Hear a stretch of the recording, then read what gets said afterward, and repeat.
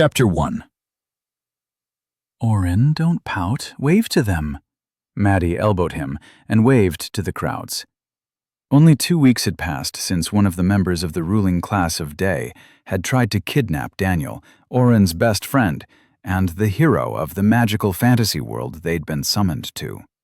Now, Oren and Madeline Catanzano, the only members of their party who remained, were stuck on an open-backed carriage, being paraded around as members of the hero's entourage. Daniel, in front, waved at everyone, smiling. Oren slunk down farther into his cape, trying to avoid the cheering. Maddie's father, Silas Catanzano, one of the Lords of Day, had been preparing this celebration since right after Lord Wendell's fall from grace. His argument had been that the people needed something positive to focus on. The fact that a hero was in Day had become common knowledge overnight. At first, the people revolted when they found out that a Lord of Day had been killed. It had taken a few days for the other lords to put down the looting and restore order. The news of what really happened had been circulated. Wendell had tried to attack the city, and the hero had saved them all. Nobody talked about the attempted kidnapping or the monster the younger Wendell had set loose on the city. Nobody talked about the dozens dead or maimed. Yet the entire city whispered for days before the parade, and almost everyone turned out to witness the event. Oren had tried to get out of this. He wanted to remain incognito. Silas had ignored him. Maddie had ignored him. Even Daniel hadn't fought too hard against the rising popularity. "Stop trying to hide," Maddie hissed. Oren groaned and leaned against the side of the carriage. They'd already been up and down 4 streets. The city guards were marching behind and in front, mostly wearing the Catanzano colors. The common folk cheered for the hero and his party. Flowers were thrown. Oren could have sworn he saw underwear tossed toward Daniel, too. Maddie had quickly shoved those under the bench. An hour passed, and when the driver waved, Oren leaned forward to hear his conversation with Daniel. "To go around again. The people are pushing and climbing over each other to see you. Is that okay?" Oren punched Daniel in the side at the lopsided grin on his face. "Don't you dare say yes," Daniel smirked. "Tell Lord Catanzano that we would love to make another pass for the people." Oren fell back and pulled his cape over his head again. This day was never going to end. 3 hours later, Oren pulled himself out of the bath. They'd traveled the streets of Day to let the people catch a glimpse of their savior, the hero. What nobody had told him was how much dirt would get kicked up by the carriage. When they rolled back into the Catanzano estate, Oren was covered in grime. Luckily, the staff had hot baths ready for them. Oren dried himself off and pulled on his backup outfit. He still had the basic clothes that Daniel had bought months ago when they'd first been summoned here. If you call being run over by a truck being summoned, Oren thought grimly. After waking up naked in a forest, the two friends had managed to learn a lot about the system that granted different stats like strength and intelligence, as well as magical abilities. Daniel had been given the class Hero along with quests for him to perform. Instead of being given a class, Oren had encountered multiple loading errors. He'd been granted the ability to create a class, Utility Warder, and had unlocked something called Administrator Access. He was still learning about that. Despite their best efforts, Daniel's status as a hero was quickly discovered. Their relationship with the Catanzanos had started off rocky, with a test to discover Daniel's powers turning deadly. Then Silas had tried to keep Oren and Daniel apart. He still thought Oren was a native of this world, as did everyone except the mind mage Tony. Oren had thwarted one kidnapping attempt targeting Daniel, and the two had decided to go on a mission to rescue the family members of a teammate. Oren had unwittingly helped release a monster on the city. The culprit behind the scenes had been unmasked, and the lords and lady of Day had an epic battle in the streets. Daniel's status as a hero became common knowledge, and already emissaries from Veskar and Odrana had arrived to give gifts and assurances that the hero was welcome and expected to make appearances before all the ruling members of the two countries. Oren looked at his status. In his efforts to rescue Daniel, he had used a new ability. By sacrificing a point of his own constitution, he had stolen 10 points from an opponent they'd had no chance of beating. He'd had to use that skill twice. Oren Utility Warder, level 13, 380 out of 4,000. AP, 14. HP, 70 out of 70. MP, 380 out of 380. Strength, 9. Constitution, 7. Dexterity, 9. Will, 28. Intelligence, 11. He had yet to figure out a way to gain Constitution with his administrator access skills. Of course, he hadn't had too much time to himself to experiment until recently. The only good thing about being thrust into the limelight was the leveling. Each of the Lords of Day had sent Oren, Daniel, and Maddie out with a full retinue of guards to take down monsters. Oren had been carried an entire level in only 3 days. The downside was that it was getting harder to go out. Everyone, from the local baker to the stable boy, wanted to witness the great hero Daniel take down a monster. They hadn't been able to go out for days now. Oren started working through his list of daily chores. He used Analyze on himself while cycling the smallest amount of mana he could muster. Just as Tony had promised, he was starting to see some results, including a new counter of how much daily mana he'd used. Mana use, 320/??. It was both exciting and disheartening to see the progress. He could expand his status screen to see a full rundown of useless information about himself, his age, height, and even his weight. However, he knew how far he still had to go. At least I'm making some progress with my project, he thought with a smirk. The mana ticker had only appeared 2 days ago and still gave no indications that it would eventually tell him anything more useful, but Oren had a good feeling that he was on the right path. Maybe he could even control how much mana he could cycle. Tony had theorized that he could work out his daily mana capacity like a muscle, pointing to mages from rich families who gained the ability to drink an extra potion a day. They usually had to drink their weight in mana potions to be able to do so. But they don't have my blood cycling. One of Oren's skills, blood mana, allowed him to exchange his health points, or HP, for mana points, or MP, on a 1-to-1 ratio. He also could heal himself for less than the difference, giving him a seemingly infinite mana glitch. Except using that much mana in 1 day would kill someone. Enter Oren's second skill, Mind Bastion. The system-given skill was a blessing and a curse. The ability made him more in control of his mind and thoughts, allowing him to analyze and process situations and outcomes without emotion. It also delayed the backlash of using too much mana, something he'd had to suffer through multiple times already. If he hadn't found Tony when he had.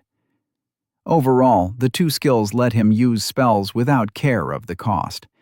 He'd already spammed his current spells to the maximum multiple times, something that took regular people years to do.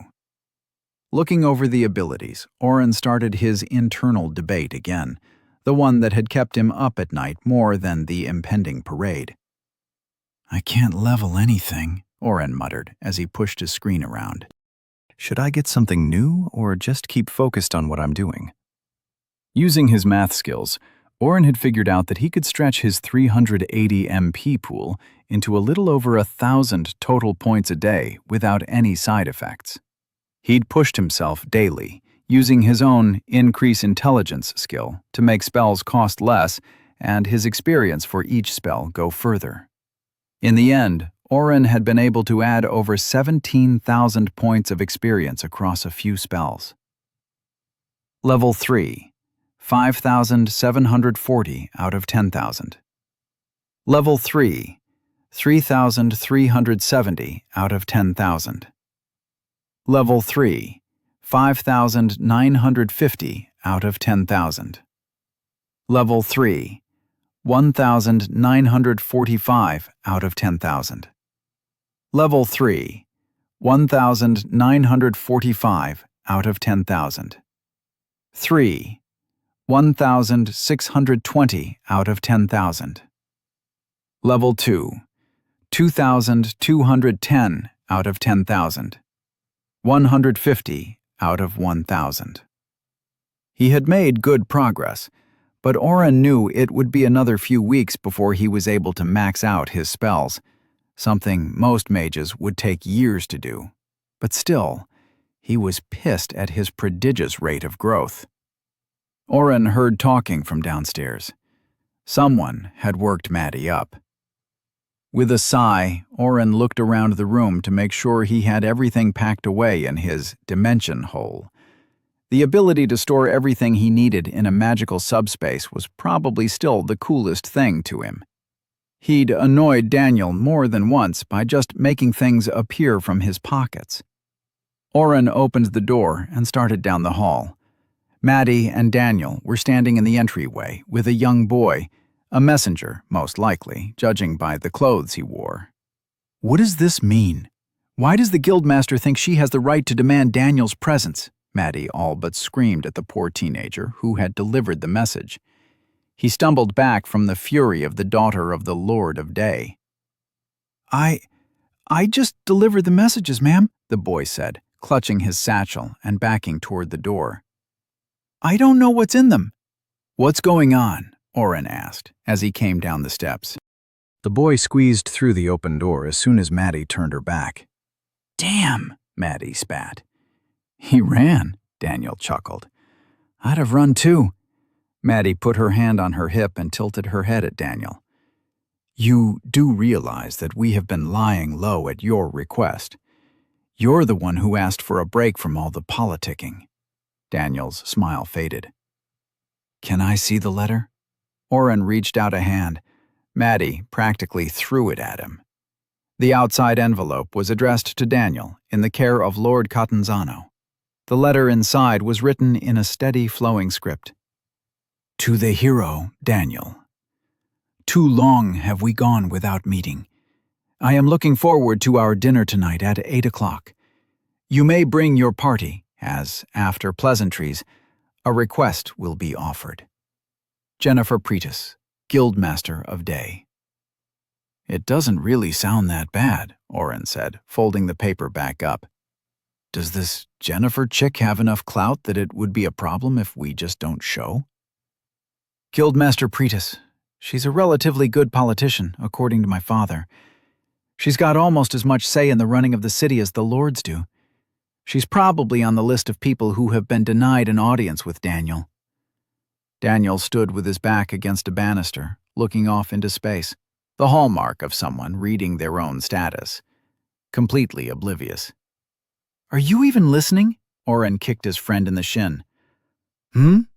Daniel didn't react to the kick. "Oh, sorry. So, we have to have dinner with the leader of the guild, right? Can they give us a quest to do? I want to get out of the city for a bit." Oren slapped his forehead. "You think everything will just work out that easy?" Daniel pushed his status screen away and smirked, a mischievous glint in his eyes. "Doesn't it always?" Chapter 2. Oren groaned at his friend and looked around for something to throw at him. Maddie noticed his gaze and stepped closer, calming him with a hand on his arm.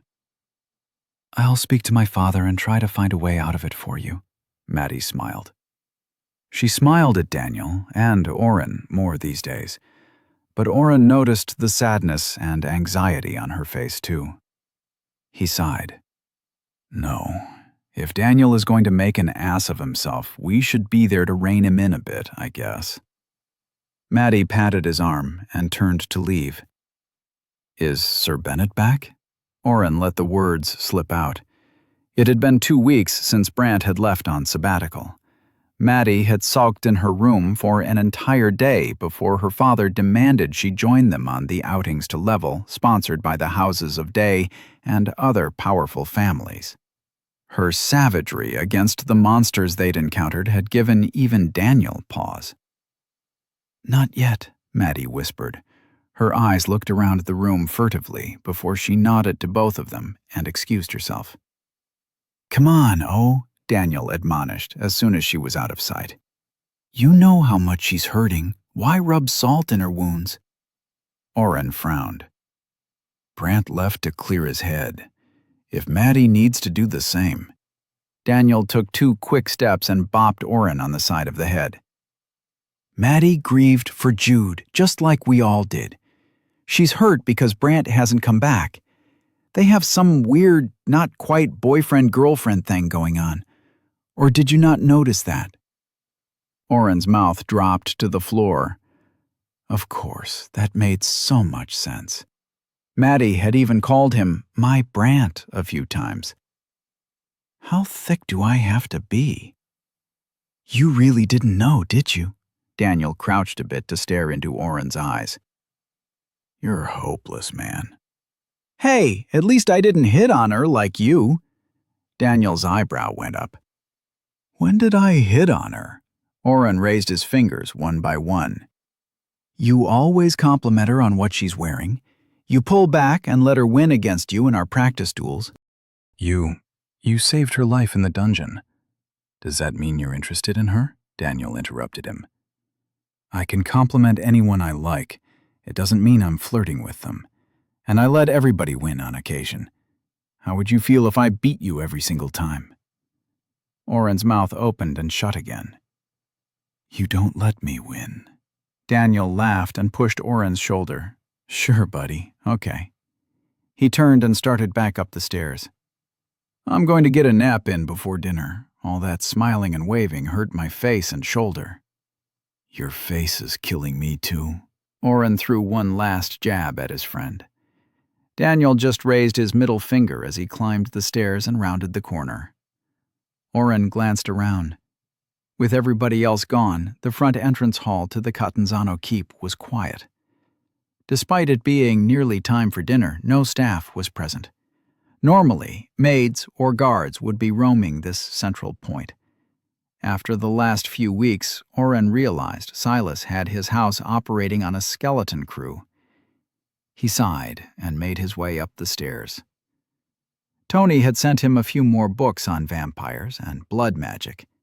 They weren't fun to read, but Tony thought the more he knew about blood mana and the other skills used by vampires, the quicker he would be able to get analyzed to give more details on his otherwise dangerous skills. The problem was the books were boring with a capital B. Most of the tomes that had been delivered weren't even directly about vampires, but other monster races in general. It was a hunt through what boiled down to encyclopedias. I miss the internet, Oren muttered. 3 hours later, a guard knocked on the door of the library to tell Oren the others were waiting. Oren hadn't changed, and didn't really need to after his earlier shower. But when he saw Daniel and Maddie dressed in their nicer clothes, he began to feel self-conscious. Should I go change? Oren asked. Maddie shook her head. You should fix your hair, though, Daniel answered. It looks like you were trying to pull it out. In fact, Oren almost had. He'd run his hands through his hair in frustration as he'd realized each book was useless. Each contained only small snippets of information on vampires, and no actual useful knowledge on blood mana. He'd worn out his eyes and felt a small headache forming, but a quick healing spell took care of that. Maddie stepped forward and tousled his hair. I think it suits him. The messed up look makes him look a little wild. Daniel quirked an eyebrow. Wild? Maddie put her hand on her hip as she appraised Oren. Unpredictable. Pretis knows me through my father. She'll know everything she can learn about you, Daniel. But Oren will be able to rock the boat. Everybody in town has seen you, but nobody knows much about you. The few rumors about you that I've been able to get the guards to repeat are that you have mysterious magic and an endless mana supply. That's it. I'm not even sure exactly where your village was, but it must have been really remote. She brushed some wrinkles out of his clothes and continued. Pretis knows my father. She'll think you're in his pocket, or the hero chose you specifically. So you're either an obstacle to getting closer to Daniel, or her best chance at getting an ally in the hero's party. Great, Oren muttered. Now I really don't want to go. Should I do anything in particular? Maddie's smile reached her eyes as she took his arm in hers. Be yourself. That'll confuse her more than anything else. Daniel laughed as they walked out the door to the waiting carriage. Oren could only grumble as they made their way to the guild. The short trip was filled with Maddie's suggestions to Daniel on etiquette and the best way to not get swept up in guild drama. The guildmaster is a bit of an enigma, Maddie explained. She is obviously a high-level adventurer, but she's been able to hold her own in the political arena as well. So just keep your mouth shut and let Maddie do the talking, Oren summarized for his friend. She's the smarter one when it comes to this political shit. Daniel stuck out his tongue. Maddie sighed. That might not be possible. From everything I've heard, she's clever. Everything she does or says will be a test. She loves to learn and has a knack for drawing out information from others. My father warned me that we should get in and out as quickly as possible. What about dinner? Daniel asked. I didn't have anything because I thought we were eating with her. Maddie shook her head and ignored him. Stepping out of the carriage, Oren realized how long it had been since they'd been to the guild. Everything was always taken care of for the hero and his party. The dungeon run had taken care of their need for the monthly quest requirement, and Silas had been creating quest requests for them based on whatever backdoor deals he made. Oren had the suspicion that all the free monster kills they had received were benefiting the Lord of Day more than they knew. Nobody waited outside the guild for them. Maddie shrugged and walked in first. Oren followed close behind. The receptionist glanced up and ignored the two of them, but did a double-take when Daniel followed a moment later. With a sputter, he fell back off his stool and rushed around the side of the small alcove desk to greet the hero, ignoring Maddie and Oren completely. It's an honor to meet you, sir. The lackey pumped Daniel's hand and spoke so fast his words almost slurred together. My name is Jasper. It's an honor to meet you. Guildmaster Pretis is waiting for you. I'll be more than happy to show you the way to her receiving room. Please follow me. Daniel tried to speak, but every time he opened his mouth, Jasper snuck another sentence in. Oren could only smirk as Daniel was essentially dragged down the hall. He followed with Maddie, who also had a hand over her mouth. Jasper led them through hallways Oren and Daniel had never been to. The entire guild hall had small plaques on most corners directing people where to go, and they'd never needed to go to administration before. Jasper stopped before a nondescript door in the middle of a hallway of doors and knocked twice. He opened the door and ushered Daniel inside. Oren and Maddie slipped in behind them. Guildmaster, the hero Daniel has arrived, he announced. Guildmaster Jennifer Pretis was not what Oren had expected. The room spread out in the space-altering way rooms in the guild's hall did, looking much bigger than it did from the outside. A table set for 4 was sitting in the middle of the room, just a few steps away from Daniel, with Pretis already sitting. A desk sat tucked away in the corner, but the rest of the room was filled with other tables or stands holding an assortment of beakers, floating dead things in jars, and books. Books piled up underneath the cushioned armchairs by the small fireplace. Books covered her desk, and a book was in her hand that she put down with a finger holding her spot as she took in the group. Jennifer Pretis was young. Not as young as Daniel and Oren, but not too much older. Maybe her mid to late 20s. She was also beautiful. Dark hair and eyebrows framed her face. She looked over and judged each member of the hero's party. Oren could easily imagine her on the cover of a magazine or in a TV show back home. His heart beat faster as he stood straight, trying to make himself appear a little taller. "Welcome, honored guests. Thank you for accepting my invitation." Pretis stood and placed a bookmark down before closing the book she was reading and placing it to the side. "It is promising to our future relationship that you would make the time for me." "I appreciate it more than you know." The guildmaster bowed her head toward Daniel. "And the hero thanks you for the courtesy," Maddie said, and stepped forward. Pretis's brown eyes followed her like a cat's. "Daniel and his party are looking forward to a dinner with the great guildmaster of Day. The hero has been keeping so busy lately. A quiet and filling meal is just what he needed." Oren immediately felt out of his depth. As the two ladies exchanged pleasantries, he realized more was being said than the surface words alone. "Of course, we are all in his debt for unveiling such a heinous traitor in our midst. How is your father taking the loss of a fellow lord? A shame he could not be here." Pretis smiled. Oren could watch her smile for days. "My father is working hard to undo all the harm done by Wendell's betrayal, and rooting out all those who conspired with him, or knew of his plans. Of course, he is not a part of the hero's party like I am. I will always be in the hero's debt, and I'm so glad that Daniel has decided to entrust that position to me. We really do make a good team." Maddie's response was quick. "Yes, the hero's party. Young Catanzano and Orville, is it? What of the other? A knight of your father's. Is he not here?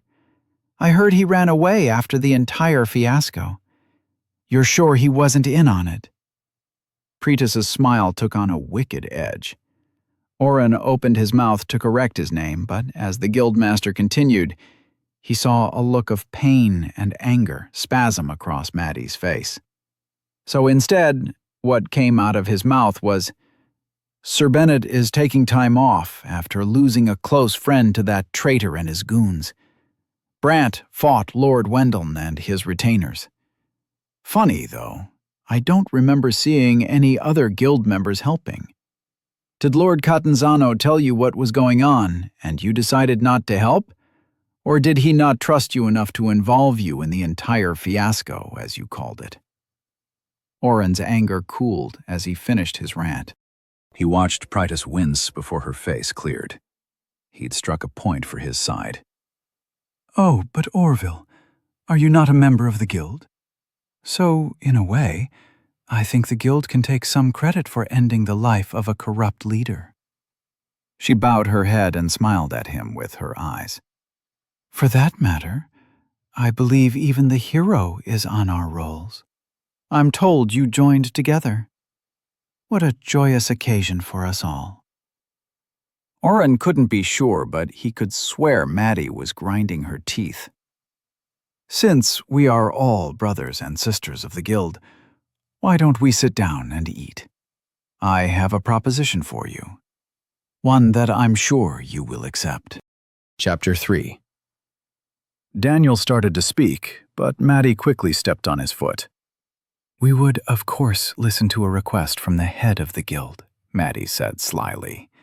"But whether the hero deems it worth his time is another thing. While we are members of the guild, precedent dictates the hero and his party are free from the restraints of politics and required memberships." Pretis nodded and gestured for them to sit. She glided around the table and sat in the same seat she'd been in when they arrived. "Of course, the hero is not to be tethered by any power. He is to be free to receive any and all invitations and requests, is he not?" Oren squirmed in his seat. He knew Silas had been gatekeeping all the fan mail sent to Daniel. Now he wondered how many real requests for help had been sent. It wasn't like Daniel could actually do anything about them all, but it still galled Oren to think of Silas being in charge of that. Daniel slumped in his seat. Okay, this back and forth you two have going on is getting annoying. Can you just tell me what it is you want? Maddie closed her eyes in frustration, while Preetus smiled.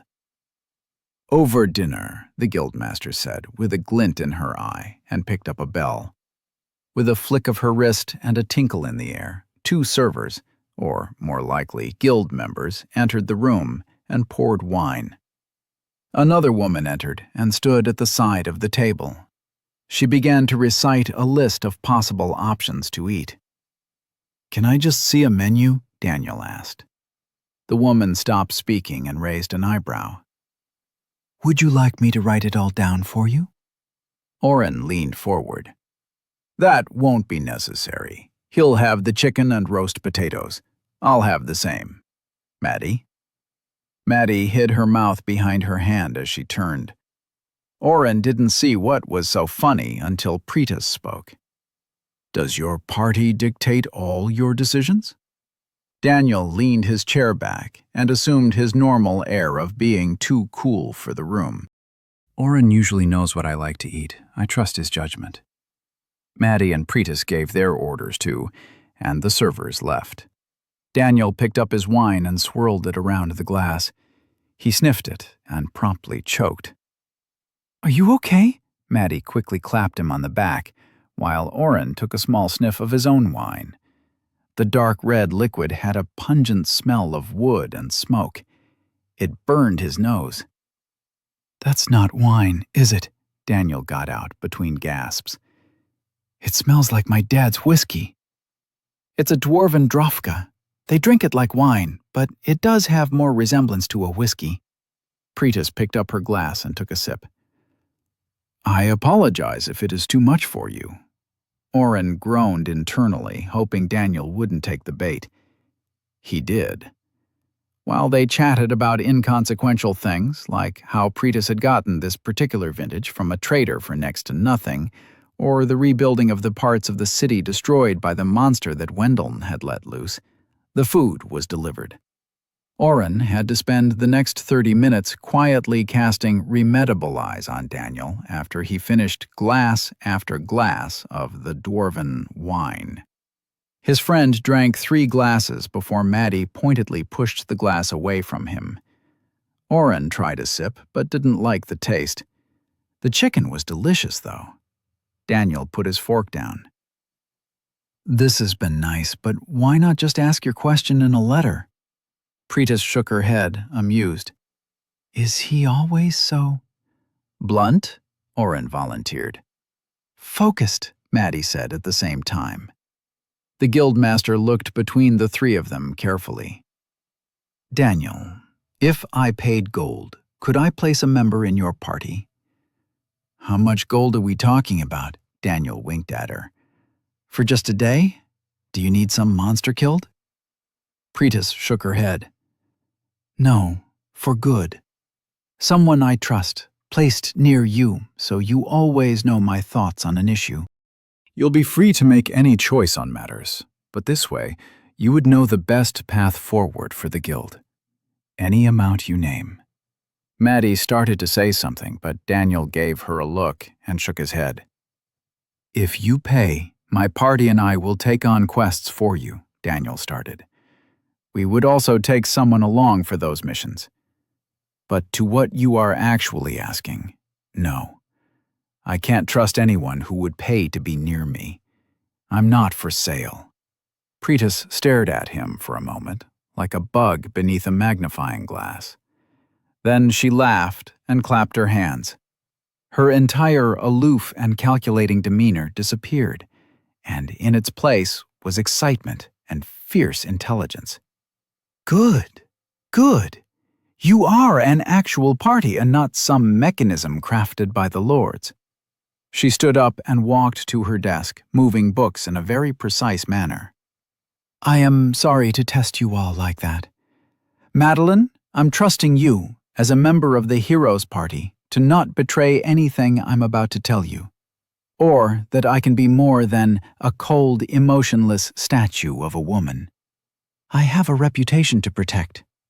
Maddie choked on a piece of her vegetables and looked startled. Oren guessed Silas must have described Pretis as such. The guildmaster lifted books and placed them on stacks, clearing her desk. Oren and Daniel came near, while Maddie lingered behind them. "I received this report this morning. To be honest, I didn't care one way or the other that a hero was found. Most of you end up dead or captured, or you disappear. But I do know that you are always stronger than the average adventurer." Pretis moved the last papers, and Oren saw the top of her desk. It had been carved and inlaid with a glistening metal design that took him a minute to make out. "It's a map." "Yes, of course, but here, this is where I want you to go." Pretis moved her finger north of the city. By Oren's quick calculation, she was pointing nearly 80 miles north and a little over half the distance to the elven forest. "Why?" Daniel glanced at the map, but mostly watched Pretis. "What's there?" Pretis smiled. "A new dungeon." "New dungeons are the domain of the Terrace family," Maddie said, stepping around the boys and looking closer at the map. "We can inform them and—" "No," Pretis cut Maddie off. "Until I've completed my own audit of the other lords, the guild will not trust dungeon subjugation to anyone else. The recent betrayal and ongoing hostilities to the north are too large a powder keg. Truly, I was about to dispatch my own team when I had another idea." She turned to Daniel. "Is it true that a hero receives twice the power per stat?" Daniel backed away from the intense stare. I'm not sure I want to answer your questions about my class." Pretis nodded. "So it's true. Has your party informed you what happens when you defeat a dungeon?" Oren knew. Extra stats.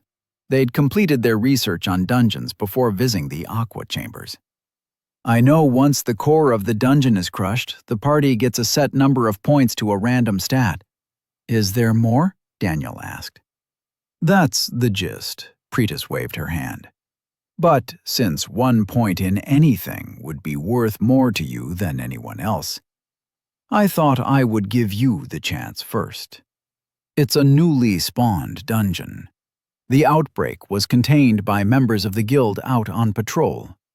Nothing more than level 3 appeared. Based on the statistics of dungeon growth, that means only 1 decaset." She paused. 10 levels with 1 boss. Any party at level 20 could take it out in a week. "And you are going to give it to us out of the goodness of your heart?" Maddie asked incredulously. She crossed her arms and glared. "Of course not. In return, the hero will agree to take on a certain number of quests for the guild." "I'd also like to fill out the other 2 members of your party for the subjugation." Maddie narrowed her eyes. "So that they can report all of Daniel's skills back to you." Pretis smiled. "Naturally. I mean no harm in wanting to know the pieces on the board and their power. I can be a great ally in the coming months. Surely you don't think Odrana is done. They made a move on Day. Day is the guild. They've done everything but actually declare war on us." Oren wanted to hit himself. He knew that Wendeln had been working with Odrana. He knew Odrana was fighting with the elves. He just hadn't realized that by subverting a Lord of Day, they obviously would make a play for power here as well. Maddie lifted her chin. "All the ambassadors from Odrana have given great assurances that Wendeln acted in his own interest, and the country has no desire to provoke war." Pretis frowned. "And here I was beginning to think you were more intelligent. It doesn't matter what they say. Wendeln's attack on the city was an act of war. The guild will have to answer." At the least, we will be sending teams out to watch the borders and respond accordingly. Oren realized Pretis hadn't been filled in on who'd actually released the monster. Excuse me. Pretis and Maddie turned as one. I think you might be operating under some false data. Wendell's son did summon the monster, but I accidentally made him lose control of it. That's why it attacked. I don't know if Wendell meant to attack the city in any way. He just talked about the elves and the power they have. He seemed to just be trying to kidnap Daniel, Oren explained, his thoughts tumbling out on top of each other. Pretis held up a finger and grabbed a notebook off a stand. She turned pages and then began to write. After a minute of scribbles, she set the notebook back down on the same spot. That, indeed, is something I did not know. That makes my concerns of an imminent invasion less likely, but there is still enough for me to know the new Sonorous pup is set for domination of all the lands of enlightened races. Who's that? Daniel asked. The leader of Odrana, Oren answered before the others. He's the one who started the war with the elves after he took power from his mom. Pretis quirked an eye. Where did you say your village was? Oren smiled. I didn't. But you still haven't told us why we should trust you and defeat a dungeon for you. Pretis narrowed her eyes as she watched Oren. He almost put up Mind Bastion. Finally, she answered his question. With the guild taking over subjugation for the foreseeable future, we'll be able to help the hero boost his stats, something I assume he'll need to stop the war. And why would he want to stop the war? Maddie asked. Too quickly. The guildmaster smiled. Why else would a hero be here? The timing is too appropriate. The simplest answer is usually the correct one. She turned to Daniel. So, Daniel, what do you say? Should I arrange for you to get stronger? Chapter 4. Oren could see Daniel was conflicted. He had promised Maddie he wouldn't make any deals, but the prospect of a new dungeon was a lot to take in. We can give you an answer in the morning, Oren said, saving his friend. Even if we agree, I'm sure Maddie here will want to negotiate some terms. Maddie nodded, mute. Oren knew why, too. Maddie's dream was to destroy all the dungeons in this world. They had taken her mother from her at a young age, and she was determined to make sure nobody else suffered that fate. Pretis had picked a particularly good boon to tempt her with. I'm afraid I must have your answer before you leave this room.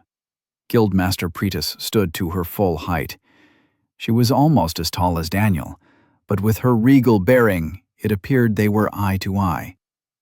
If you say no, I'll not risk you rushing to subjugate the dungeon on your own. I have a team standing by. Then, can we have a few minutes alone? Daniel asked, as he slumped into an armchair. I'm still digesting, and tipsy from your dwarf liquor. Oren knew his friend was not feeling the effects of the alcohol at all. Remetabolize would have cleared his system completely. Of course. Ring the bell, and I'll return. Pretis frowned slightly, but left quickly. As soon as they were alone, Maddie fell into the other armchair. She's got us stuck in an alley without a knife for protection. What? Daniel asked. It's an expression. She knows how much a dungeon subjugation could do for Daniel. We have no real political clout to throw around. Basically, we are fucked. Maddie, I don't think I've ever heard you curse, Oren exclaimed, in mock outrage. You two are a bad influence, she muttered, putting her head in her hands. The problem is, I want this. I've dreamed of crushing a dungeon my entire life. If she really can get us to a new dungeon, I'll... She trailed off. She said she'd just want a few quests done. Oren shrugged and started leafing through the book Pretis had left behind. We have to do some each month anyways. Why not just make sure we have the option to decline anything crazy? She also wants us to take her people with us into the dungeon, Daniel said, as he put his feet up on the small table and leaned back in the armchair, stretching. Damn, this chair is comfortable. Yeah, I think that might be the bigger ask, to be honest, Maddie said, as she also sank into her chair. Oren continued to wander the room, looking at the books. The majority were treatises on subjects ranging from animal husbandry to high-level magical theory. Political essays and history books were mixed in as well.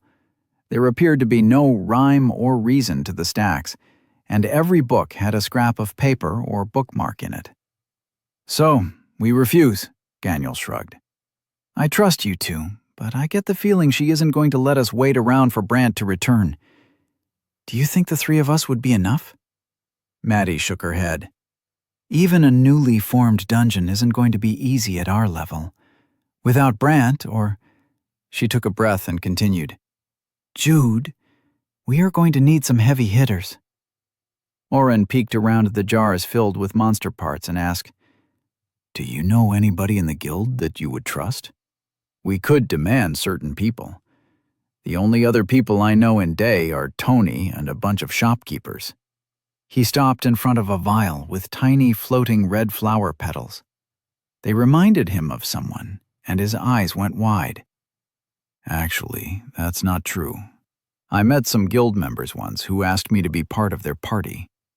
I'm not saying I trust them, but at least I know them a bit. Maddie sat forward in her chair, resting her chin on her hand. That's better than me. I may be a member of the guild in name, but I've never been allowed to train or interact with them much. Daniel pulled his feet off the table and let them drop. If they wanted you in their party, they must have been desperate. Oren walked up behind Daniel and flicked his ear. Don't be a smartass. There are 3 of them. Tin uses a spear and water magic, if I remember right. Emily was a fire mage. Daniel blushed a little, remembering the 3rd. Garrett is an archer of some sort, but I don't remember more. Maddie tapped her chin in thought. The spear user would be good. We need someone to help Daniel keep the monsters at bay. Either one of the others would be fine. Of course, we need to meet them first, and get Pretus to agree to them. Oren nodded. So, I guess we are going to do this? Should we try to notify your dad, or just escape town for a bit? Maddie smiled maliciously. I'll negotiate the details with the guildmaster if Daniel agrees to it. But no way are we telling anyone. I will not let this chance be taken from me. Her eyes flashed. Daniel laughed and stood up. He grabbed the bell off the table and held it up. I almost feel sorry for the guildmaster. Maddie is going to eat her alive. He rang the bell. Maddie's negotiation skills needed some work. 5 quests? And she gets to choose which of Tin's group comes with us? Oren asked, as they left the guild. What were you thinking? Maddie smiled. But did you not realize the most important part? Daniel butted in, as they walked back to the Catanzano house. Maddie, I'm with Oren here. You gave away too much. And you argued too much over her supplying us for the trip. We don't need supplies. Oren probably still has enough water and food in his dimension for 3 dungeon trips. I do, Oren replied. He'd even taken an inventory of what he had and sold some of the things that were pointless to keep. His little nest egg was pushing several hundred gold again. Maddie stopped walking and looked around before pulling them into a side alley. She said she would supply the entire team. That means the 2 people she chooses as well. As much as we could carry out. She probably thinks we'll take a few weapons or armor, the typical dungeoneering supplies like ropes and sleeping bags, and nothing more. With Oren along, we can treat the 2 temporary party members to their pick of as much as they could ever want. That point is going to cost the guild hundreds of gold, and their loyalty. Maddie poked Daniel's chest. And I had her down to 3 quests when you butted in and asked how hard she thought the quests were going to be. Guild rules wouldn't have let her give you a higher level quest than copper. We could have gotten away with 3 copper quests. She tried pushing for 3 silver, which would have been a death sentence for us right now. I had to go up to 5. Daniel scratched his chest where she had poked him. I didn't know there were different quest tiers. Maddie sighed and started walking again. Of course there are different levels. You are both copper. Look at your rings. I am too. Once you reach level 25, you can request a silver ring if you want. You get control of a small group during horde attacks and can request special quests at the silver level, and it comes with a few more small perks. What kind of quests are silver level? Oren asked. The smells from the food vendors all around still wafted in the air. Most had closed for the night, but a few remained open. Oren even spotted a man carrying around the balloon candies they tried the first day in Day. High-level monster kills, political assassinations, pass explorations, Maddie said, as she threw her hands in the air. Anything the guild thinks would kill someone under level 25. A minute passed as they walked quietly. Daniel finally muttered, "Sorry." Maddie gave him a long look and huffed. If you say you were going to trust me to negotiate, keep your mouth shut. It doesn't matter, though. We got the better part of the deal. Pretis just doesn't realize it yet. I still don't see how Oren ransacking a bunch of rope and torches is going to do anything, Daniel mumbled as he pushed open the door of the Catanzano house.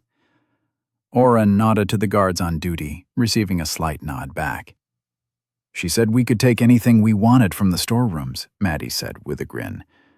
Of course, we can take all the normal gear we need, but do you know what else the guild keeps in their storerooms? Enlighten me, Daniel said with exasperation. You don't have to drag it out so much. Maddie frowned quickly, but then shook her head. Every monster killed, all the precious ores mined, rare plants, and even relics. So, you plan on looting? Oren laughed. What's a relic? Maddie's frown returned. A relic, you know. Shit, Oren tried to think quickly. A relic must be something common to the world here. Fuck, I screwed up. Yeah, I know, but what kind would the guild have? And would they even let us take one? Oren lied through his teeth. He noticed Daniel standing perfectly still as well. Maddie brightened visibly. See, that's why I argued so hard for us to be able to take anything we wanted. Nobody knows the full inventory of the guild storerooms. They're huge and unorganized. Every guildmaster tries to get them in order, but by the time they make any headway, someone else takes over and changes the system. It's a long shot, sure, but could you imagine how loyal these guild members would be if we got them a bracelet with stats? Or a returning spear? Oren's brain did backflips. Magic items. There had never been a mention of those in any books they'd picked up. But those must be rare, right? Daniel asked. I've never even heard of relics before now. Bless you, Daniel, Oren thought. Of course, Maddie shrugged. Finding something like that won't likely happen, but even if we find some mithril or cold iron, it would be worth it. Getting proper weapons out of those is a lifelong dream of most adventurers.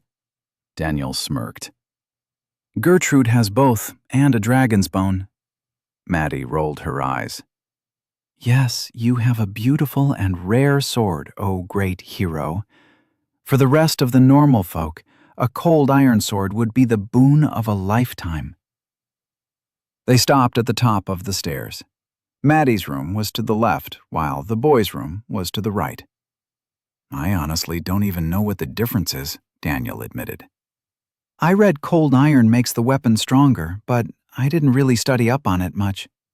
Maddie looked over at Oren and laughed.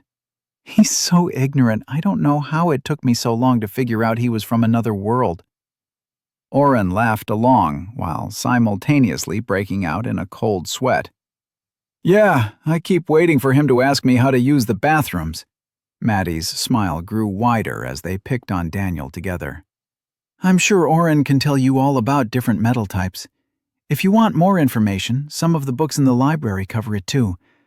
My mom dabbled in blacksmithing, so unless my father got rid of her books, There should be more in there. But back to the point at hand. If we find good materials, we can have better gear made. For us and the people Pretis is inevitably going to have to spy on us. Daniel mulled it over. Okay, I guess you didn't totally suck at negotiating. Maddie put her hand on her hip. Good night, you ungrateful piece of... Madeline, are you out there? Lord Catanzano's voice drifted down the hall. Come in here. I need to go over these numbers with you. Coming, Father. Maddie stuck out her tongue at the boys and left them on the landing. Daniel grabbed Oren and pulled him toward the library. Just what you're doing for the next hour. Chapter 5. As Oren entered the Catanzano's library, he inhaled deeply. Despite being in a different world, the scent of the surrounding books still hit the same. It revitalized some part of him deep down and calmed him at the same time. Exactly what he needed after the minefield of a conversation with Maddie they had just left. What do you want to look for first? Oren turned back and noticed Daniel backing up slowly. Oh, no you don't. Get back here. If I have to research different types of metal, so do you. He grabbed his friend and dragged him into the room. Daniel sighed in defeat. You try to look up anything on relics. I'll try to find Lady Catanzano's blacksmithing books. I'm kind of excited to find out exactly what Gertrude is made of. Oren grumbled. Of course, Daniel would volunteer himself for the easier task. They'd already read most of the normal primers, and nothing he could remember jumped out as a good starting point. How exactly do you look up magical items in a world where magic is the norm? Daniel started stacking a small pile of books from a corner of the library within 10 minutes. Oren was still searching book title by book title, at least for the books that were labeled, when he had an idea. He used Analyze on the next untitled book. The first half-dozen times he used the skill, all he got was, book. Oren almost gave up, but he had to fulfill his daily quota for the skill anyway. After a few more attempts, something new did appear. Book. Subject. History. Oren pulled the unmarked book out and leafed through the first few pages. A History of Agricultural Development Efforts in Veskar. Flipping through a few pages, he realized it was a history book in the vaguest sense only. The book chronicled multiple leaders' attempts to develop large swaths of Veskar for better farming. It also went into detail about why each separate attempt failed, for reasons ranging from banditry to what sounded like a plague. Oren put the book back and then tried again. The jump in information after he read a few pages was drastic. Book subject: History and Agrarian Sciences. Title: A History of Agricultural Development Efforts in Veskar. Summary: Failed farming attempts in Veskar, detailed by year and leader. You find anything? Daniel asked from directly behind him. Oren spooked and jumped. Don't do that! Daniel chuckled. Oren shook himself and answered, I'm not finding anything on relics, just farming in other countries. Daniel gave him a look. Why were you reading it so long then? I'm working on Analyze. I was hoping that if I get it working right, I might be able to just browse and see exactly what's in the book before even reading it, Oren explained. It's a slow process, though. Daniel gestured to the table. Want to split the books and figure out what we should steal from the guild? Oren shrugged and joined him at the small reading nook. Of the 6 books, 2 were easily discarded. The titles noted they were advanced blacksmithing books. Oren picked up the next one. Daniel put his book down after 10 minutes. This is a dud. It just goes on about the different methods of quenching and hammering steel and iron, but nothing about different metal types. Oren closed his book. This one is the same. It's just schematics for different types of weapons, tools, and such. They opened the last 2, and almost immediately Daniel cheered. Found it! An entire chapter on different metal types and the best applications for each. Oren waited and watched Daniel read slowly. Are you going to read it aloud? Nah, Daniel muttered. You can read it when I'm done. It's only a few pages. Oren rolled his eyes and went back to searching for anything related to relics.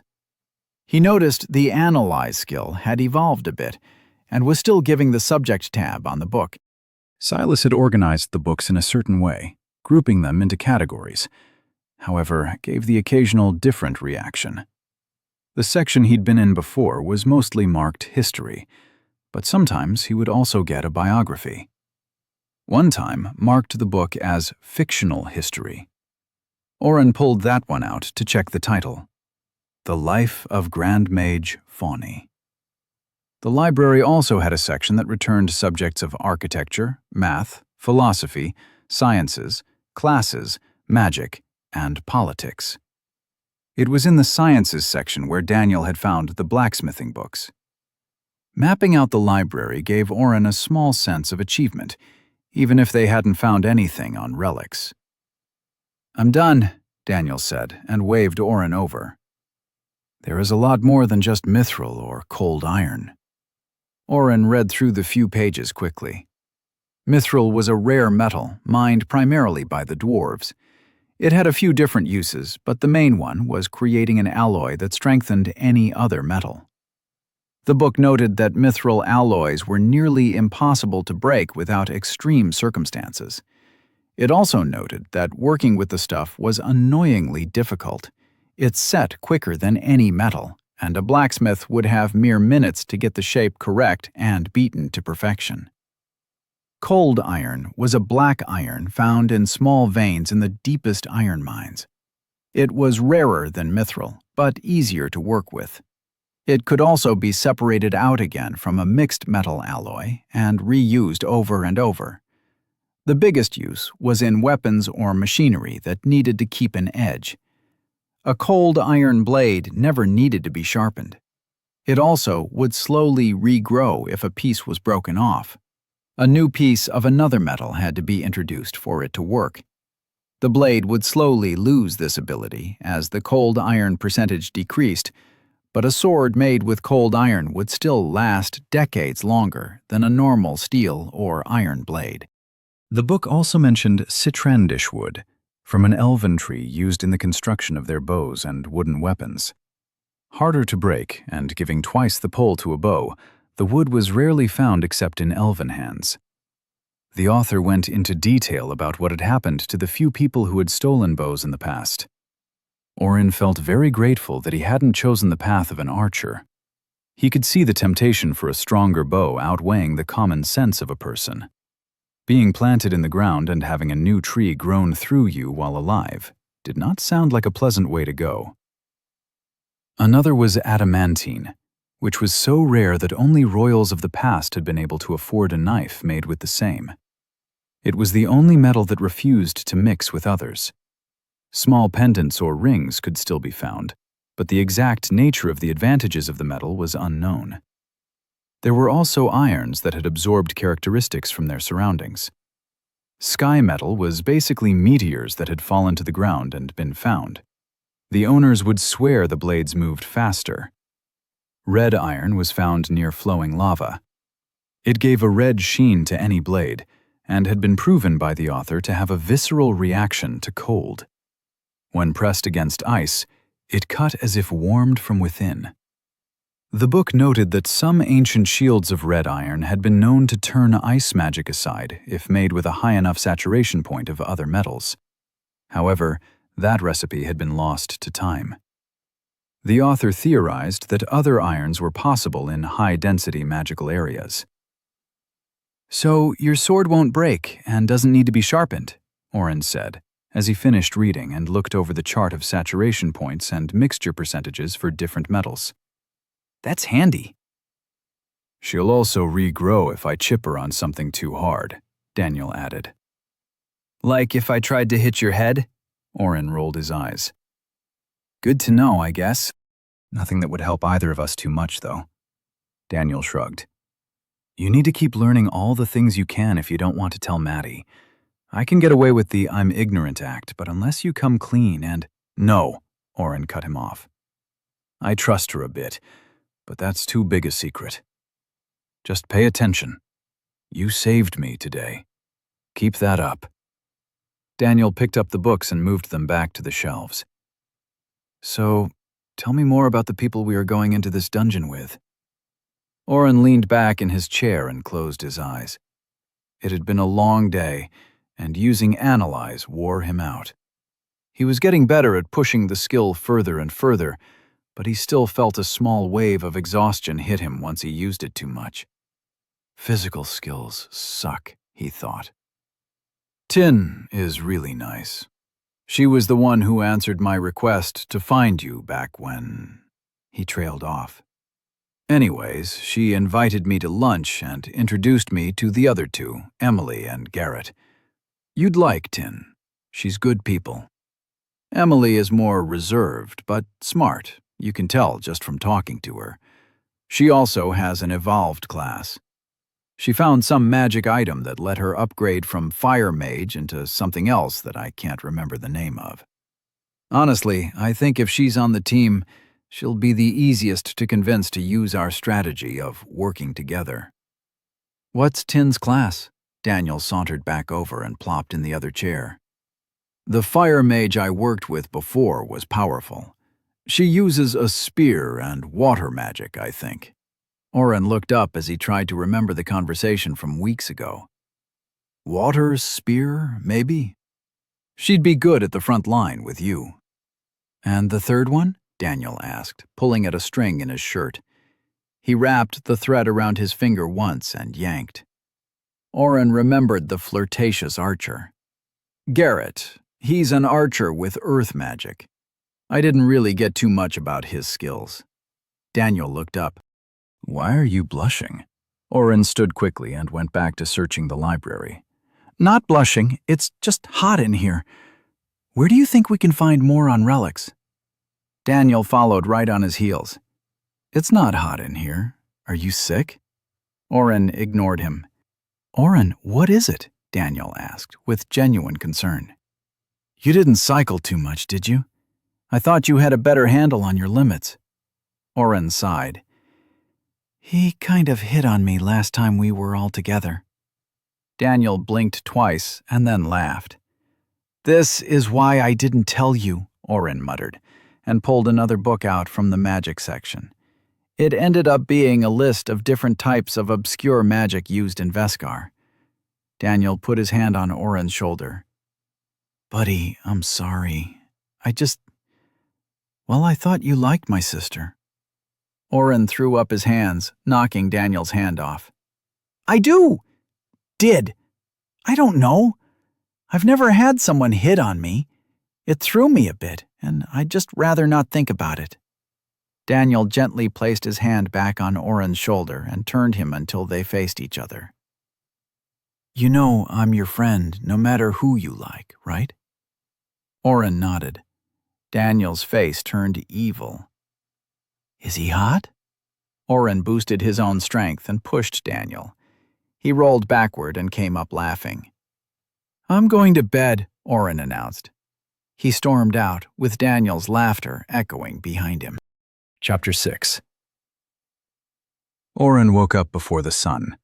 Daniel was snoring lightly as he pulled on his clothes and made his way downstairs to the small training yard. None of the guards were up and training this early, exactly how Oren liked it. Using one of the tables set out for equipment between bouts, Oren started to clear out his dimension hole. He sorted the junk he'd accumulated into 3 piles: food, survival supplies, and loot. He'd already cleared out most of the random monster parts that he had gathered since Daniel and he had woken up in the forest. He had a little food and 2 barrels of water as well. That pile could stay here until they left for the dungeon. In the survival pile went his multiple vials and some peanut drop clippings, along with a dwindling supply of alchemy ingredients. He had his bedroll, rope, a hand axe, and a few knives left over from Daniel's original bracer of daggers. His original clothing, and a few new changes. He had a myriad of other useful items as well, including blankets, candles, torches, chalk, matches, flint and steel, a water skin, and even fish hooks and a line. Maddie had gotten him a few small jars of ink, a fountain pen, and a small blank book when he'd mentioned he wanted to make some notes and plans. Those went in as well. He found a single arrow that had somehow missed his cleanings and put it in a quiver nearby. For loot, Oren had kept Samara's whip. Silas had declined to keep it, and Oren hadn't been able to find someone to buy it yet. Everything else had been sold, and the multiple pouches of gold, silver, and copper he had were a testament that Oren could probably retire and live quite comfortably if he wanted to. He'd split the money as evenly as possible with his friends. Daniel had spent a lot of his original gold from sharing quests with Maddie on his weapon. Oren hadn't gone on any such spending spree, if you didn't count the small library of books he kept. He was planning on leaving most of those behind, except the bestiaries. He slowly pulled one last thing he'd picked up out of his pocket. The large hammer was heavy in his hand, and the damage-dealing end slapped to the dirt with a thunk. Jude's family hadn't wanted the weapon and had asked Lord Catanzano to sell it for them. Oren had paid double the going price in an effort to help his late friend's family.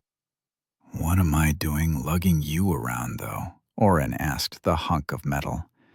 He wasn't trained to use the hammer and didn't plan on learning any time soon.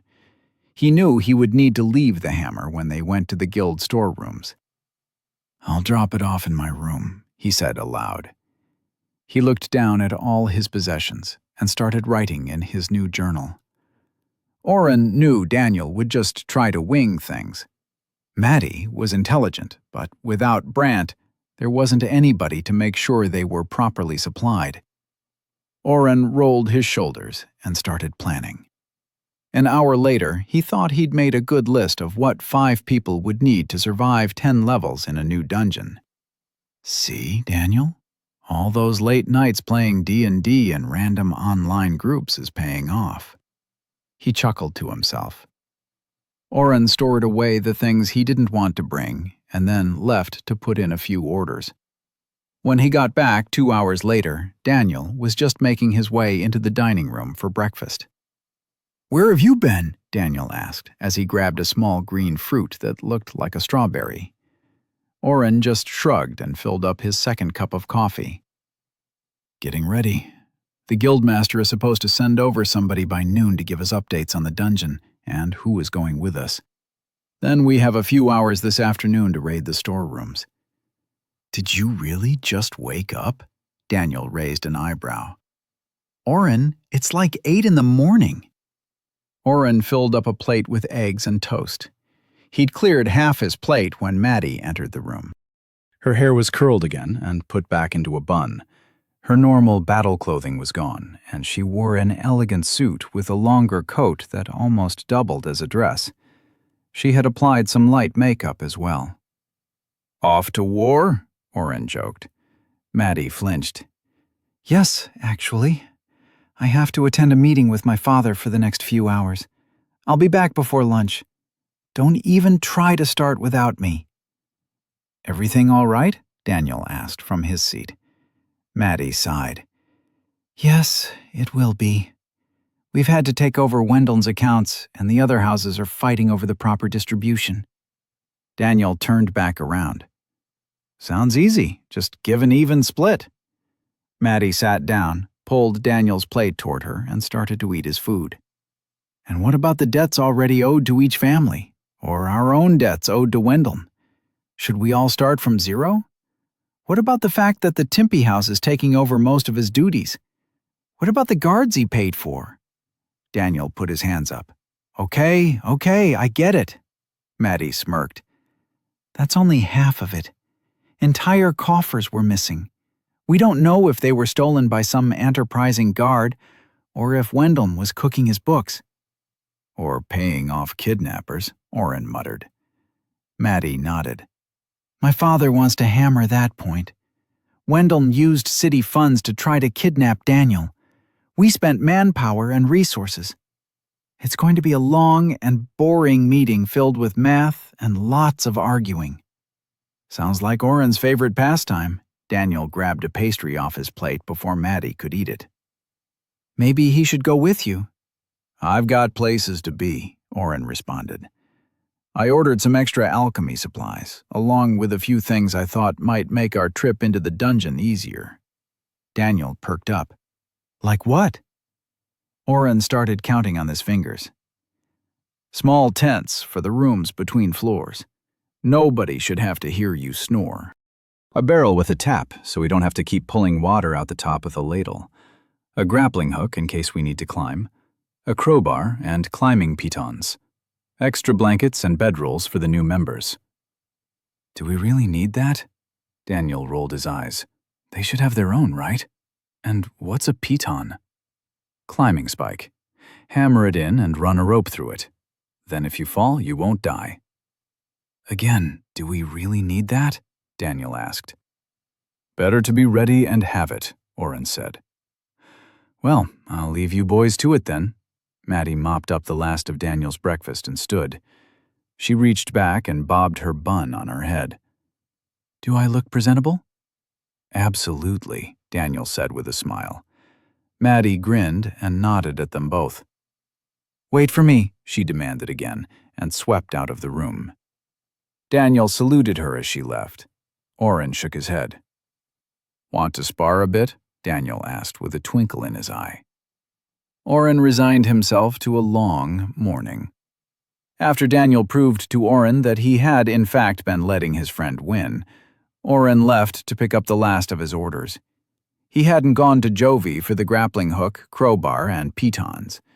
That kind of work was below the weaponsmith. Instead, Oren had found a small forge with a new smith and placed his request. The woman had said she only needed an hour, and when Oren arrived late, she hadn't been happy. "Storing your purchases will cost you extra in the future," she snarled. Oren took his purchases and left without arguing. He had planned on taking the main street back to the Catanzano's house, but had only walked for a few minutes before he had to take a side street. Too many merchants were in town trying to stake a claim after the chaos of the recent Wendell trouble. Men in slightly crisper clothing with their noses in the air passed him by. Oren's nose caught the scent before his eyes fell upon a growing line leading to a familiar corner. Amir's father's coffee shop. Oren hadn't seen his friend in the prior weeks. He felt guilty and worried as he rushed to the line. He didn't really need another cup of coffee, but as he stood in line, he justified that this was another crucial provision for the dungeon. Amir's father ran a tight ship, and the long line moved much faster than he would have expected. Soon, Oren stood in front of an older version of Amir. Oren almost greeted him as his friend, but noticed the crow's feet bracketing his eyes and the slight wrinkles on his forehead. "What'll it be, young sir?" Even his voice had the same smooth calmness and patience. "I'll need a small bag of ground beans for travel, and a cup of your strongest brew to go," Oren ordered first. He watched the man move swiftly about, turning the knobs with a utility of movement that spoke of much practice and love. "That'll be 6 copper." The man was already done. Oren handed the coins over. He picked up the small clay cup and reached for the bag of heaven. "Is Amir here?" Oren's hand gripped the bag of ground beans, but Amir's father did not let go. "Why do you ask after my son?" The shop suddenly felt smaller. Amir's father was huge, towering over Oren. He realized that the father must know more about his son's trouble at the hospital than Amir suspected. "He's a friend," Oren answered quickly, feeling the heat lift some. "We met a few weeks ago, but I haven't been around. I just wanted to say hi." The hand released the bag of coffee, and the smile returned. "Amir is studying. He is always studying. He should take a break and help his poor father more." A friend would remind him of this, yes? Oren grinned and started to back out of the shop. Of course. Will you tell him that Oren stopped by? He should come visit. Amir's father nodded. Yes, I will tell him. Here, take a cookie. He handed Oren a dark brown circle. Calling it a cookie would be generous. It was flat and looked like mud. Oren tossed out a thank you and beat a hasty retreat. After storing the last few purchases in his dimension hole, Oren made his way back to the Catanzano residence. He was almost to the front door when somebody yelled his name. He turned and saw Emily, the Fireflower Mage, wave once at him. She marched toward him and gave him a small smile that barely reached her eyes. Good morning. I hear thanks are in order. She put her hand out. Oren took her hand, slightly confused. Thanks? Oh, did Pretis select you for the mission? Emily interrupted him. Yes. The Guildmaster granted me the honor. I'm hoping to live up to her expectations. It is good to see you again. Tin has been beside herself since we learned you were part of the Heroes group. She pitched her voice higher in mimicry of Tin. We almost had a hero, Oren laughed. I'm not the hero, though. That's Daniel. You'll meet him soon. I was just heading back. I've been out all morning getting supplies. Are you here for the mission debrief? Emily's eyes lit up at the mention of Daniel. Yes, we are all supposed to be there and then head out tomorrow. What kind of supplies? Oren started explaining what he'd gotten and why. Emily's nod of approval as he spoke gave him confidence that he hadn't been wasting his time. Preparation like that is impressive, Emily complimented him. But if you expect us to all carry a huge pack, it'll be dangerous and time-consuming. I've got it covered, Oren answered cryptically. Emily squinted at him and shrugged. Lead the way. Garrett should be along soon. Oren sputtered. Chapter 7. Sure enough, Garrett sauntered into the Catanzano house 10 minutes after Oren brought Emily in. He was in the middle of introducing her to Maddie when the archer announced himself. Oren, where have you been hiding? Maddie's eyes shot up as the tall man walked right to Oren and hugged him. Oren stood very still as he felt the heat rise a few degrees. Oren, Maddie stepped closer. Introduce me to your friend. Oren opened and closed his mouth multiple times before Garrett bowed low, sweeping back a short cape. Garrett Bell, at your service, Lady Madeline. Maddie put her hand on Oren's elbow and positioned herself between the two men. I'm assuming that you are to be our 5th member, along with Ms. Emily here. Garrett nodded and waved at Emily. Emily shook her head in dismay at her friend. Good.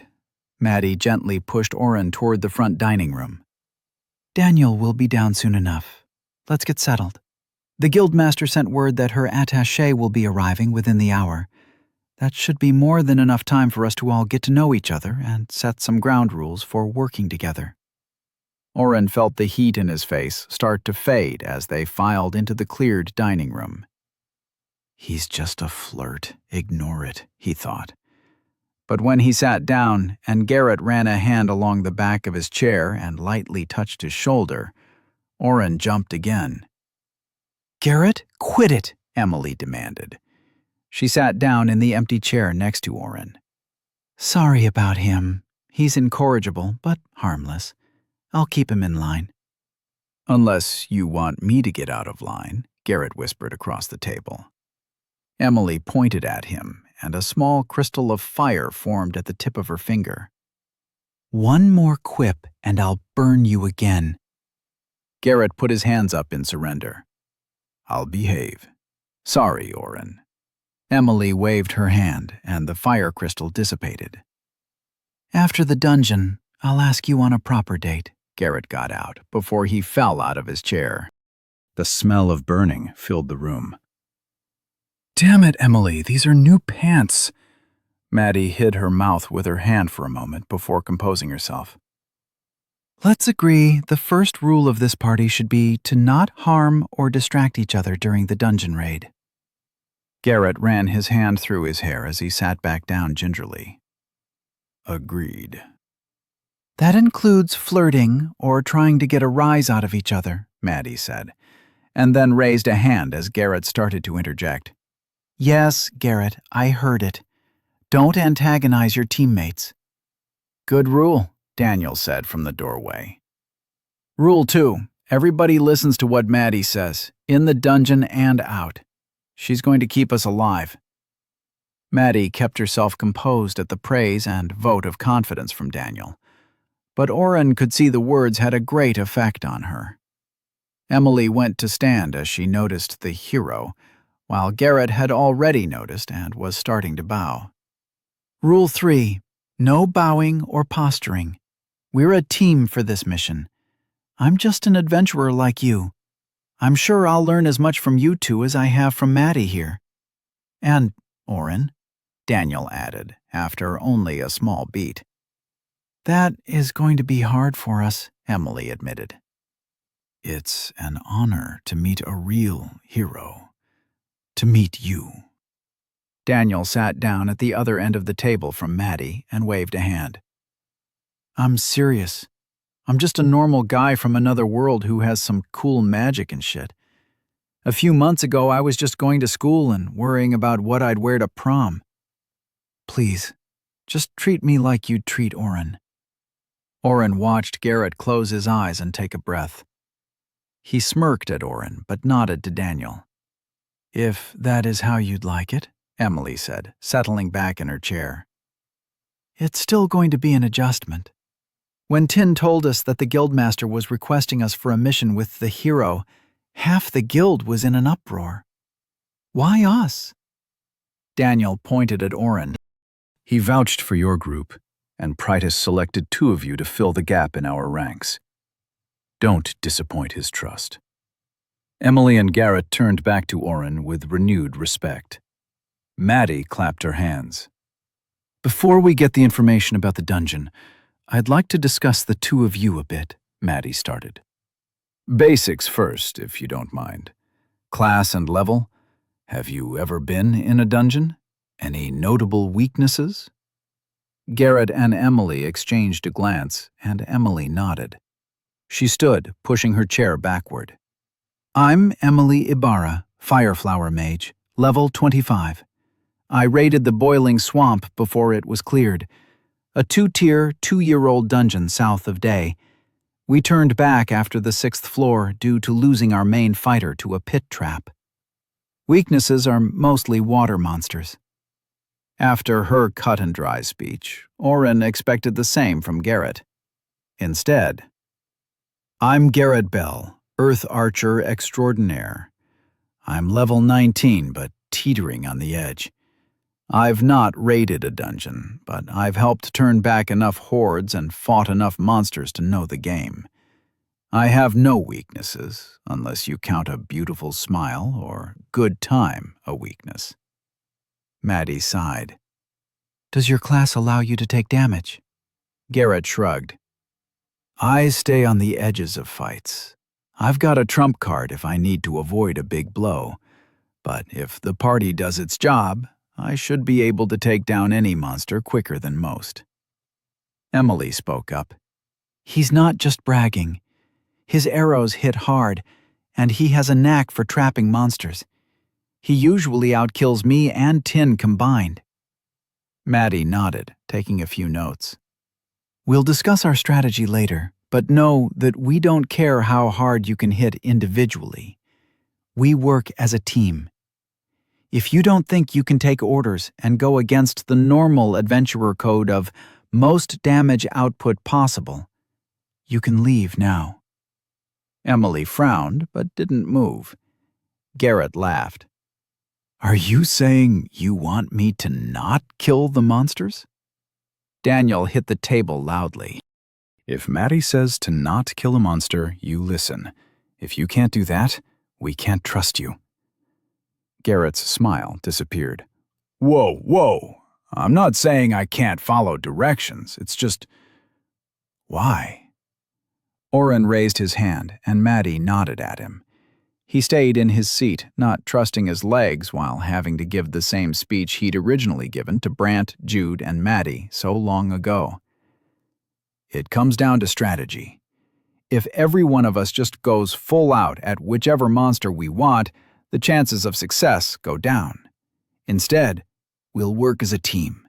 Daniel can usually keep the attention of a few of the monsters and stay up while we take down stragglers or more dangerous prey first, depending on the situation. Maddie and I have worked out a good system of giving directions during a fight. We'll explain it all later. By picking our targets, we can concentrate our damage and increase our odds with every kill. Or escape and regroup if the enemy is too strong. We each have a few tricks up our sleeves too, so using those in a smart way and in cooperation with each other, we don't have to worry about anyone going off on their own and dying. Emily's razor-sharp gaze focused on Oren again as he finished talking. So, Maddie gives the orders? Oren nodded. Most of the time, yes. But if you hear me shouting, or even Daniel, it's likely a good idea to listen. The three of us have fought together enough that we know how to stop any gaps in each other's weaknesses. Maddie spoke next, talking about her own class and level. She even gave a short demonstration of her color-coded messages, reassuring Emily and Garrett that she would go over it again in much more detail at a later point. Daniel also had a chance to give them the general overlay of how he'd fight, keeping his skills vague on purpose, as they'd agreed beforehand. Oren had already gone over his class with the two new members in the past, but so much had changed since that point. While his main skills were still buffing, he could also heal, track with map, give a protective shield of sorts with ward, use teleport, and keep the party supplied with dimension hole. He didn't get a chance to explain that he was a Swiss Army knife, though, before there was a knock on the door. "Ma'am, a member of the guild is here for you." A guard Oren didn't recognize opened the door a bit more, letting the man inside. "Thank you, Sir Perkins," Maddie answered. "Come in, please." Of course, she has already memorized all the new guards' names, Oren thought. With the general upheaval across the city lords, the guards had been shuffled between different positions. Oren had a hard time keeping them straight. The man who entered was not what Oren had expected from a guild member. The man was old, older than Tony. He must be 80 at least, Oren judged, as he glanced at the long white hair and braided beard that reached the middle of his chest. The man clutched two books tightly and gazed around with an almost dazed look in his eyes. "Guildmaster Pretis has sent me to prepare you for a dungeon foray," the man said. "I'm Kalek Ewing, guild assessor." "An honor to meet you, sir," Maddie bowed her head. "Thank you for meeting us at my home. We hope to not take up too much of your precious time." Oren glanced back at Maddie, who was using her politician voice and flowery language. Who is this guy? "What's an assessor?" Daniel asked, still sitting. "Do you want a chair, Mr. Ewing?" Kalek glanced around and seemed startled to find Daniel sitting so close to him. He jumped back a step and almost tripped, but righted himself at the last moment. "What's an assessor? You must be Daniel, the new hero. Your power level has grown, young man, but you are still ignorant of the ways of our world. You should spend more time learning, or else you'll die of that ignorance, as so many before you have." Daniel, an assessor like Kalak, is something of a historian. They study trends and information on different topics to give us predictions on what might be, Maddie explained. Oren itched to ask more questions. If Kalak had a class geared toward information gathering, he could use that to their advantage. Maybe he could take the skills himself and figure out a way to get them home. Unfortunately, Daniel didn't ask any more questions, and Oren felt too many eyes were in the room to risk asking what could be common knowledge. "Please, sir, have a seat. What can you tell us of the new dungeon?" Maddie motioned to an empty chair, which Kalak shuffled to. He sat, still clutching his books to his chest. They waited. Kalak watched each of them in turn. Daniel, Oren, and Maddie watched him back. Garrett raised an eyebrow at Emily, who shrugged. This party has a 23.2% chance of clearing a Tier 1 dungeon. As the exact specifications of the dungeon type are unknown, an extra 10.3% was taken off. While I would make recommendations, the Guildmaster has assured me that this is the group you have decided to stay with. Is that correct? Everybody took in a collective breath. 23% chance of succeeding? This is our party, yes, Daniel said, with an edge that Oren recognized. Daniel did not like being told he couldn't do something. That prediction probably pissed him off, Oren realized. If you fail to clear the dungeon, there is a 71% chance of 1 fatality, a 64% chance of 2 fatalities, a 52% chance of 3 fatalities, a 38% chance of 4 fatalities, a 24% chance of 5 fatalities, a 12% chance of 6 fatalities, a 4% chance of 7 fatalities, a 1% chance of 8 fatalities, and a 0% chance of 9 fatalities or more. Stop, Daniel said, with an authority Oren hadn't ever heard in his friend's voice. There is a 100% chance we clear this dungeon and survive. I don't want your predictions. I want information on the dungeon. Kalak's eyes blinked rapidly as he looked at Daniel. Sorry. I get lost in my numbers. He looked down in front of him and realized he still held the books close. Reverently, Kalak placed each book next to the other and opened the smaller one first. Initial dungeon break was 3 days ago. 50-odd level 2 monsters of various types, including poison, water, and steel, appeared and were contained. 23 level 3 monsters of the same assortment were contained. 1 level 3 aberrant escaped, type unconfirmed. Based on this data, the dungeon is Tier 1 with a Deca set predicted. Pretis said our party could take that out in a week, Daniel challenged Kalak. Guildmaster Pretis could have meant a full party at level 20. The recommended level for dungeon subjugation would have a higher success rate. Kalak closed the smaller book and opened the larger one. The pages were yellowed, but the leather binding was pristine and polished.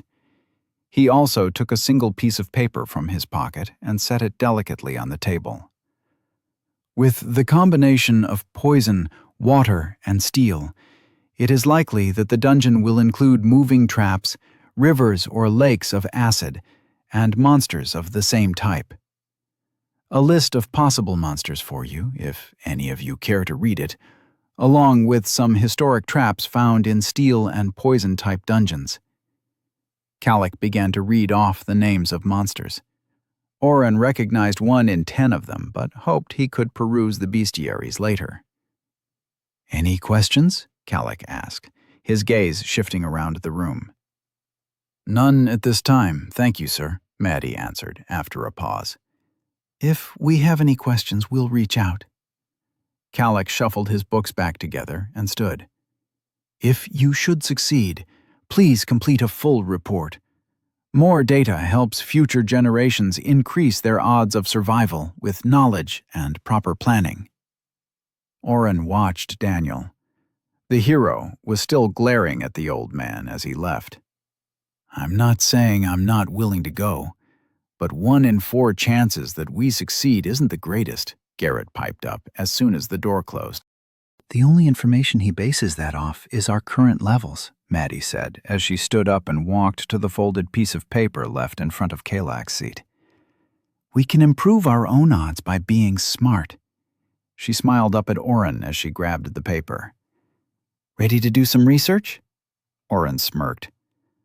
Let's defeat a dungeon. Chapter 8. Useless, Oren muttered for the 100th time. Daniel had spent all of 10 minutes trying to plan before taking Garrett and Emily to the Catanzaro training grounds to see what they could do. "We do need to know what kind of fighting skills they have," Maddie said, trying to play mediator again. "It's not like either of us would stand much of a chance against outright fighters like them. Daniel can at least stand his own." That at least was true. Emily's fire magic was enough to keep Daniel back, with every additional minute adding heat to the mage's body. She let off bursts of fire so strong that the sand at her feet had been turned into a thin layer of glass. She brought out a small staff, nothing more than a walking stick, really, and proceeded to beat Daniel about the head with it when he got close enough. Garrett was an even worse matchup for Daniel. While they liked to close in for a fight, Garrett skipped back and loosed arrows that just appeared in his hands. He'd explained in between rounds that he could use magic to create an arrow out of any surface his body touched. Even his densely compacted sand arrows packed enough punch to knock Daniel back a step. The few times Daniel had gotten close enough to strike, the archer had deftly dodged every swing. "You telegraph your attacks with your feet and the ground tells me where to move," he'd said with a shrug and a wink at Daniel's frustration. "Don't be too hard on yourself, though. You're like 5 levels below me." Like Oren, Daniel had gained an extra level and was sitting at level 13. However, all his physical stats were double boosted by his summoned hero skill. So, although his strength was at 24, he hit like it was at 48. Daniel, hero, level 13. HP, 280 out of 300. MP, 70 out of 80. Strength, 24. Constitution, 15. Dexterity, 13. Will, 8. Intelligence, 10. Oren sighed and leafed through his bestiary, reading one entry after the other. Maddie had promised to look into traps and had a few books from her father's library on the small table. However, she had stopped reading a few pages in and watched the spectacle of the Daniel getting trounced. "Steel-clawed toad," Oren read aloud to grab her attention. "They hide underwater and jump on a person as they walk by. They use their claws to shred you from behind and then leap off back into the water."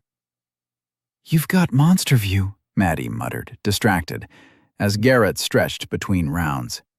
He had taken off his shirt, a totally unnecessary move, as it was quite cold out. "We'll know where they are before they jump," Oren groaned. "You do realize that I can't be expected to keep watch the entire time. We should have plans ready." Maddie turned at the frustration in his voice. "Oren, I swear I get it. I want to be prepared too." She waved her hand at the training ground as Emily and Garrett faced off against each other, letting Daniel have a small break. "But you have to know what they can do. Garrett is great at dodging close, but Daniel already figured out a quick jump throws him off. These steel toads would be able to get the drop on him. His skills only let him read the ground. Emily's fire would probably be weak against them too, which means you would be our best defense." She put her hand on his and gently closed the bestiary. "We don't have to leave right away. We have time to plan. It'll be all right." Oren stared into her dark eyes and saw her concern. He let out a breath he'd been holding and felt a little of his stress fall away. Maddie smiled. "That's match," Daniel yelled, and threw a bucket of water on Garrett. His pants had caught fire and had some very interesting holes. "Damn it, Emily!" Garrett's normally smooth voice was hoarse from the smoke. "I liked this outfit," Emily smirked and shrugged. "You're not even wearing half of it."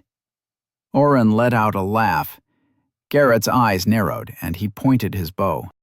"I think it's time for some new opponents." Daniel raised an eyebrow. "Maddie isn't much lower in level than you. She's decent with her spear, too. Are you sure?" "No, Oren." Garrett winked and crooked a finger. "Want to go around?" The past few weeks had included a lot of downtime. Daniel's incessant need to prove himself meant Oren had been used as a training dummy. He had started to develop his own style in battles. He ran away.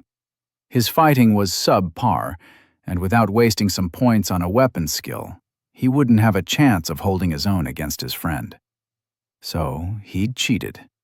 Of course, Daniel still won the fights, but Oren counted getting away for a minute or two as a win.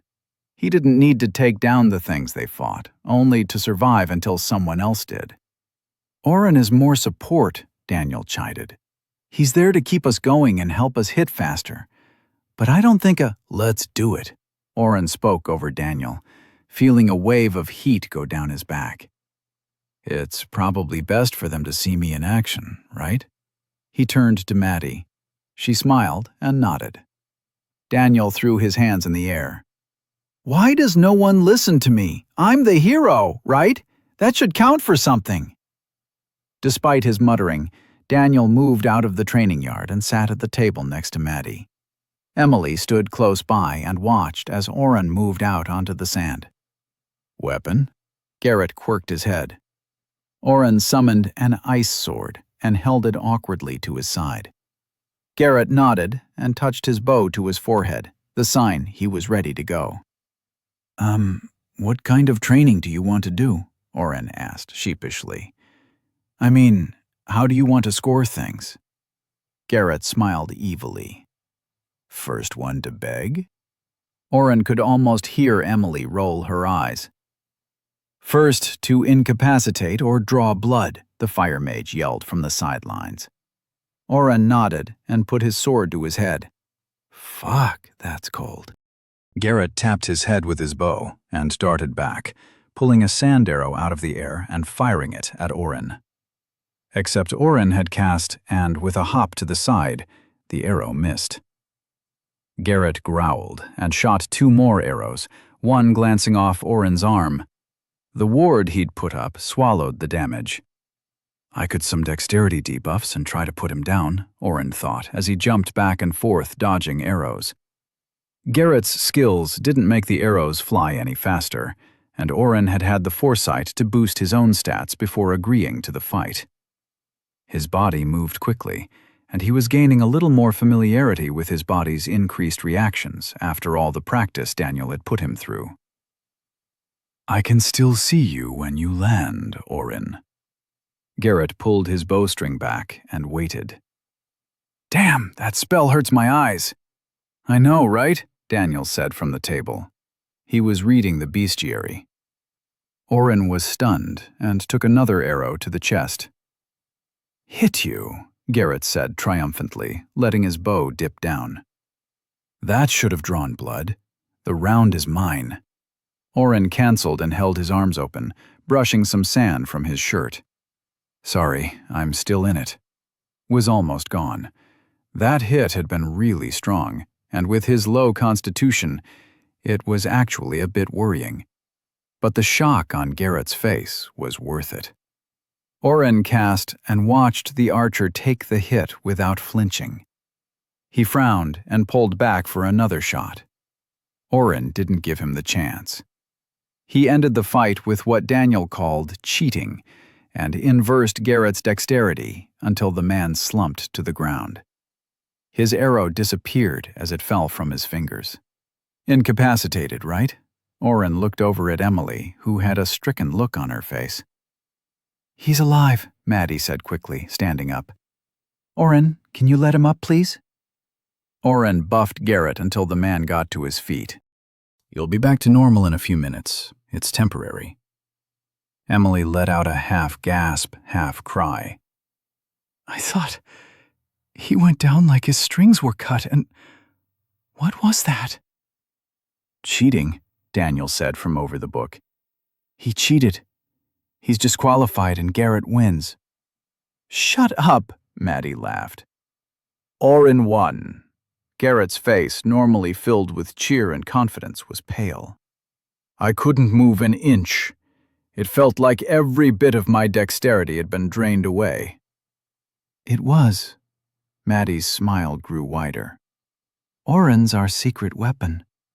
I know he told you he can increase stats, but he can also debuff them. That's what he calls it when he takes them away. I've watched him make monsters fall to the ground. As long as we are smart and don't rush into anything stupid, he can make anything we fight weaker and slower.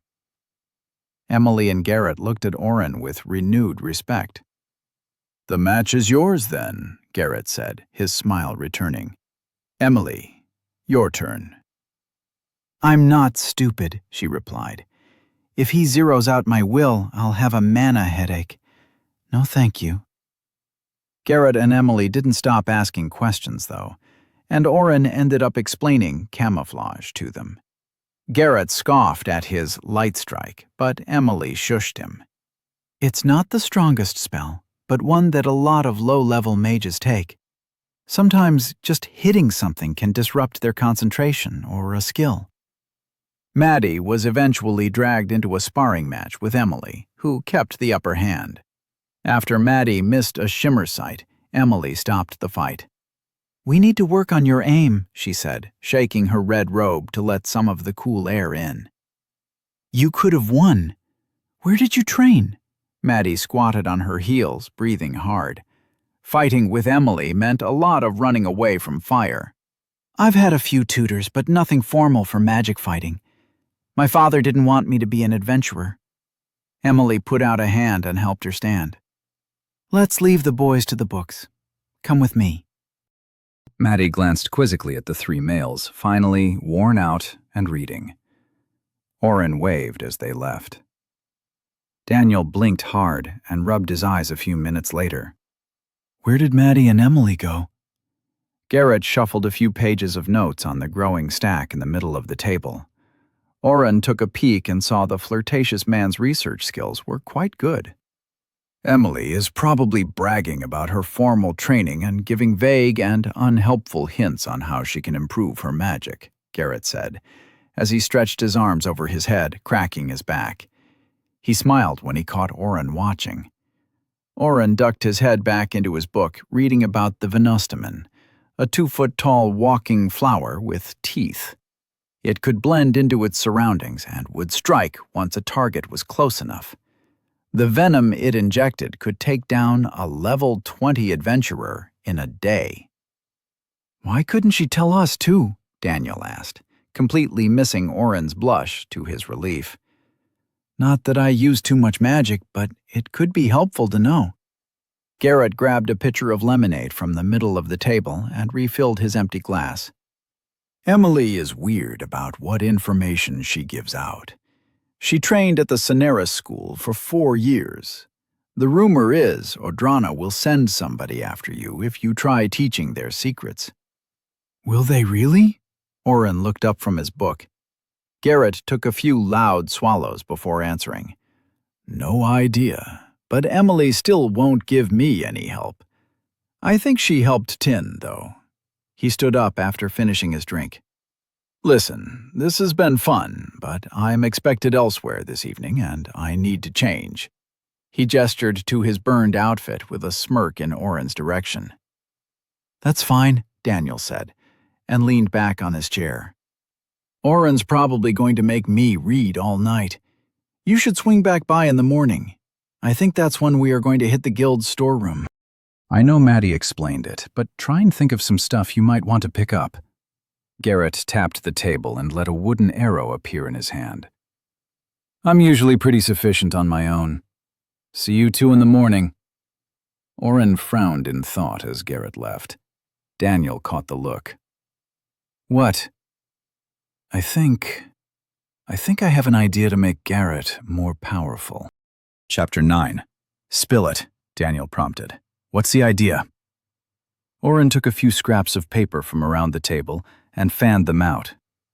Pointing to each piece in turn, he said, "Stone, sky metal, red iron, some mithril alloys. Whatever else Garrett thinks is best." Daniel looked at the paper and then back at his friend. "Oren, that's paper." Oren reached up and flicked Daniel's forehead.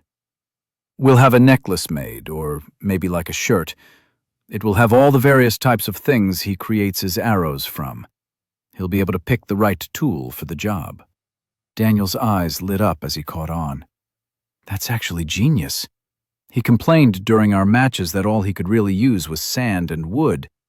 I think he wanted to show off his stone cage thing that he brags about, but I wouldn't let him get near enough to the walls. Oren nodded. This way, he can just tap his chest if he needs something specific. Of course, this all might be useless. There's probably some sort of limit or rules about what he can use, but it's worth a shot. Daniel thumped his friend on the back. It also gives us an idea of something valuable to look for in the guild's storeroom, anything that Garrett might make into an arrow. I wonder if he could make an explosive arrow if we found C4 or dynamite, Oren whispered. Nobody's around, Oren. No need to whisper. Daniel started scooping up all the notes. Anyways, are you really going to make me go through all this? Oren glared. Fine, fine. Daniel raised his hands in defeat. But you know as well as I do that come fight time, you are going to be the one yelling the details for every monster we encounter. Oren crossed his arms and leaned against the table. While that might be true, don't you think it might be a weight off my shoulders if you help out a bit more? This isn't the same thing as you writing your English paper the night before it's due and still getting an A. This is life and death. Remembering what something can do before I have the chance to yell it out could save everyone's lives. Daniel frowned a bit. I know it's dangerous. I'm helping, aren't I? Just because you have this need to research every facet of an issue before starting something doesn't mean the rest of us aren't pulling our weight. Maddie has been putting together supplies for you to carry in your magical bag, getting recipes for items that take up less space but have double the nutrition. He continued, standing up and leaning over the table a bit.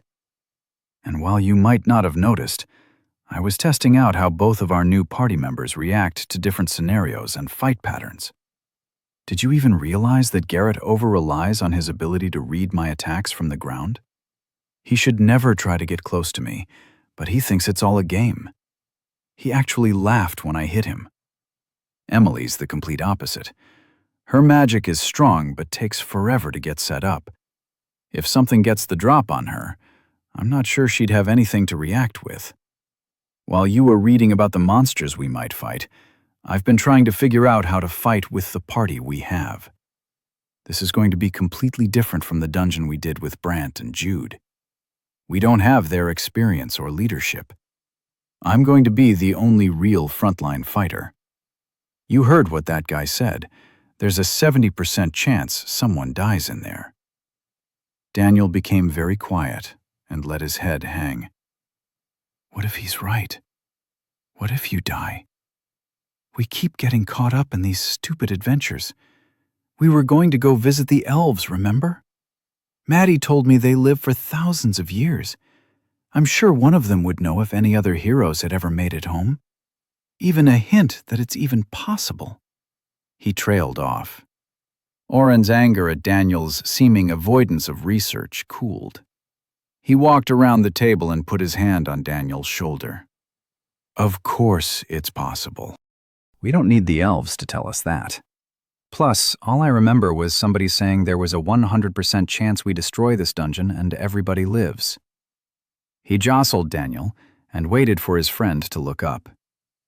If you want, we could try to make our way farther north after we crush this new dungeon back to wherever it came from.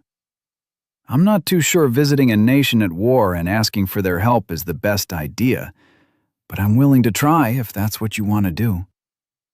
Daniel's eyes were watery, and his voice cracked as he responded. I'm not sure what I want to do. It's too much sometimes, you know?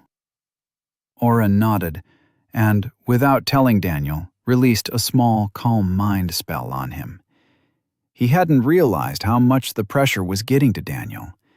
He had always seemed so calm and put together back in their world, too. The Golden Boy. Oren began to wonder if that had been a facade as well. Sorry for acting like you aren't helping, Oren said. You know me. I get tunnel vision when I focus on something and don't think about anything else. Daniel nodded sagely. That is why you keep me around. You need someone to swat you upside the head. Oren rolled his eyes. Daniel moved to bop him on the side of the head, but Oren had anticipated the move and increased his dexterity a few times. They laughed together in the courtyard, with the sunlight throwing shadows along the walls. No way! Maddie shook her head and sat down at the library table, pulling out Kalak's list and checking for any missed entries they hadn't investigated yet. It's reckless, and we need a lot more supplies for a trip like that. Daniel tried his best smile and slid into a chair next to Maddie. But we can plan all that now. Oren can store more than enough food. We'll already have most of what we need for the dungeon raid, and we'll be heading in that direction anyways. It just makes sense to go now. Oren stood by the door and kept an eye out for anyone who might be walking, or rolling, by. They'd made their way into the Catanzano house proper after another hour of researching, only to find that Emily had already given a short lesson to Maddie and left. Daniel was trying to get Maddie on board with skipping out on the 2 guild members after the dungeon was defeated and going straight to the elven forest. Surprisingly, she was resistant to the idea she had previously agreed to. I said no, Daniel, Maddie huffed. I think it's a terrible idea right now. Oren noted her reasons were changing, but left the negotiation to Daniel. But it'll be the best opportunity we'll have, Daniel pushed. He reached out and put his hand on the book she was about to open. Maddie, listen to me. Oren and I are going. We're going to need someone with your knowledge of diplomacy to keep us from getting riddled with arrows. Please? Maddie squinted at his too obvious wheedling. She pulled the book out from under his hand and then smacked it down quickly. Only Daniel's quick reflexes saved his hand from getting squished. Don't try that with me, Daniel. You should know better. Maddie sighed and closed her eyes. Fine. The real reason I'm not excited to run into a war zone is some news I overheard from my father. Odrana has sent a squadron from their fire mage corps to start setting fire to the trees. The war is escalating. All the more reason to go, Oren muttered from the door. What? Maddie turned to look at him. I didn't hear you. Oren pushed away from the door and stood across the table from his friends. I said that is all the more reason to go now. We need to get the hero to where he can do the most good. Maddie tilted her head. And if we get caught? Or the elves decide to shoot us first? Oren shrugged. We turn back. I'm not saying we should go walking into a trap, just that the hero has a quest to solve. If the war really is ramping up, this might be our best chance at finding a way to end it. Maddie turned back to look at Daniel, then glanced at Oren again. You two have already decided. Asking me is just a formality, huh? Yes and no, Oren answered, before Daniel could open his big, stupid mouth. We have decided it is necessary. If you have a real reason other than your safety concerns why we shouldn't go, we'll listen. You are our party member and friend. The hardness in Maddie's eyes melted when Oren called her their friend. She turned away from them for a moment, and Oren thought she wiped her eye once before turning back. It really is mostly safety concerns, but if you both believe this would be beneficial somehow. I do, Daniel said with conviction. Something is telling me to go to the elves. But after the dungeon, right? Maddie said, with an eagerness that Oren didn't miss. She still had her dream of destroying all the dungeons she could in retribution for her mother's death. Daniel nodded. The boys waited quietly while she stared at her hands. She fiddled with the corner of the book she held, enlarging a small hole in the leather binding a bit more. Fine, we'll go. I need to go add some more things to my orders, though. Maddie glanced back up. Promise me something, though. If it gets too dangerous, Oren uses teleport and gets us out of there right away. I promise, Oren replied. Maddie let out a long sigh. You two are so much work. She didn't expand on her thought, just stood and made her way around Oren, leaving the library. Daniel waited until the echo of her footsteps was gone, and lifted his hand for a high five to Oren. "That was beautifully done, my man." Oren slapped his hand out of habit. "What was?" "Calling her our friend," Daniel explained. "She still walks on eggshells with you sometimes." "You gave her the perfect line." "I was just telling her the truth." "It's how I really feel," Oren said, feeling dirty. "I wasn't trying to manipulate her or any—" "Exactly." Daniel stood and moved the books back to their shelves. "You can't lie for shit. That's what really sold it." Oren examined the conversation in his head and tried to figure out how he felt. He hadn't meant to trick Maddie by using mind games. He also hadn't wanted her to feel forced to side with them. He genuinely wanted her input on whether it was too dangerous to go to the elves. Daniel's gut feeling that they could help end the war in some super-secret special way wasn't enough. Oren's stomach dropped as he had a thought. "Daniel?" "Yeah, buddy?" Daniel's back was to Oren as he reached up to put a book on the highest shelf. "What's up?" "Remember that movie that you liked so much you bought the special edition? The one that we watched over and over at your house for like a year?" Daniel's body stiffened for only a minute before he pushed the book into its resting place and dropped back down off his toes. "Doesn't ring a bell." "Are you sure no rings at all? Not even one ring?" Daniel turned to face Oren, wearing his most disarming smile. "What are you—" Oren interrupted his friend and asked point blank, "Are we going to the elven forest just so you can try and sleep with an elf?" Chapter 10. Daniel blushed as he denied the accusation. "No way. We need their help to stop the war." Oren stared at his friend. "It just makes sense. They're the ones being oppressed, so they'd be more likely to accept some help, right?" Oren continued his dead-eyed glare. "And you already said you'd go. You could stay here if you're scared." "Finish that sentence, and I'll drop your dexterity to 0 and kick you," Oren threatened. Daniel gave up and smirked sheepishly. "Jude told me they are absolutely gorgeous. If we save them, and one wants to thank me—" Oren rolled his eyes in disgust. "You know they had an elf slave down at the market. You'd be saving a lot of time and effort if you just bought one." Daniel paled. "That's not what I meant." "It's the same thing," Oren argued, and lowered his voice an octave in a bad imitation of Daniel. "Hi, I'm the hero and saved your species.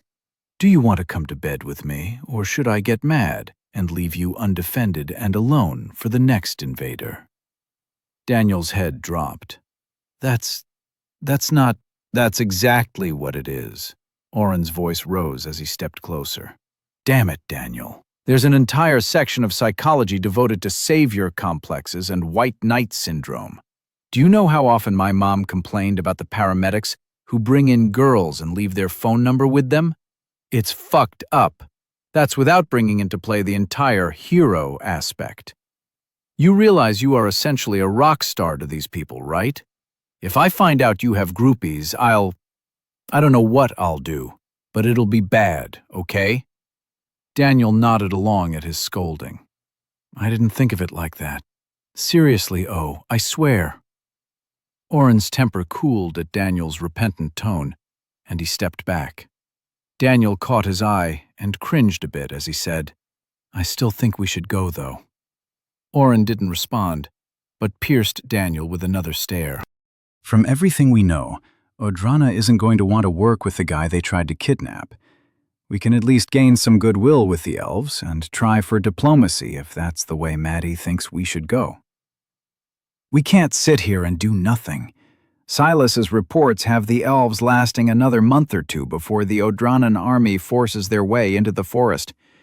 We need to help them now, not after the war is over." Oren watched Daniel's impassioned speech closely. He decided that despite believing his intentions to be mostly pure, he wouldn't let him out of sight if and when they got to the elven forest. However, all he said back was, "Fine." Daniel appeared shocked. "Fine? That's it? You're not going to argue that we should try some other harebrained plan?" "I trust you," Oren shrugged. "You made some good points. Plus, I know you'd try going yourself if me and Maddie said no." Daniel at least tried to look offended, but just broke back into his grin. "You know me too well."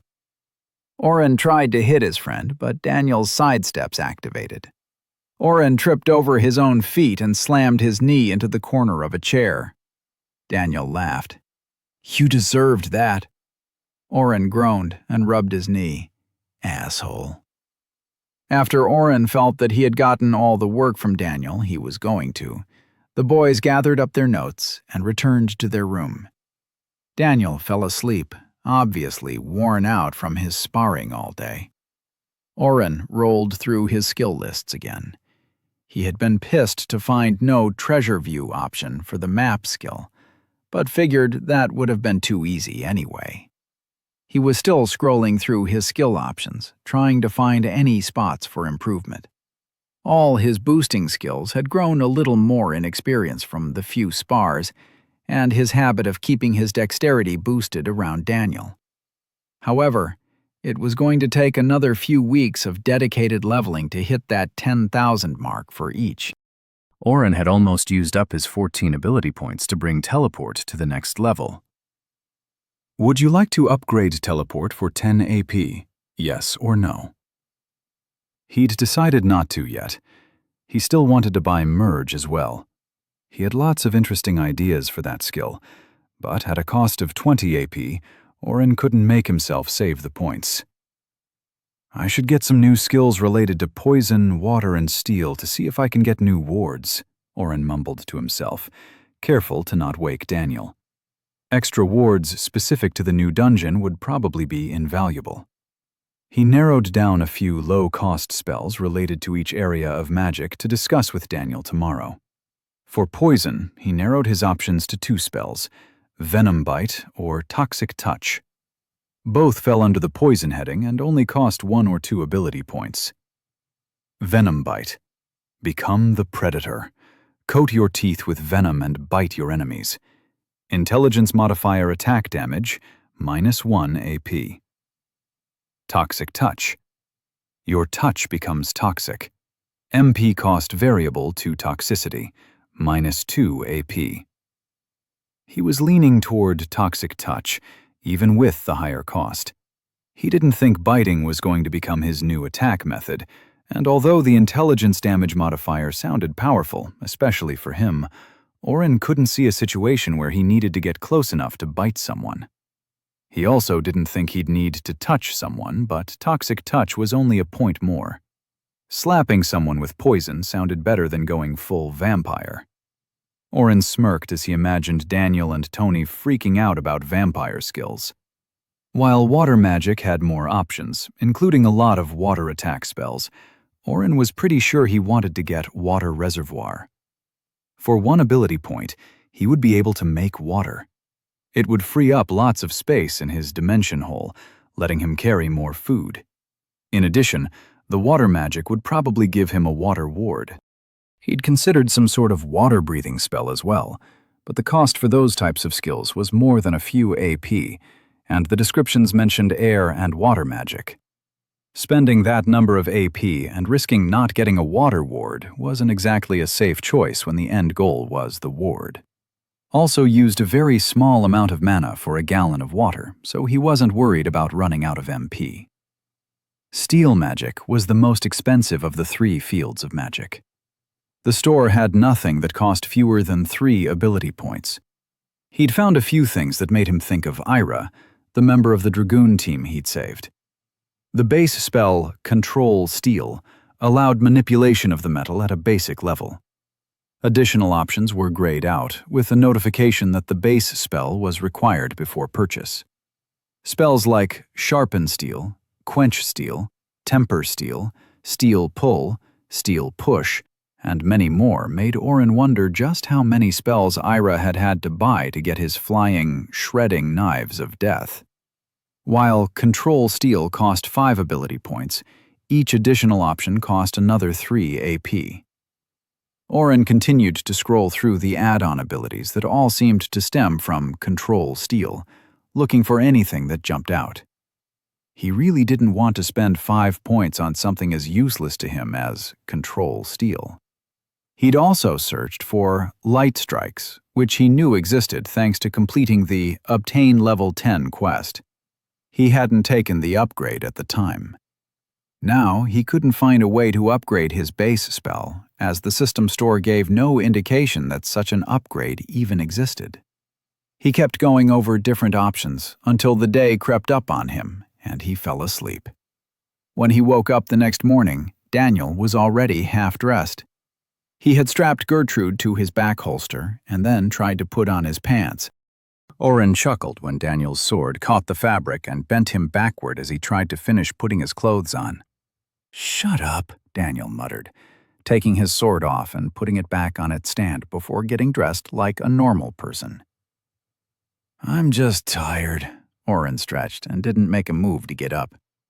"Are you ready to hit the storerooms today? Anything you're looking for in particular?" Daniel finally got his pants on and sat on Oren's bed to strap up his shoes.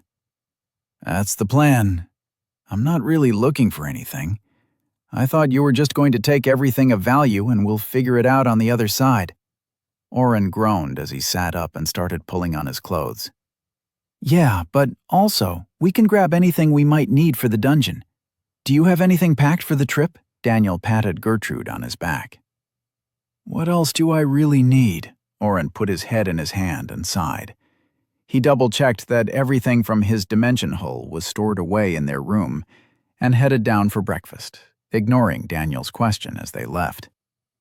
Emily had already arrived and was nursing a cup of something. Oren's hopes of another coffee-drinking friend were dashed when she poured some more tea for herself. Maddie was eating a plate of eggs. There was no sign of Garrett. "Good morning," Daniel chimed in as he started loading a plate with food. Living at the Catanzano's house always meant a free breakfast, and Daniel was taking advantage of that fact. Emily just nodded at him. Maddie waved her fork in greeting. Oren tried to make conversation. "Garrett's late?" "He's always late," Emily replied, sipping more of her dirty water. Oren loaded up a plate as well, although with much less than Daniel. He also grabbed the entire carafe of coffee and put it within arm's reach. The party of 4 ate quietly for a few minutes. Oren was on his third and final cup of coffee when Garrett strolled in. "What a fine day it is!" He grabbed an orange and started to peel it as he sat near Oren. "Everybody already here?" "We were supposed to be here half an hour ago," Emily said with a frown. "There's no harm done," Maddie tried to mediate. "We still need to go over the final preparations. Have either of you given any thought to what sort of things you'd like to requisition from the guild's stores?" Garrett popped in a slice of his orange and spoke around his full mouth. "I'm really not picky. Anything I can carry out and sell is what I'd like." Maddie shook her head in disappointment and turned to Emily. The fire mage shrugged. "There really isn't anything that I could think of either. I saw the list of supplies you're planning on bringing, and I know you explained Oren can carry some things in his storage skill, but unless we find books on fire magic theory, I'm with Garrett on taking valuable stuff. The guild doesn't really sort anything in those rooms. I'm sure we can find some rare monster parts and make some extra gold. I still think it'll be mostly a waste of time, though." "What if we find a relic?" Daniel asked, too casually. Oren rolled his eyes. "We won't," Emily answered confidently. "Even with the guildmaster turnover rate, anything of real value would have been found. It's more likely we find a few small scraps of red bison hide or some precious metals. Relics would mean paperwork. Paperwork doesn't just disappear." Maddie coughed. Paperwork does disappear sometimes, if somebody wants it to happen. Emily turned slowly to appraise Maddie. Do you have some information we don't have? She shook her head. I just know how administrations work. People mess up. By accident or on purpose doesn't matter. We don't need to find a relic. A few pounds of cold iron or mithril and we can make some amazing weapons or armor. Even a sliver of dragon bone, and we can get some enchantments made. You can enchant dragon bone? Daniel looked up from his plate. Gertrude has dragon bone. Why did nobody tell me this? Maddie turned to Oren and raised an eyebrow. You didn't tell him? Oren was thankful he had just lifted his cup to his face. A large gulp of coffee and a shrug were enough for Maddie to roll her eyes. Dragon bone can be etched with a rune and store mana for later use, she explained. Maddie put her spear in its short form on the table. I have a thumbnail-size flake of dragon bone in here. I can compress the length about 100 times before it needs to be charged. Just some mana at the end of the day and it's all good to go again. What kind of runes? What are the options for enchantments? Where can I get this done? Daniel asked, his food forgotten at the prospect of upgrading Gertie. We can worry about that later, Oren interrupted. At the end of the day, we get the supplies on our list and then search for anything of real value. Then we can worry about enchantments and getting stuff made. Garrett slapped his legs and stood up. All right, everybody ready? Chapter 11. Daniel officially invited Garrett and Emily into the party, and the 5 of them made their way down the streets of Day to the guild. It was still early enough to not be too congested, and the walk felt nice. While the sun was out and hot, a cool breeze from the south swept across the city. Oren's cloak rippled in the wind until he pulled it close. Garrett, Oren had an idea about making a metal shirt for you to summon arrows from, Daniel said, after a stretch of walking in silence. I'm sorry, a what? Oren sighed. I thought maybe if we get a few tiles of different materials, you could wear them to be able to summon arrows whenever you need them. Garrett caught on quickly and nodded along. Yeah, it's not a bad idea. The problem is that whatever I use to make the arrow has to have enough mass to make an arrow in the first place. It's why some archers with Create Arrow carry around a quiver full of different arrow types. So a shirt probably wouldn't work, he said with a laugh. Damn, Oren muttered, trying to think of another way to get the same result. We could try and get you a quiver and arrows like that. Garrett shook his head. And ruin my look? I appreciate the thought, truly. If I'm going to be fighting something specific, I'll plan ahead and bring a bar of steel. But the way my skills work, unless I had a bunch of sky metal or red iron, nothing else would really be worth my time. What do you think you'll use against steel monsters? Maddie asked, taking an extra quick step to keep up with the longer legs of Garrett and Daniel. Oren found himself hurrying along as well. Emily's robes made her look like she was floating, so he couldn't tell if she was also doing a half jog to keep up with the 2 taller men. Stone works well against most types. Water monsters can usually be displaced too. Look, it's not that it's a bad idea to have a few options. It's just bringing a few bars of steel, granite, or some other materials I've used in the past would mean one more thing we'd have to lug around in the dungeon. Garrett waved his hands as he talked. Oren could probably make room for some, Maddie started. We're here, Daniel said as they rounded the corner to the guild. Let's get looting. When Daniel told the receptionist they were there to raid the guild's storerooms, the man almost had a stroke.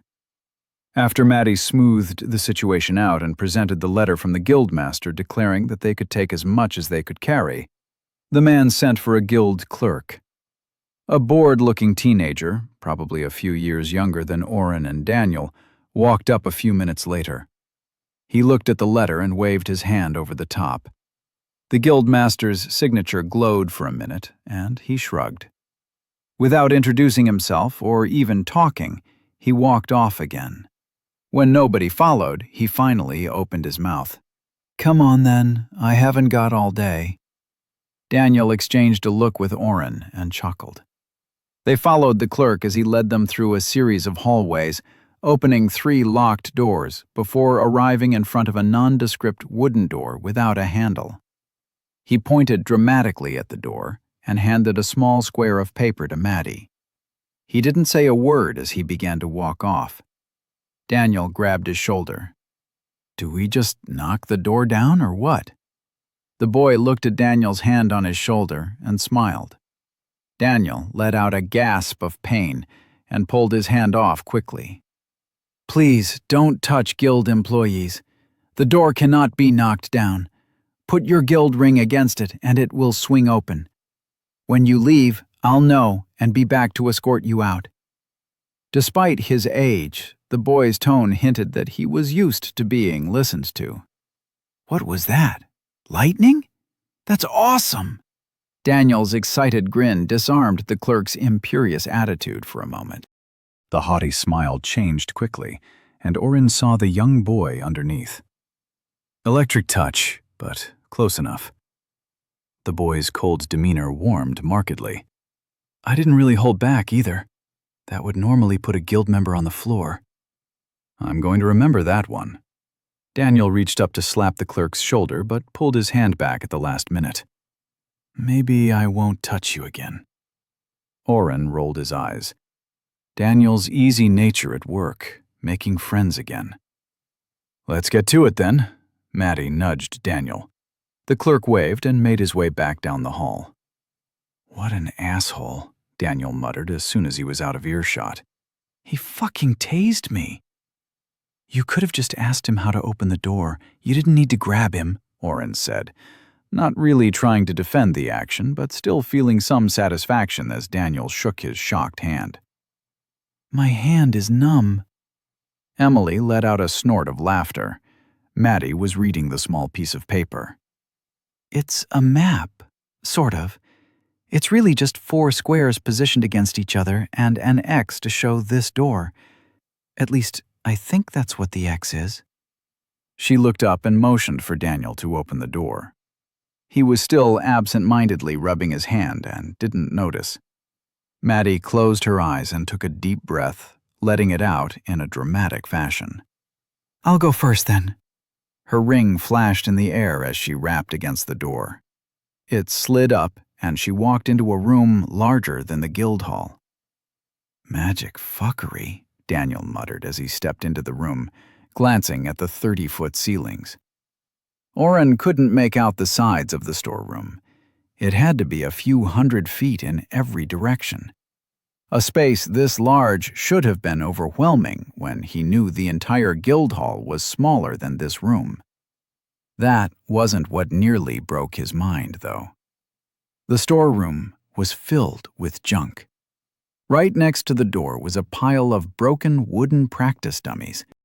3 steps in, a weapons rack had been erected. Every item stored on that rack was rusted and crumbling. A broken table and 2 chairs were haphazardly placed against the wall. "What a dump," Daniel said, speaking Oren's thoughts out loud. "How are we going to find anything worthwhile in here?" Emily moaned. Maddie smiled. "Teamwork. We're going to comb 1 room at a time." Oren and Garrett groaned at the same time. 2 hours later, they finished the first room. Other than a half-burned quiver that Garrett turned his nose up at, they found nothing of real value. Oren's analyze hadn't been any help, only showing him what his eyes could already see. The room was full of trash. Maddie wasn't too deterred. She'd been able to scavenge enough camping materials to save some gold. But Oren didn't really see the point in the daughter of a Lord of Day saving pocket change. "Let's try the door to the left first," Maddie said, as she piled up the extra sleeping bags and 2-person tents near the door. "It's a standalone room. The 3rd room has a small antechamber, so we can hit both of those last." Daniel, eager to do anything but stay still in the room of detritus, opened the door and stepped in. His voice echoed back as if he was in a cavern. "Hey, guys, this might take longer than we thought." Maddie and Emily were on his heels and blocked Oren's view as he tried to get through. When he nudged the women to the side and saw the room, he was shocked. They had spent the last 2 hours doing a methodical search of the first storeroom. It was a big room, filled with narrow passages burrowed between the heaps of thrown-together junk. The new room was easily 3 times as large. 2 small paths broke left and right from the front door. Mounds of pelts were stacked up to the left. A few had fallen down and blocked the small alley between the animal skins and the sagging bookshelf filled with various bottles. The right path was not better, with bones, teeth, and skulls stacked in a manner that made Oren fear the entire thing would come crashing down. Farther in, he could just make out more shelves, stacks of what looked like weapons of all sorts, a few dummies with armor strewn about, more piles of animal parts, and what looked like cords of firewood piled to the ceiling. "This is ridiculous," Garrett whispered in awe behind Oren. "We could spend months in here." Maddie clapped her hands. "Search for metal or anything obviously magical in nature. Oren, I hate to ask you, but can you try going through the bones? Maybe we'll get lucky and find one that's from a dragon. Emily, can you use mana sense to pick up on any traces of magic?" Daniel started walking down the right path. "Daniel," Maddie stepped quickly after him. "You're with me." "Huh? Sure, I want to see what's in those jars," he said, pointing at the far wall. Oren couldn't make out what he was pointing at. "I can't see that far," Maddie said, confirming Oren's suspicion that Daniel was using his telescope skill. "It looks like something's floating in the jars," Daniel said, starting off again. Garrett laughed and began picking through the hides like they were rugs. "Are we really going to go through this entire room?" Maddie turned back, then glanced at Daniel as he was walking forward again. Just do a sweep. We'll meet back here in 30 minutes and decide," she said to the archer, then ran after Daniel. Emily sighed and tapped Garrett's shoulder. They started walking down the left path. Emily winked at Oren as she dragged Garrett away. He mouthed a silent thank you at not being stuck with the incessant flirting. He would need to concentrate while using analyze. At first, the skill only returned a single word. However, after 5 minutes, he started to receive additional information on the different items, but learning that this stack was femurs and this stack was incisors didn't really help much. Finally, the skill upgraded enough to show him what he really needed. Filium, femur, bone. Torchclaw, incisor, bone.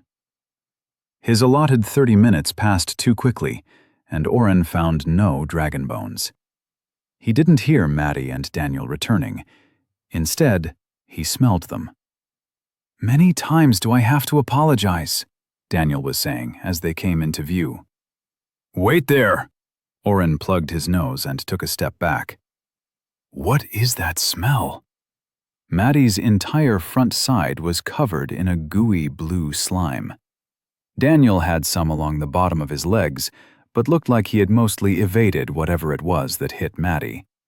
She was glaring at Daniel. "I touched something after she told me not to," Daniel said sheepishly. Maddie turned on Daniel with a fury normally reserved for charging monsters. "You grabbed the chest after I specifically told you it was trapped.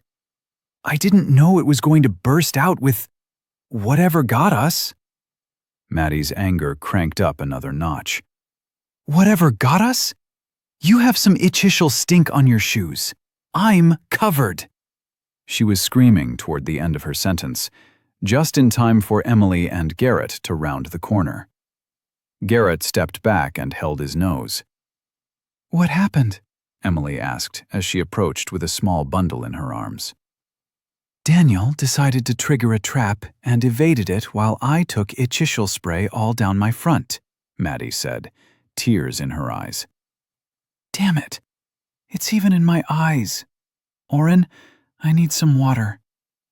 Oren paled and shook his head. I left everything behind so I'd have more room. Maddie looked from person to person as they shook their head. Nobody had planned to take this long in the storerooms. Wait, I was going to get this anyways. Oren remembered his planned skill purchase right before Maddie started to cry in despair. Create 1 gallon of water. 10 MP, 1 AP.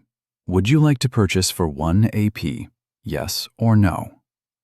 Yes. Oren looked around for something to hold the water and found a large concave skull. He cast the spell. The water overfilled the skull, and he handed it to Maddie. She took the skull and dumped the water over her head. The slime washed off slowly, but did start to puddle around her feet. She held the skull out in question. Oren refilled it 4 times before the stink started to evaporate. Did he just buy a water creation spell? Garrett asked as he crept forward, smelling the air until he got too close to Daniel. Oh, you should get his feet too. No, he can keep stinking, Maddie said petulantly. Oren ignored her and filled the skull before handing it over to Daniel.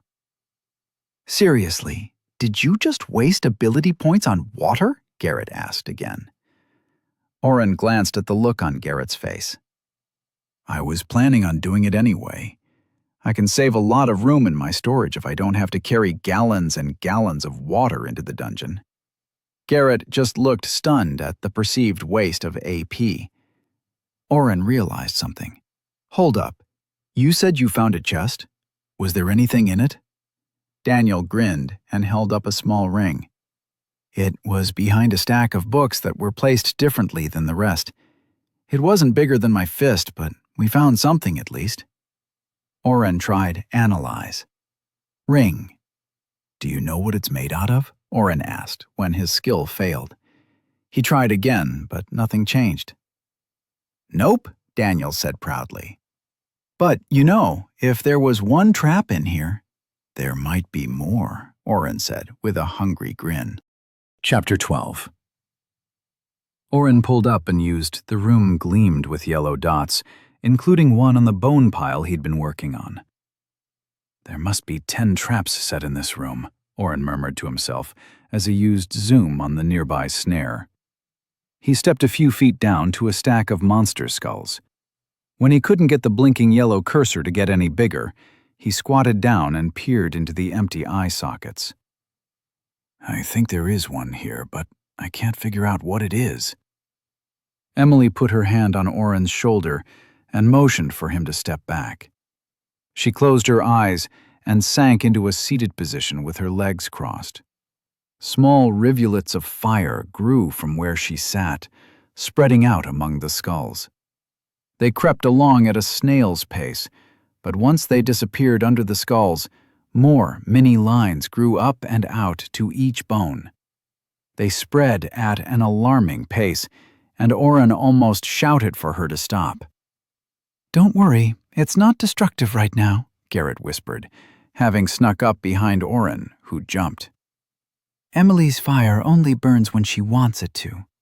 She can explain it better later, but her fire has its own mana pool that she has to replenish by feeding it stuff. She could make everything that those little lava flows touch go up in flame, soaking it all up for her fire. But she can also use it to get a sense of what's in the next room or around the corner. I bet she'll find the trap before we... Snap! A dozen skulls filled with razor-sharp teeth, making up the middle row of the stack Oren's face had been inches from before, suddenly snapped shut, only to reopen and slam shut again. They continued to click like a chattering teeth toy, but much more deadly. Emily's fire flared, and the moving bones were incinerated. The small avalanche of bones that fell around the party clattered loudly. Emily stood up. The ones I destroyed had some sort of magical trigger on them. As soon as I touched one, they all started chomping away. I felt something wooden in the middle of the pile, though. Digging through the bones, Daniel pulled out a padlocked chest the size of a basketball. No key? Oren asked, kicking a few stray bones back toward the main pile. Daniel shook his head. Emily sighed and put her hand on the metal. Her hand flared, and the metal grew red before dripping to the ground. Handy, Daniel cracked. Nobody laughed. Come on, get it? Hand. Shut up and open it, Dee, Oren commanded. With a long-suffering sigh, Daniel placed the chest on the ground and opened it. Inside was a red velvet cushion holding a white bone about 4 inches long. Oren used analyze. Bone. Come on, he thought, and used the skill 3 more times. Bone, bone, tailbone. Tailbone, Oren muttered. That's all I can get so far. If it's a tailbone, it could be from a dragon, Maddie commented hopefully. It was guarded. Oren stored the bone in his dimension hole. We can get it looked at later. Let's find a few more traps. Why would the guild trap their own storeroom? Daniel asked as they walked toward the nearest yellow spot on Oren's map. It doesn't make any sense. Prytus didn't do that, Garrett offered. From what I've gathered, about 30 years back, the guild went through so many guildmasters in so short a time, factions started forming. Rivalries and blood feuds ran amok. The clerks were all loyal to different factions and didn't recognize the current guildmaster as the rightful ruler of the guild. Pranks turned to deadly traps. There's a reason nobody has fully explored these rooms in decades.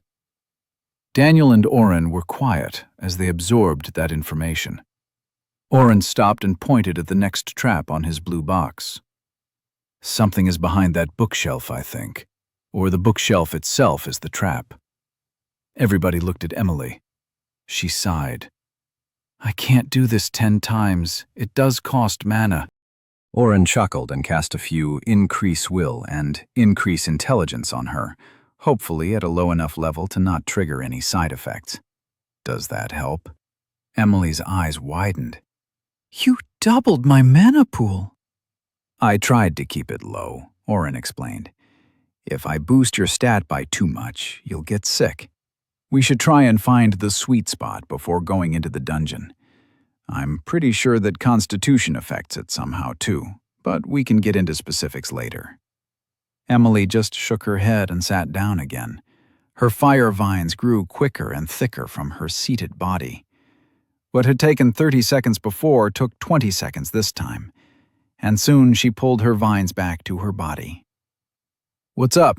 Did you not find anything? Daniel asked, hopping from foot to foot impatiently. There is something on the back of the shelf, but it's in a container of some sort, Emily said, as she stood and dusted her pants. Luckily, my inferno veins didn't trigger anything. Daniel glanced over at Maddie. Can I move the shelf? How do you think you were going to do that? Oren, buff me! Daniel flexed his arms and waited. Oren didn't move. Come on, man! Daniel dropped his pose and frowned at his friend. Oren sighed and hit Daniel with a few increase strength buffs. Daniel grinned as he double-checked his stats. Putting his hands to the side of the shelf, he pulled. The deafening shriek of the heavy wood scraping along the stone floor filled the hall. Emily and Garrett covered their ears, while Oren and Maddie just grimaced. Once he had moved a corner away from the wall enough to allow someone to squeeze through, Daniel dropped his hold, taking a step back. Fucking hell, that thing is solid.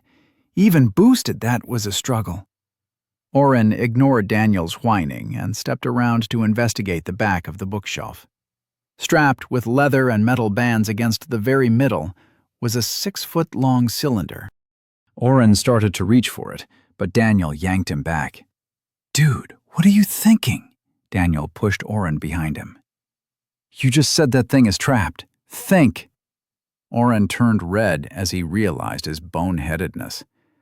What do you think we should do then? It's strapped to the shelf, but the leather looks a bit worn. Maybe we could just cut that bit? Daniel disappeared behind the shelf and then popped back out.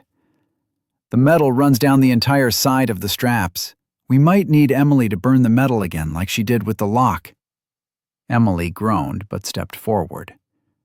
Wait, Oren said, putting a ward on the mage. Okay, you're good to go now. What was that? Emily asked curiously. I saw you cast something on me, but I didn't take any sort of damage or alert. That's odd. Oren shrugged his shoulders. I've got a spell, ward, that gives you an extra layer of protection. You should be able to take... Oren paused and double-checked his mana point pool.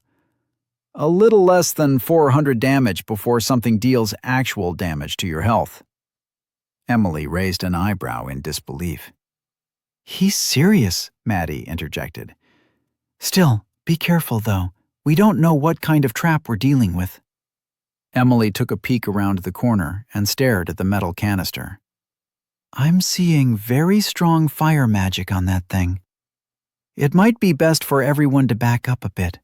Maddie, Daniel, and Garrett crept back along the makeshift path, standing a few dozen yards away. Oren cast a ward on himself and ducked behind a small chest close by. Emily gave him a very unimpressed look and pointed toward the group. I can heal you if it does too much damage. He answered the unspoken question. Fire does a lot less damage to me than it would to you, Emily retorted, but didn't argue further. She stepped behind the shelf and, starting at the top strap, began to burn away the metal and leather with a glowing finger. When the fifth and penultimate strap fell away, the canister tilted and slipped down through the last fastener. Emily reached out her hand to grab it, but the metal bottom struck the stone floor before her fingers could close around the container. Boom! Oren couldn't see anything over the dust cloud. He heard coughing from Emily and assumed she wasn't dead yet, at least. He darted from behind his perch and began readying at level 3. The bookshelf had been shattered and sent flying. The various books and small boxes on the shelves had been propelled off like so many pieces of detritus. Avalanches of weapons, extra supplies, and small pieces of furniture tumbled all around them. A darkened patch of soot in a 5-foot radius around Emily showed the level of explosion from the trap. The front of her robe had burned away in patches, giving Oren a brief glimpse of her body underneath before she turned her back to him. Please step away for a moment, Oren, Emily asked with a slight cough. I can heal you. I'm fine. I just need a minute for my robe to mend itself.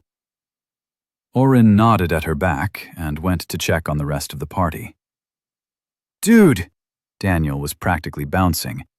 That was amazing! The bookcase just exploded and sent shit flying everywhere. Is Emily all right? Maddie and Garrett stood well behind Daniel. Garrett's eyes were wide, and for once he didn't have anything to say.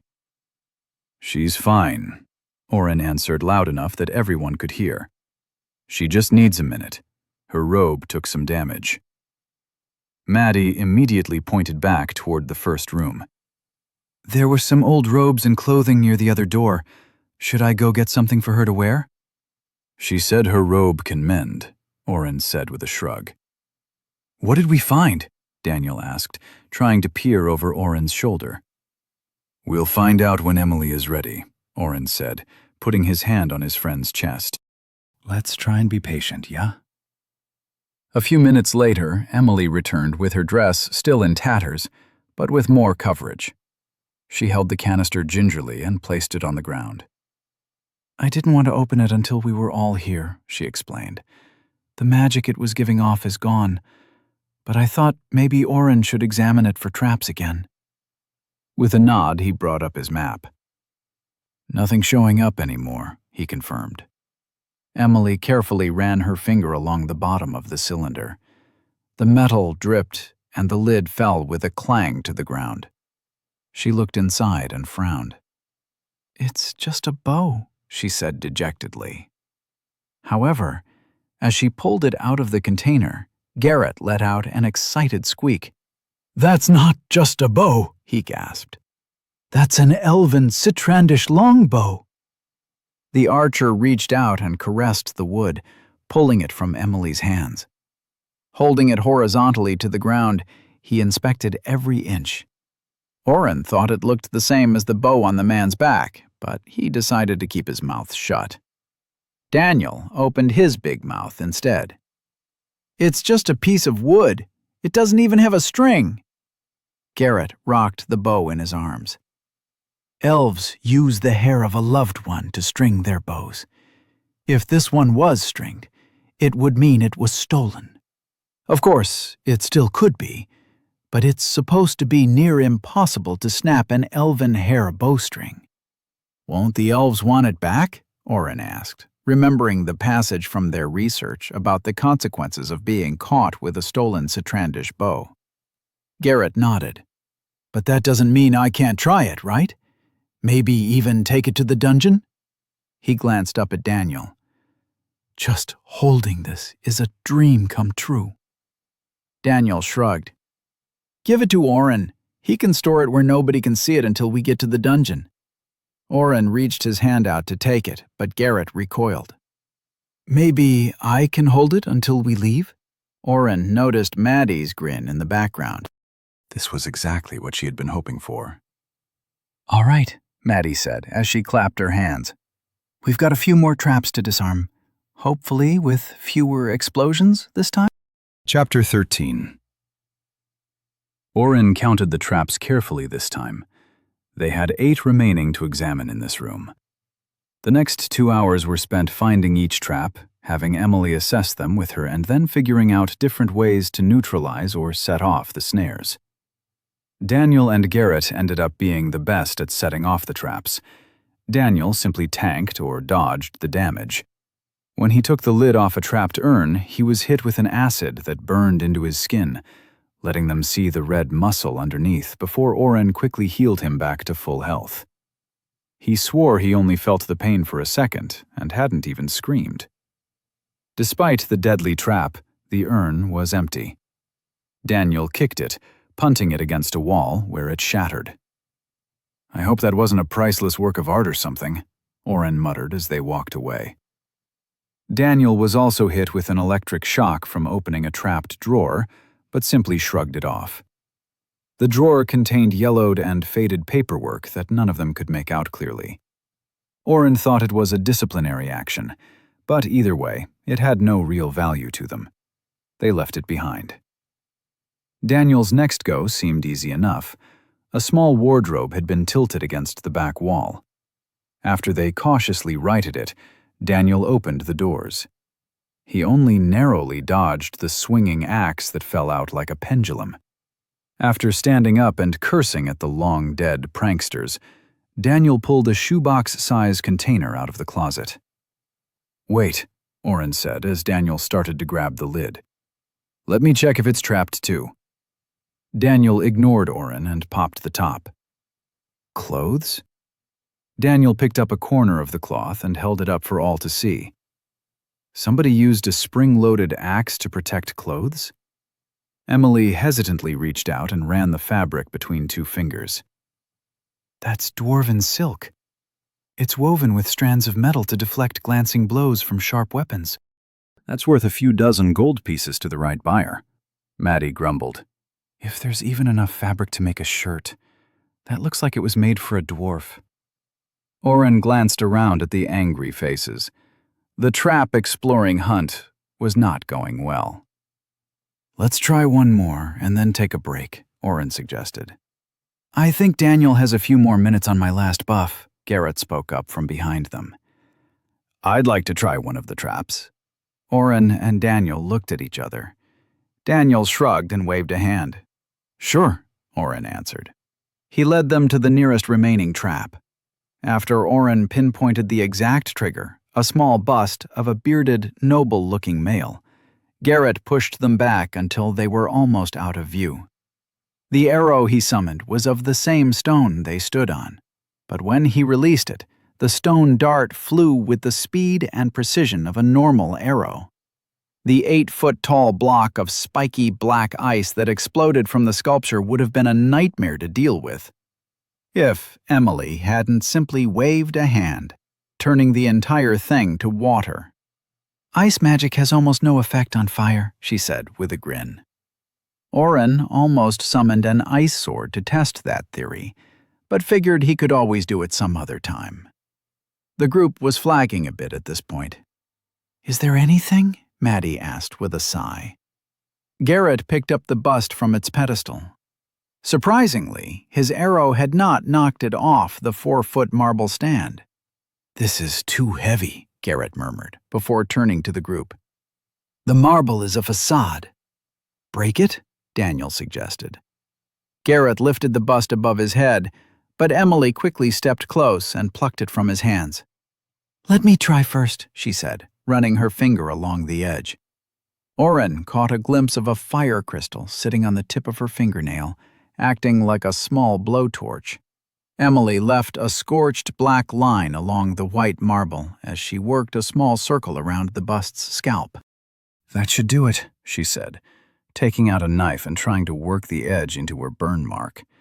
She slipped only once before the dagger caught.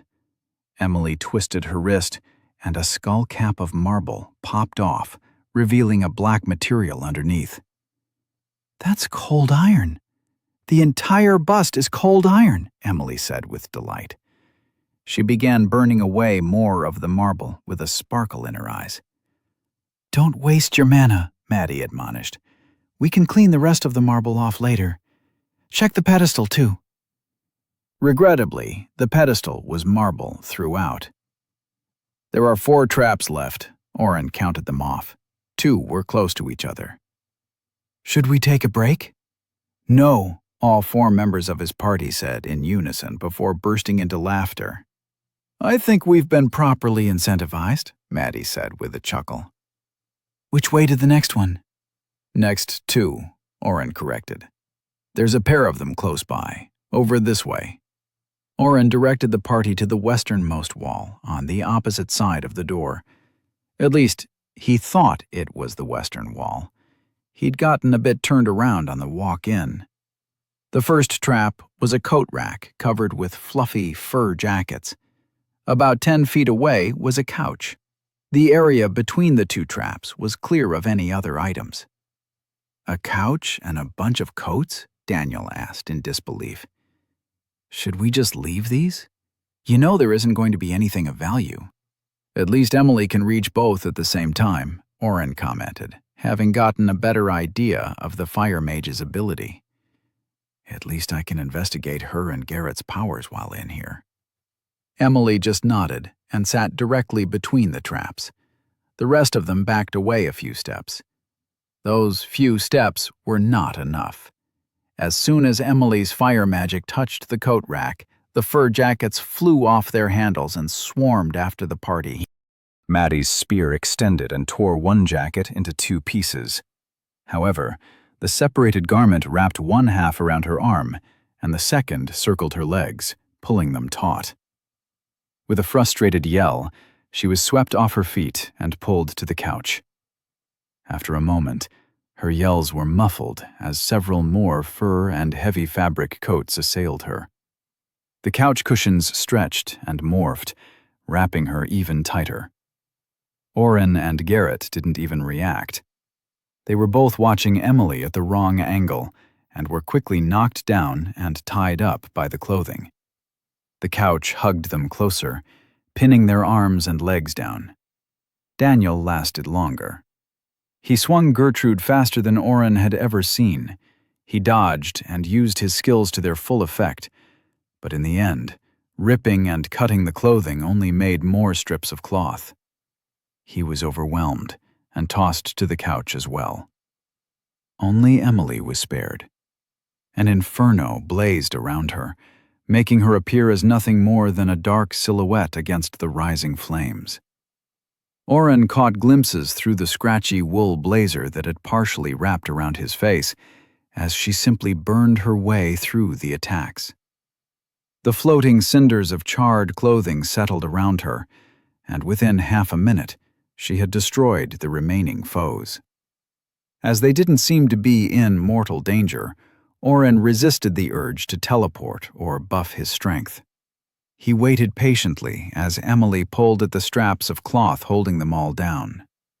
She pushed her fiery hands through the fabric of the couch until she reached the wooden frame. They heard a snap, and the couch sagged in the middle, broken. The cushions eased their hold, and Oren popped off the seat, stomping on a few rags that had lost their magic when enough of the garment was burned. "I told you," Daniel huffed. He'd sliced the coat rack in two. "Total waste of time." Emily started laughing. "What?" Daniel asked gruffly. "The look on your face when you were yanked back." Emily started laughing harder. "I just kept imagining having to explain to the guildmaster how the hero had been killed by a fur coat and a couch." Daniel pursed his lips and then blew out a burst of air. He began to chuckle, and then joined Emily in her full-on laughter. Garrett nudged Oren.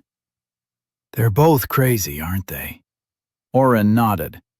After confirming neither trap had been guarding any prize, Oren pointed out the last two marks on his map. Piles of broken desks and old tent canvas separated the last two traps with the waving paths carved out by past guild members. One centered on a sword stored in the middle of a weapon rack, with no other weapons hung in the brackets. It was situated against a row of wooden dummies that had rusted armor and small buckler shields, but no weapons. The second was a tapestry hung on a wall just a stone's throw away, but not within sight. They examined both from a distance before heading back to the weapon. "Even with Oren's spell, I'm running low on mana," Emily explained when asked to examine the sword. "I can get maybe one more Inferno veins off, but then I'll need to rest. With how much we've explored, I'm guessing we'll come back tomorrow?" Maddie grimaced. "The deal was a one-time entry," Oren added. "I have a few mana potions if you really need one." The party glanced at the sword and weighed the options. "We can always spend the night in the first room," Daniel suggested. "We found those tents and can put something together to be comfortable. Pretis can't complain if we don't leave, right?" Garrett grimaced. "I'm not sure I want to sleep on old monster skins." "You can leave the bow with us when you go home," Maddie said, with feigned indifference at Garrett's stricken look. "If Emily is up for it, that is." The fire mage shrugged. "This has already been a better haul than my last 5 quests combined." We can at least check out the other 2 rooms and see if Oren finds any more traps. I don't have to use my magic the entire time, too. Daniel seems good at avoiding them. Not to mention having someone in the party who can heal is a game changer. I still don't understand your class, Oren. Oren turned his eyes down and hunched his shoulders, not wanting to answer more questions. He hadn't thought of how many of his spells and skills he should reveal.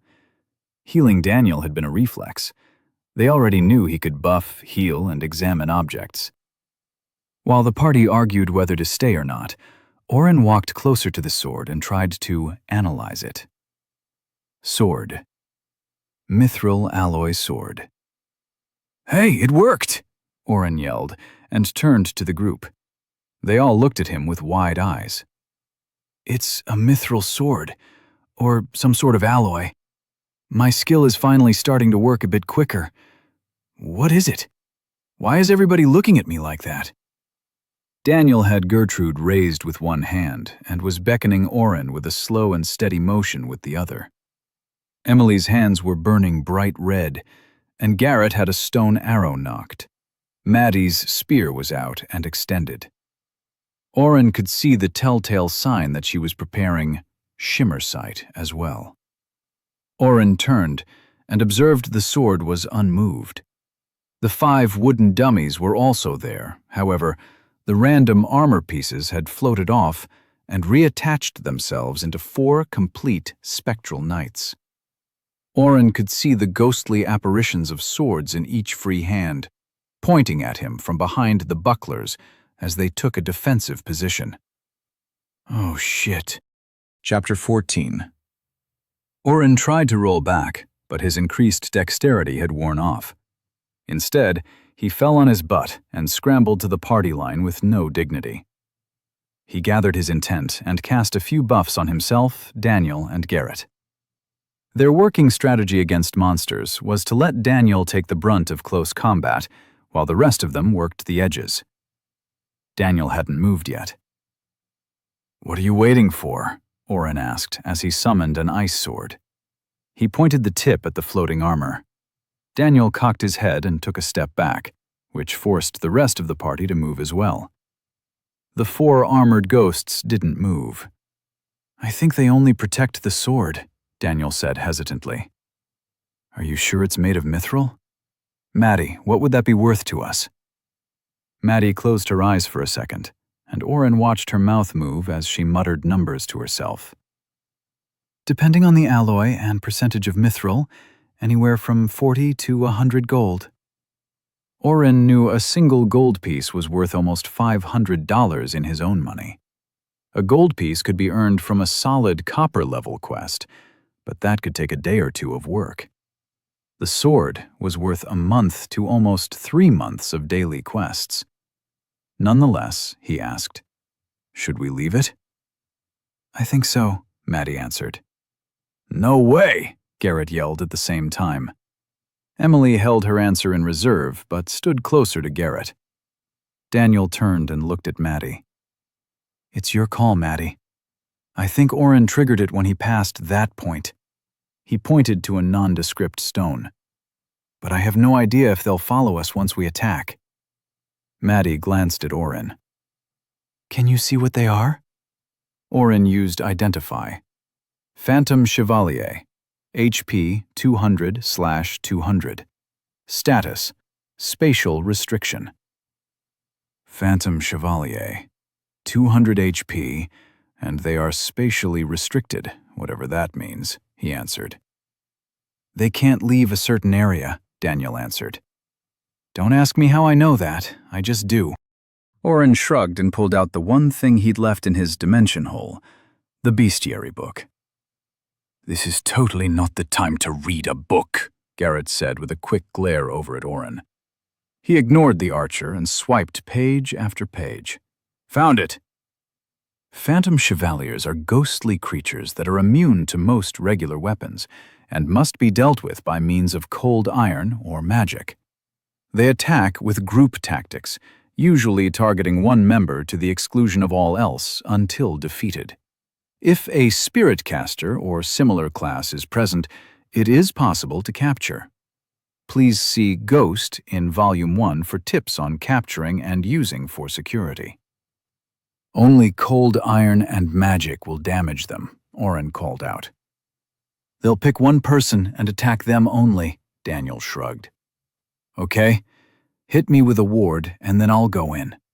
Maddie and Emily, do what you can from back here. Oren, you too. Garrett, sorry we don't have any cold iron for you."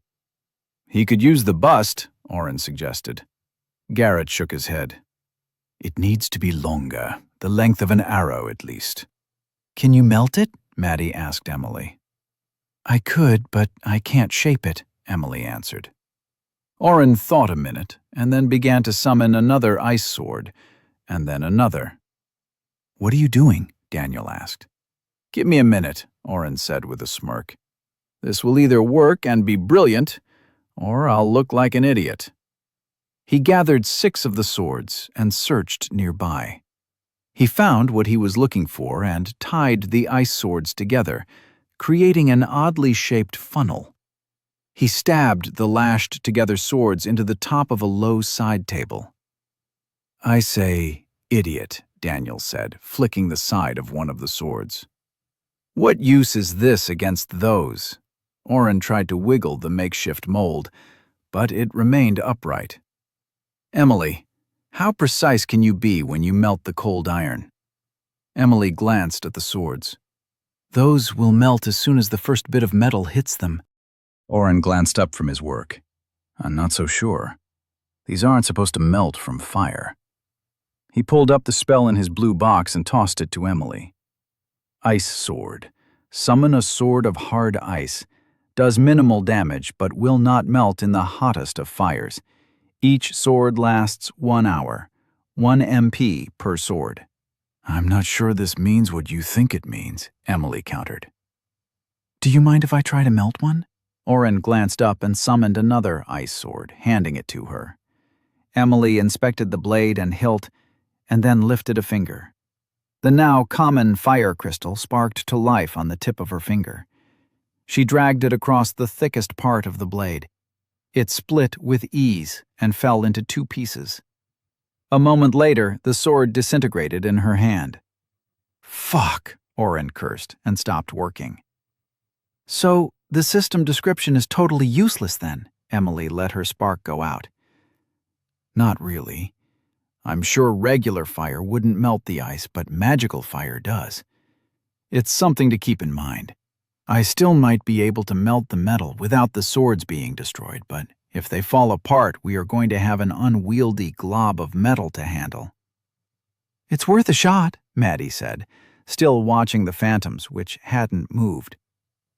If Garrett can do some damage to these things, we might be safer staying beyond their range. I vote we melt the bust. Seconded, Daniel added. He hadn't moved from his readied position. Emily shrugged and took the statue, turning it upside down. She spent a second burning the rest of the marble off, and then stood close to Oren. He felt the heat radiating from her hands as they turned red. I'm trying a lower temperature so I can hopefully control the flow a bit more, she explained.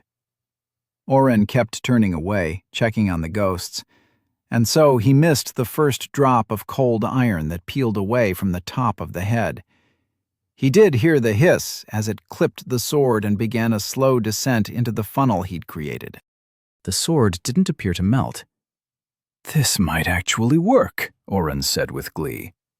They're moving, Daniel shouted, lowering Gertrude's tip. Daniel's warning was in vain. The phantoms, after finding nothing to attack in their designated assault zone, slowly drifted back to the wooden dummies behind the mithril sword. The armor pieces settled back exactly where they were before, and the spectral monsters dissipated. Well, that's convenient, Garrett muttered. Emily ignored everyone and kept working. Oren could feel the temperature turn up a bit as the slow drip turned into a more steady stream. Almost all the metal landed between the swords, but some still fell to the sides, splattering the stone floor with a sizzle. The seams of the swords weren't perfectly aligned, and some of the molten iron began to leak out toward the bottom. Oren used another sword to try and scrape the metal. That worked against them, freeing up more iron to flow. Let it escape. It'll cool in the air and still be a better shape for Garrett, Emily demanded, her hands nearly touching as the last of the metal seeped out of her hands. Oren wanted to kick himself at the dumb idea as he saw so much metal piling up around the base of his little experiment. He couldn't even see the top to check if they'd made a long enough pole of cold iron for Garrett to work with. Emily knelt by the contraption and began picking up pieces of splattered cold iron, dropping them directly into the top of the sword funnel. Did it work? Garrett asked, having let his stone arrow disappear. It looks like a lot of wasted gold to me. Emily glanced up with a smirk and held up her finger. The crystal appeared, and she drew a circle around all the swords, cutting them in half. As they disintegrated, they all looked back at what was underneath. A blackened cylinder, or at least close to a cylinder, of iron, still glowing red in small streaks, stood like a melted candle. The puddle at the bottom made the entire thing appear wider, with a tapered point. Garrett took 3 quick steps and tapped the bizarre metal art with his foot. An arrow appeared in his hand. Good enough, Garrett grinned. Emily cut the stick of cold iron off at the base and handed it to Garrett before melting the rest into a puddle. We can grab that when it cools. Let's get that sword. Oren made the party trigger the Phantom Chevaliers 3 more times. The first 2 tests were to pinpoint the exact parameters within which the phantoms would appear. It turned out that a semicircular perimeter of 10 feet would summon them to defend the sword. The third test was a little different. Hit one and then run? Daniel asked again. Can't I just kill it? Oren double-checked the buffs he had put on everyone. Garrett was moving his hand through the air like a little kid practicing karate. His increased dexterity was approaching the borderline of what Oren felt comfortable giving him, but his arrows were going to deal a big chunk of the damage if the current plan worked. Not this time, Oren explained again. If it follows you outside the border, we all go on the offensive, and you can swing Gertie to your heart's content. I hope they do, Daniel muttered. Oren sighed. He hoped the phantoms would operate like a proximity ward and only attack within the borders of the trap. If they followed people outside that, well, Oren was pretty sure somebody else would have triggered the trap before now if that was the case. He was banking on there not being bodies around to support his theory. He wanted to have Garrett simply snipe the phantoms one at a time from a distance, keeping everybody safe. Daniel rolled his shoulders and stepped forward across the pile of miscellaneous junk they'd set along the trigger line. The 4 phantoms appeared the same as before. Oren's friend darted forward, bringing his huge sword down directly on the phantom on the far left. All 4 pivoted toward Daniel and floated with more speed than they'd expected. Daniel sprinted back and leaped over the line, turning with his sword raised. He waited as they approached and held Gertrude above his head. The monsters stopped at the border. Oren let out a sigh of relief and used Identify. HP 164 out of 200. You did 36 points of damage to it, Oren announced. Garrett, hit the same one. Yes, sir, the archer said with a smile. He held the string of his bow to his cheek for a moment before he released a cold iron arrow. HP 146 out of 200. 18 damage, Oren announced. Maddie and Emily, you can try casting spells at them too. Keep at it. The phantoms stirred inside the bubble that contained them, with Garrett's arrows striking over and over. Emily sent small bolts of fire flying along with Maddie's beams of light. Oren tossed a light strike at each one, but didn't waste any more mana, just in case. With a final arrow from Garrett, the last phantom shrieked and melted into a fizzle of lights. The armor fell to the floor with a clatter. Experience gain, 285 XP, 60 XP times 1, 75 XP times 3. Daniel rested his sword on the ground and groaned. I guess I'm going to have to share all the experience. Maddie nudged him. Don't complain. It's safer this way. Oren smirked and pointed to the sword. You can get the loot. Daniel rolled his eyes and stepped over the fallen armor pieces. With a sarcastic flourish, he drew the small sword and whipped it over his head. As he neared Oren, he knelt and presented the mithril weapon on his arm like a knight presenting to his liege. You're an ass. Oren rapped his knuckles on the hero's head. Chapter 15. The party appraised the tapestry. The last trap hung behind a stack of crates filled with empty potion bottles. The glass had yellowed with age, and a fine sheen of dust settled across everything. What's with the wall rug? Daniel asked. Wait, is a dragon going to come out of that? The wall rug depicted a man and woman in full plate armor attacking a two-legged, winged monster. Maddie corrected Daniel. It's a wyvern. See how it only has 2 legs and wings? A dragon has 4 legs. Does anyone know the story? Emily asked. It must be important to have been made into a tapestry. Nothing comes to mind, Maddie said with a shrug. Garrett shook his head, and Oren stayed quiet. I definitely do not, Daniel said, as he stepped closer to examine the embroidered scene. Maddie gripped Daniel's sleeve and gently pulled him back. Let's not trigger another trap. Emily cracked her fingers and took up position in front of the group. Her inferno veins crept along the bottles and crates, slipping up the wall and over the fabric. Her eyes were closed in concentration, but Oren noticed the furrow deepen as she left the veins up longer than she had before. "Is something wrong?" Oren asked quietly. Emily cracked one eye open to respond. "The tapestry isn't trapped. I think there's something behind it, but I can't find a way in to see. Does anyone object to me burning it?" "It might have some sort of historical significance," Maddie began. "Burn it," Daniel and Garrett said at the same time. Emily gave Maddie a sympathetic grimace, and the fabric went up in flames. "Maddie, I thought you said there were only 4 rooms," Daniel said as he peered through the smoke. "There are only 4, she replied. "The first one and the double room we haven't gone in yet are the 3 most explored. But every record I found said this is the last room. And a 5th one here." Daniel waved Gertrude side to side in an attempt to clear the smoke. Although it seems like the door is kind of small. As the smoke finally dissipated, Maddie and Emily inspected the small hatch. The tapestry had adhered to the wall in a perfect outline, hiding the door completely. It was about 2 feet tall and 3 feet wide, with a long metal handle in the middle. "Oren, can you check if the hatch is trapped?" Emily requested. Oren pulled up his map. The trap light was gone. "I don't get it," Oren said. "It's disappeared. Did you burn the trap away?" Maddie shrugged and grabbed the handle of the hatch, pulling down.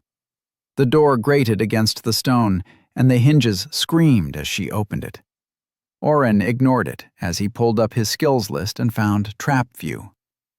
"Oh, Trap View lets me find hidden items too," he explained to the 4 backs of his party. "It's weird that I don't have some sort of different indicator between the 2. Are you all even listening?" Oren put his hand on Daniel's shoulder, and he glanced back. Daniel moved to the side and gestured. Behind the hatch, Oren gazed into a deep recess carved out of the wall.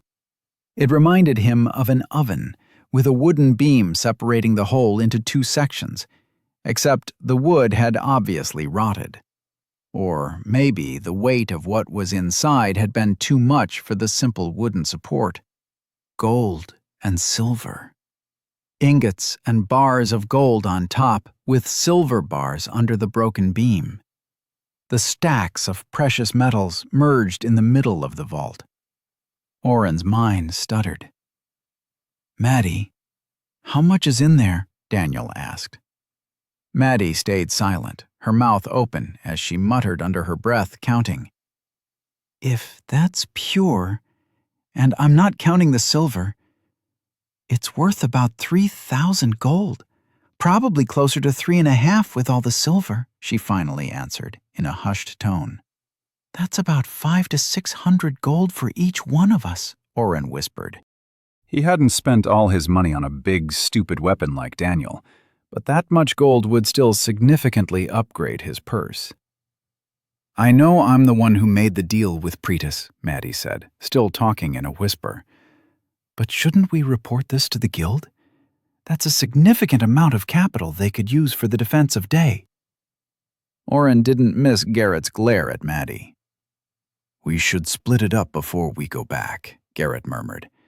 "Anyone who wants to turn in their share can." Emily pinched Garrett's arm. He yelped.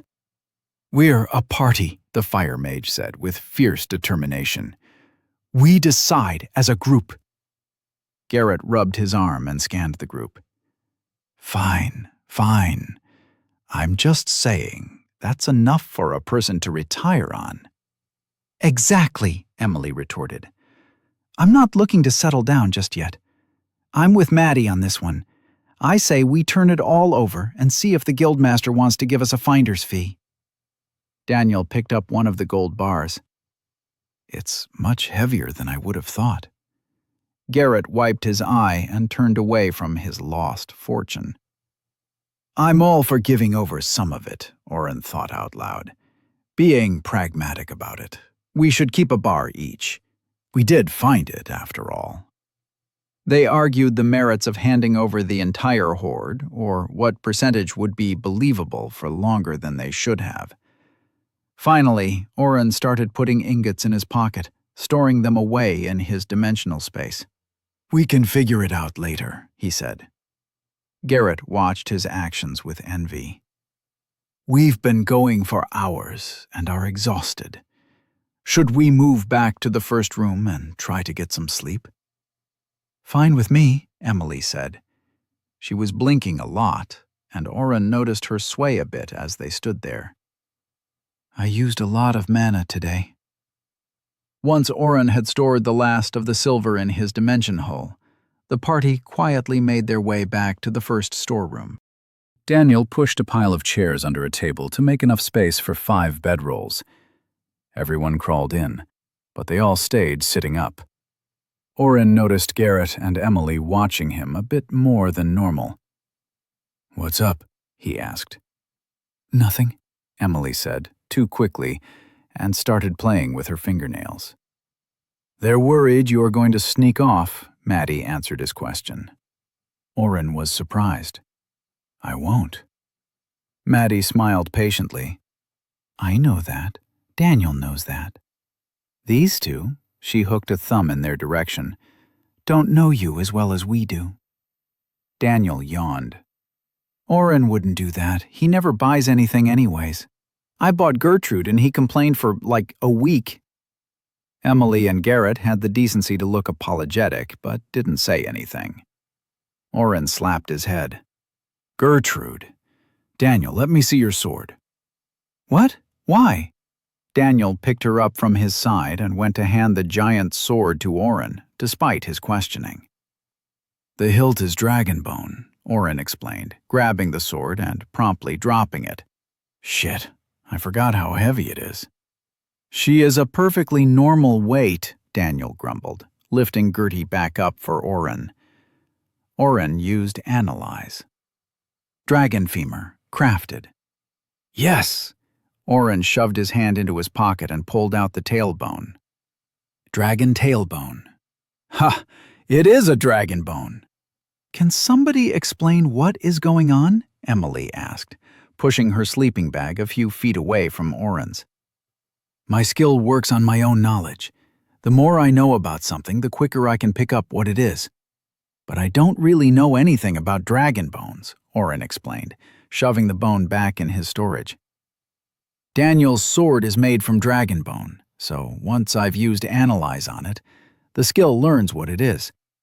If it kept telling me just that it was just a tailbone, no big deal. But if it was a dragon bone, my skill knows what that is now. And would tell you what it is," Maddie continued the thought. "We should go back and check those bones again. Maybe we missed more." Garrett groaned. "Tomorrow, please." Oren agreed. "We can check it tomorrow before the other rooms. It shouldn't take too long. You did say that was the biggest room, right?" Maddie nodded. "It's also the most uncategorized. This first room is a dumping ground for the past 15 years, with no real organization. Any good crafting materials are brought into the next room, the first one we'll explore tomorrow. I think that's where Pretis assumed we would really hit. It has a small room for random items not classified but deemed mostly harmless. I'm hoping we find something worthwhile there, too." "I'm fine with gold," Garrett muttered. "You could take your cut and leave, but then you wouldn't get to try the Citrandish bow," Maddie said temptingly. Garrett's eyes widened. "I didn't mean, I just—" "She's messing with you," Daniel said with a laugh. "This is our party. We'll figure out the loot and destroy a dungeon. Maybe we'll find something better in there. If we survive and actually destroy it, a few stat points are worth more than a bow long term," Emily agreed. "You just don't understand how good that bow is," Garrett countered. "If half the rumors are true, I'll be able to hit twice as far and twice as hard." "How are the stat points distributed in a dungeon?" Daniel asked Emily. "You don't know?" The mage looked at Maddie. "You didn't tell him?" "He's from another world," Maddie said with a shrug. "I forget he doesn't know everything." Emily pursed her lips and put her finger to her chin. "Well, You know about the dungeon core, right? Yep, Daniel answered happily. Destroy it at the end and all, but what exactly is it, and what do you get? Emily looked at Maddie for help. I've never destroyed one either, Maddie said. What I've heard is it seems random. Nobody can ever predict exactly what stats you get or even how many. I know that Brant got... Maddie went silent for a moment, then continued. A guard I know received a few strength points from one. That's similar to what I've read, Emily said after a pause of her own. Some think that certain types of dungeons are more likely to give certain stats. Fire dungeons usually have a constitution bonus, supposedly, but I've never seen any real statistics to back that up. That still doesn't answer my question, Daniel said, leaning on one elbow. Does the core drop from the final dungeon boss, or does it just sit there at the end? Could we sneak by and destroy it? Emily smirked. No, you can't sneak by and destroy it. You know dungeons grow by 10 floors at a time, right? Well, every 10th floor has a floor boss. That I know, Daniel chimed in. Once you defeat the final floor boss, the last door opens to a final room. That room has the core. As far as I've heard, nobody has been able to open that door without the boss being defeated. That's also why the Silver Vaults and Aqua Chambers are still active. Each one has a floor boss that took decades to figure out how to defeat. From what I've read, the Silver Vaults still have a floor boss that is undefeated. Floor 110, Maddie whispered. My mother died fighting off a dungeon break after a team tried and failed over a decade ago. The vaults always set off a dungeon break after somebody fails at that floor. Oren watched quietly as the new party members absorbed Maddie's revelation. How could somebody go so long in a dungeon? Over 100 levels must have taken months. Daniel shifted on the floor. Maddie blinked and appeared thankful for the topic change. Parties that take on the vaults have to get permission to go that far in. That expedition was likely in the 60-level range. The first 80 floors or so probably took them a few days, maybe a week. Someday we'll get there too, Oren whispered. Maddie heard him. Yes, we will. She smiled, a firmness in her voice. They chatted a bit more about the plans for the next day before Daniel yawned again. I'm going to sleep, Daniel announced. Last one up tomorrow has to help Oren sort bones. Chapter 16. The next morning, Oren kicked Daniel awake. Ow, what the hell? Oren squatted and poked his friend. Last one up. I guess you have to sort bones with me. Daniel groaned and stretched. Yeah, that's not gonna happen. Maddie and Emily were already up and ready to go. Maddie had sorted through a heap of broken dishes until she'd found enough bowls and cups for them to drink some of Oren's conjured water. Garrett stood apart from the group, styling his hair in front of a shattered mirror against an armoire. Garrett tucked a stray hair behind his ear and glanced over at Daniel. You were the one who set that rule. I'll do it, Maddie cut in, forestalling the argument. Let's map out any traps in the third room first, and then we can backtrack for the bones. Oren pushed the party's gear into his dimension hole and followed Maddie as she led them to the far side of the room. They entered through the door. Daniel whistled. This is much more organized, Emily noted. The room was smaller than the two they'd already explored. Shelves had been set up around the perimeter of the room. The left half reminded Oren of a library, with see-through bookshelves in rows. While some had books, most shelves were covered in stacks of various monster bits, claws, teeth, hides, jars filled with clear liquid and floating bits, plus alchemy tools, smith tools, and labeled flasks. An enormous table spanned the length of the right half of the room. A stand in the middle contained a single book and a jar of ink. The rest of the table was clear but split into small alcoves that would provide only the bare minimum of privacy from the next seat. Maddie nudged Oren. Check for any traps, please. This room must be the one the new guildmaster has been working on organizing. The rumor is she tossed everything out into the main hall and had them start from scratch from here. Anything that comes in has to be recorded in her master logbook there. While Oren pulled up his map, Garrett walked up to the book and flipped through the pages. Oren frowned and tried again. The same result. "There are no traps or anything in here," he announced. Garrett turned away from the book. "You sure? After all the ones we had yesterday?" Oren shrugged. "Maybe they set off anything they found. Should I check out the last room before we go back?" The final door was in the back of the room, the only stretch of the wall not covered with shelving. "We might as well," Maddie agreed. The door looked no different from the others, but as Daniel pulled it open, he grunted. "This door is heavy," he muttered. "Way heavier than it should be." Daniel poked his head inside. "This is more of a closet than a room, Maddie." Maddie and Oren peered over Daniel's shoulder. The last room contained cleaning supplies on a single shelf against the back wall, with a broom and mop. "We could have just finished up last night," Garrett complained.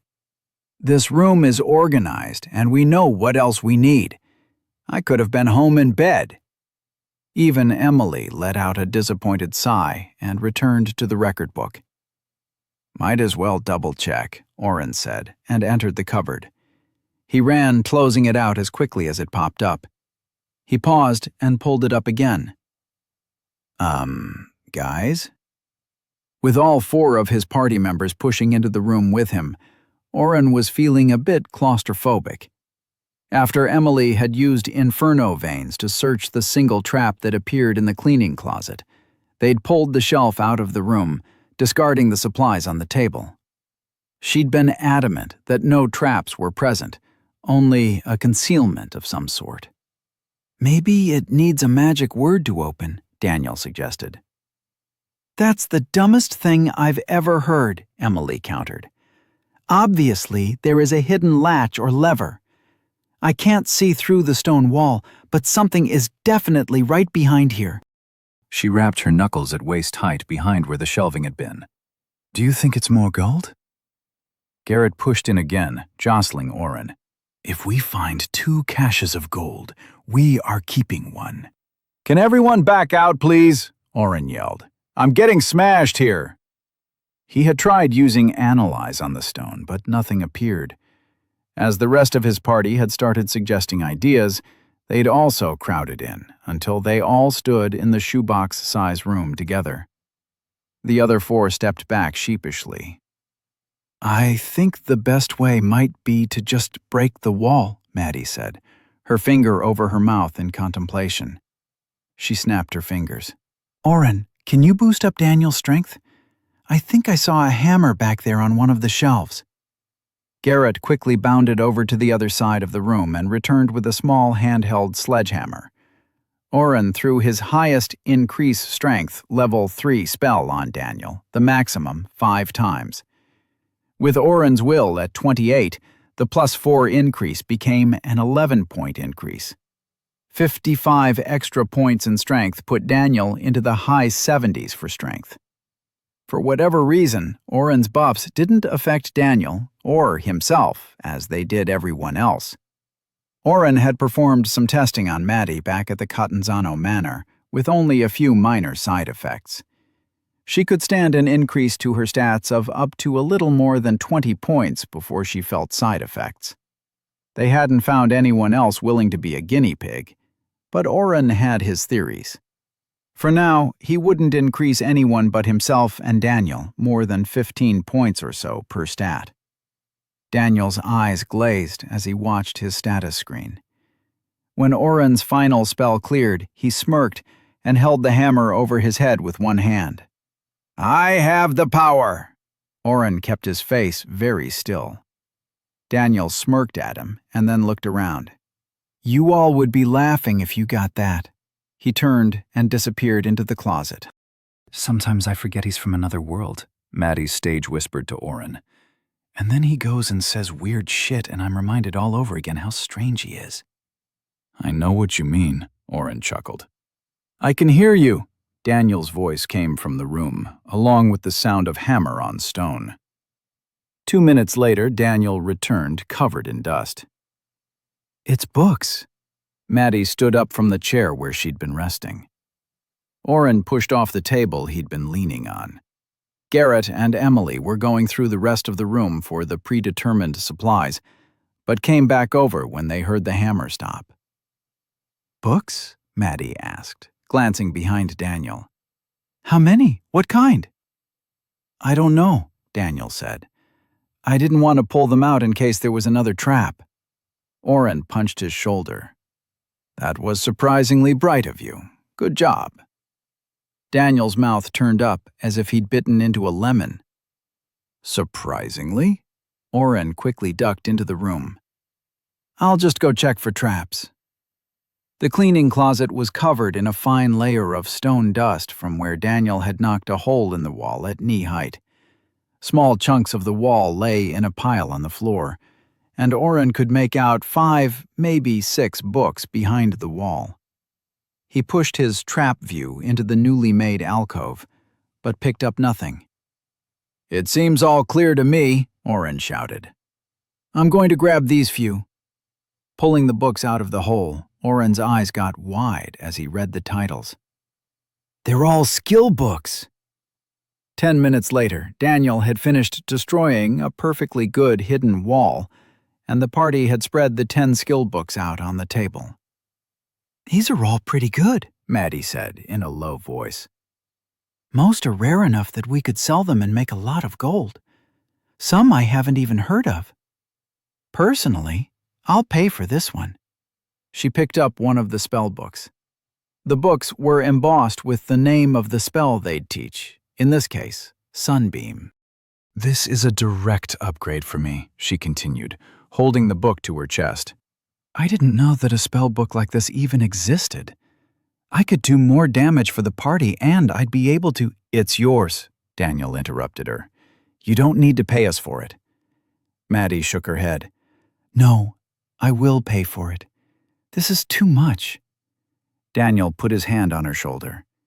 It's not too much. Just make sure to save all our lives a few times.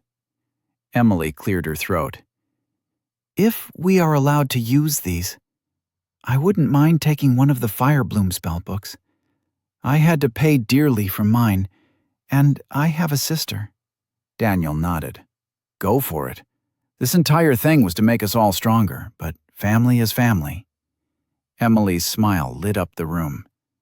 Thank you, really. Now, if only there was a weapon skill book, Oren could finally be useful, Daniel said with a laugh. Garrett, do you want any of them? None of the spells or skills really do much for my build. I'm not sure what these two are, though. The archer pointed to the 2 Maddie had set to the side. The first had a dark green cover with gold lettering. It was heavy and looked expensive, with the title Life Tree. The second was well worn by time and had a dark blue cover with light blue stitching of the words Way of the Water. I'm not sure what those are either, Maddie admitted. Those are the ones I've never heard of. Oren pulled up his store in his status screen and typed in Life Tree. Life Tree is a druid spell. You can set up a magic tree that heals the local environment of most types of corruption or contamination.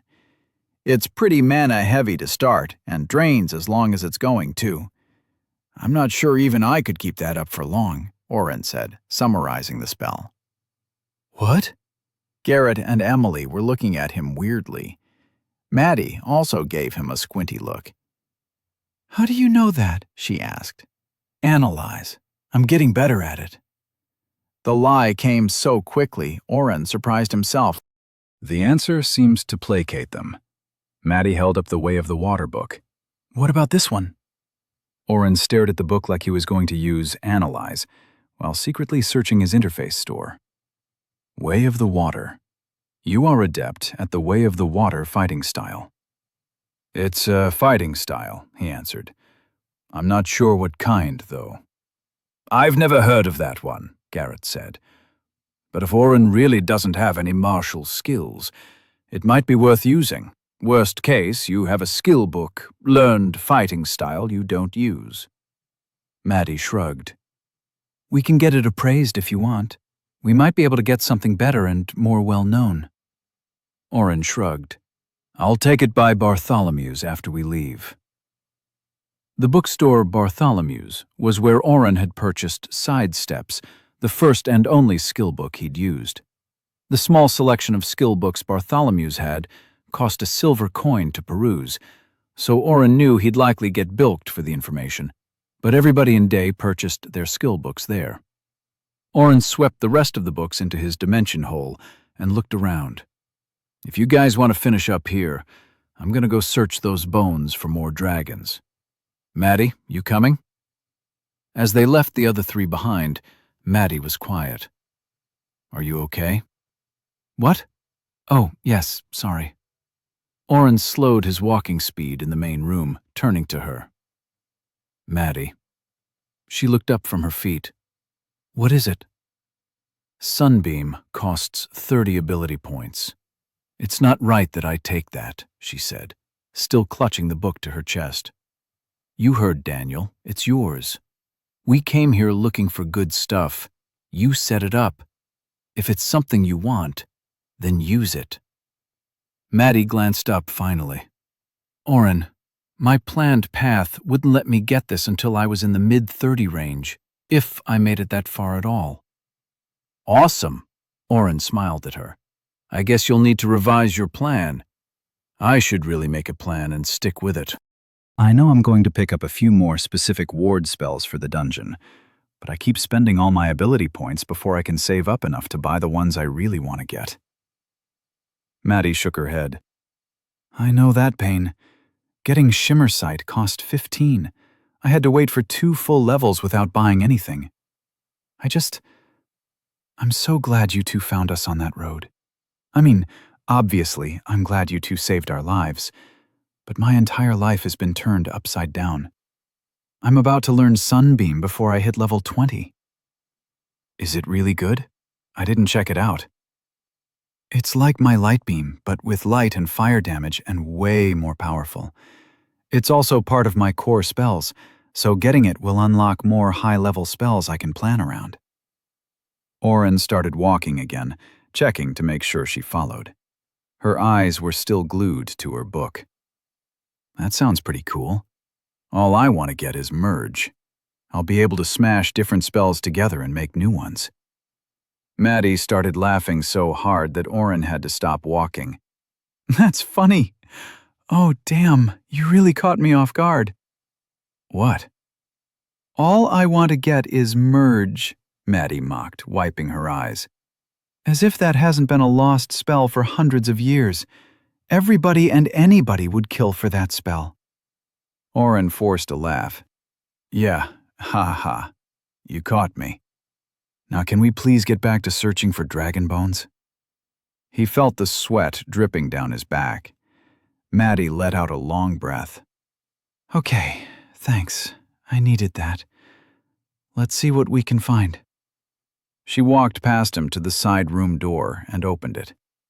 Are you coming? On my way, Oren said shakily. Chapter 17.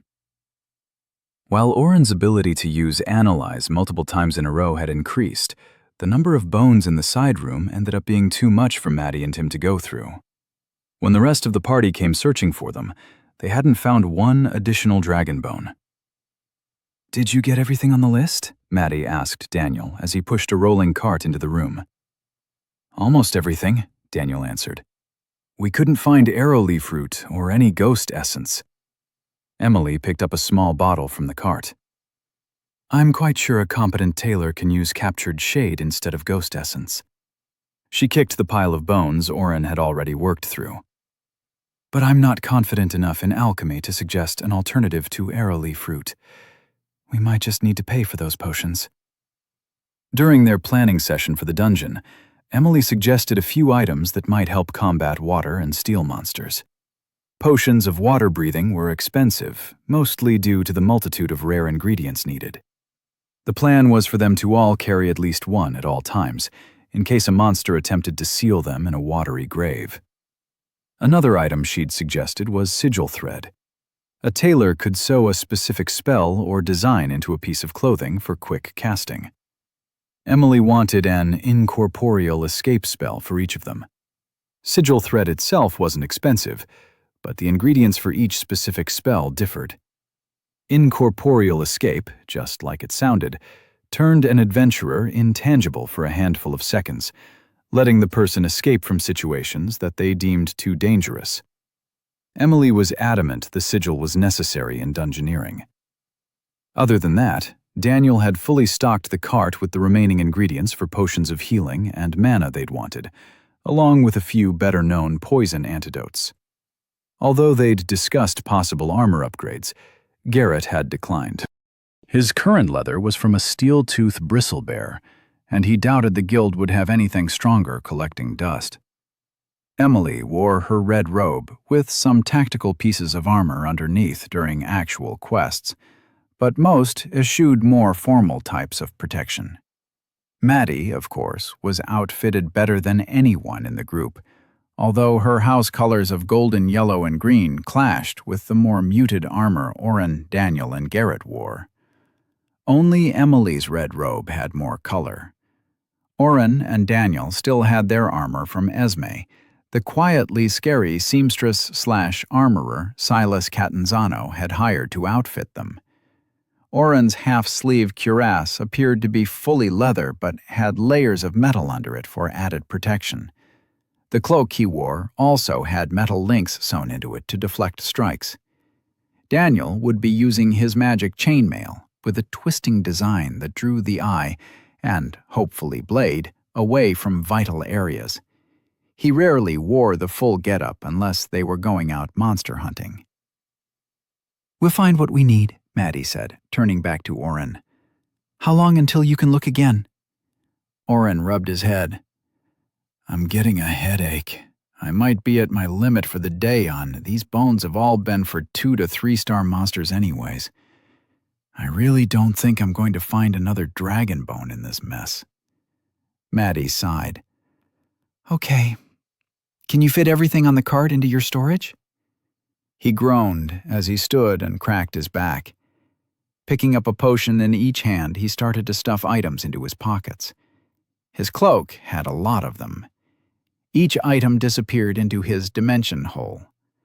Garrett was standing by the door, flipping a long arm bone up in the air and catching it. "If we need to carry some stuff, I saw a few extra packs in the front room." "It shouldn't be a problem," Oren answered. He pushed the narrow end of a large flask into a cloak pocket. Items seemed to shrink at one end as he put them away, getting sucked into wherever he stored things. "I took out the water barrels, so... actually..." Oren turned and started to pull the cart toward his pocket. The cart and all the remaining bottles, flasks, containers, and loose alchemy ingredients disappeared. The bone clattered to the floor as Garrett missed his catch. "That's not something you see every day. Do you have more room?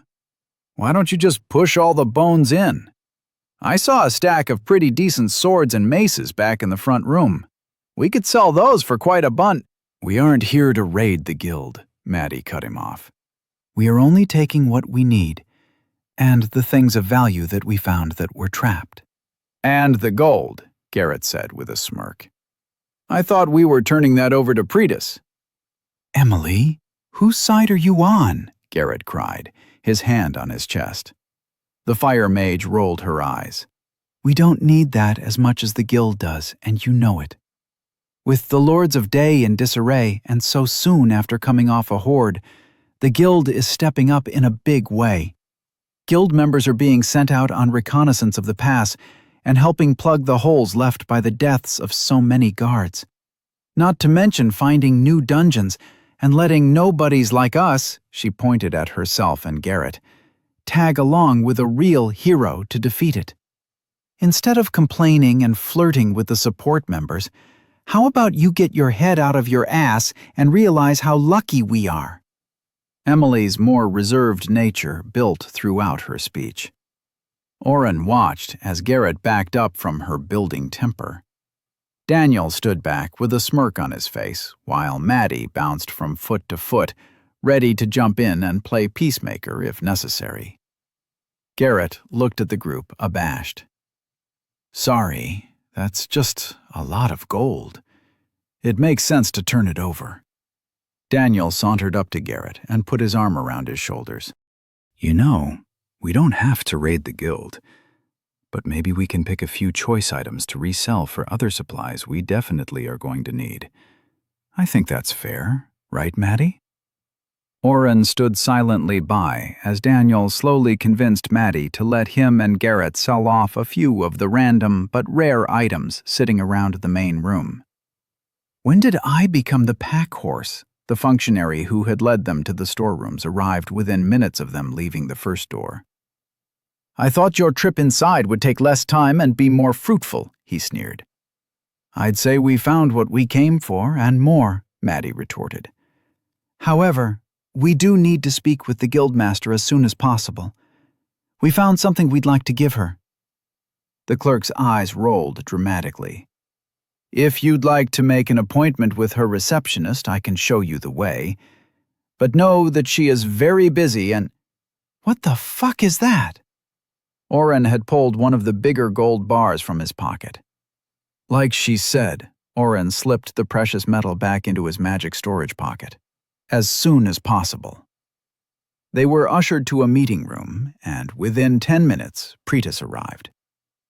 "Why is one of my clerks telling everybody that you found gold in the storerooms?" Her piercing eyes glanced at Garrett and Emily before they settled on Maddie. "The agreement was whatever you carried out was yours. But if you really want to try and steal tangible money from the guild, then you—" "Guildmaster Pretis?" Maddie stepped up and spoke over the head of the guild. "While we were clearing out the storeroom, at your direction, of the multiple traps and threats left unchecked by previous heads of the guild, we discovered a safe containing gold and silver behind a tapestry in the westernmost room. Oren, if you will." Oren stepped forward and started slowly pulling the gold and silver bars and ingots out of his dimension hole, just as they'd discussed before leaving the storerooms. He could hardly contain his smile at Pretis's shocked face. "Of course, as upstanding members of the guild, we immediately sought you out to turn over this small fortune for the use in guild activities supporting Day," Maddie continued. Pretis glanced at Maddie. No words were spoken, but Oren felt an entire conversation happen in the quick eyes of the two intelligent women. Oren slapped the last bit of gold down and faded back into the line the rest of the party had created. Good soldiers delivering a boon to the commander. "Such a magnificent treasure would surely need a commensurate reward," Pretis said, testing the waters. Maddie smiled serenely. "The reward was in clearing the storerooms of traps for the guild. Now, staff can safely catalog their contents, sell off the excess, and return that profit to helping Day rebuild after all the recent troubles." Pretis narrowed her eyes. "I'm assuming that Lord Catanzano would be best at distributing those profits." Maddie shook her head. "I would trust you, as the guildmaster, to put the people of Day first." Maddie's voice changed from her politically suave tone to a friendly and more personal tenor. "Jen, no strings here. Use it to help the city." Pretis raised her eyebrows at Maddie's use of her first name, but swiftly clamped her shock down. "The guild and the people of Day owe you." She opened the door and barked orders. 3 of her people, one the young man with the shocking power, entered and stared at the heaps of gold. "Now," Pretis ordered. The table was cleared in minutes. Daniel rolled off the wall where he'd been lounging. "If that's all, we've got a dungeon to get to." The guildmaster held up a hand. "If that's what you turned over, I'm hesitant to ask what else you found," she sighed. "A deal is a deal, though. When do you plan on leaving?" Daniel glanced at Maddie, who shrugged. "Maybe this afternoon? We have a few last-minute errands, but I'd like to get there sooner rather than later." Pretis nodded. I'll send a portal specialist over to the Catanzano Manor. Good luck to you all." She swept out of the room. "That saves us some time," Maddie said, clapping her hands together. "So, who wants to go shopping?" The party spent the next few hours selling a few items discreetly, paying for an alchemist to make as many potions as he could with the ingredients they supplied, and spending a hefty amount on the ingredients they still needed, along with an incorporeal escape sigil for each member of the party. Oren fingered the thread running along the bottom corner of this cloak. "This isn't going to ruin my clothes, right?" Emily chuckled. "No, once it's used, the thread disintegrates. Your cloak will be fine."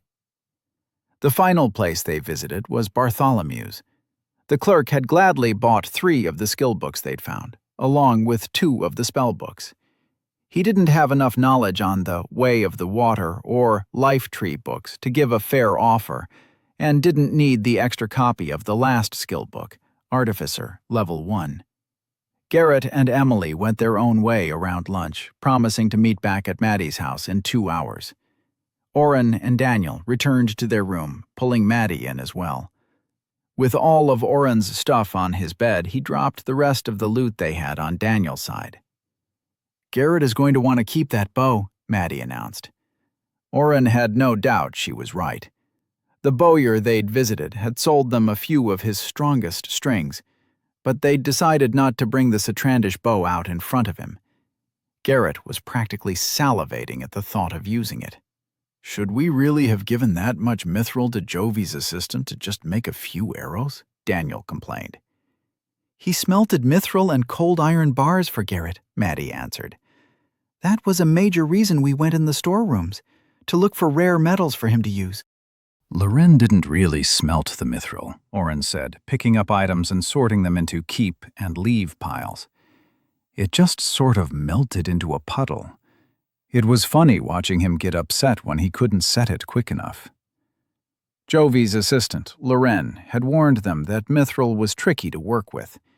He'd barely gotten 1 arrow-sized length of metal out of the sword into the proper shape. They'd left the rest of the metal with him to work with as payment. "I think I have everything sorted here," Oren announced. "The only thing left for me is to buy a few spells and hopefully get specific wards." Oren had already spent the 1 ability point on Water Ward. After he'd purchased Water Reservoir, the new ward had appeared on his status page with the customary blinking cursor. "Maddie, maybe you can help." Oren pulled up the spells he'd been looking at for a potential poison ward. "Venom Bite is cheaper, but Toxic Touch just seems like it would be the better purchase, right?" Maddie looked at the blue screens Oren tossed her and shook her head. "You realize you're never going to be specialized if you keep buying things randomly like this." Oren shrugged. "Who needs specialized? I protect you guys, you protect me." "I told him Venom Bite," Daniel said. "It's not like he's ever going to need to use either, so he might as well save the extra point." "I still think he should buy sword proficiency," Maddie argued. "They even have the skill book if he doesn't want to use ability points." "That was 250 gold, Oren cut in. "That's more than Daniel spent on Gertie." "He could always use the water fighting book," Daniel suggested.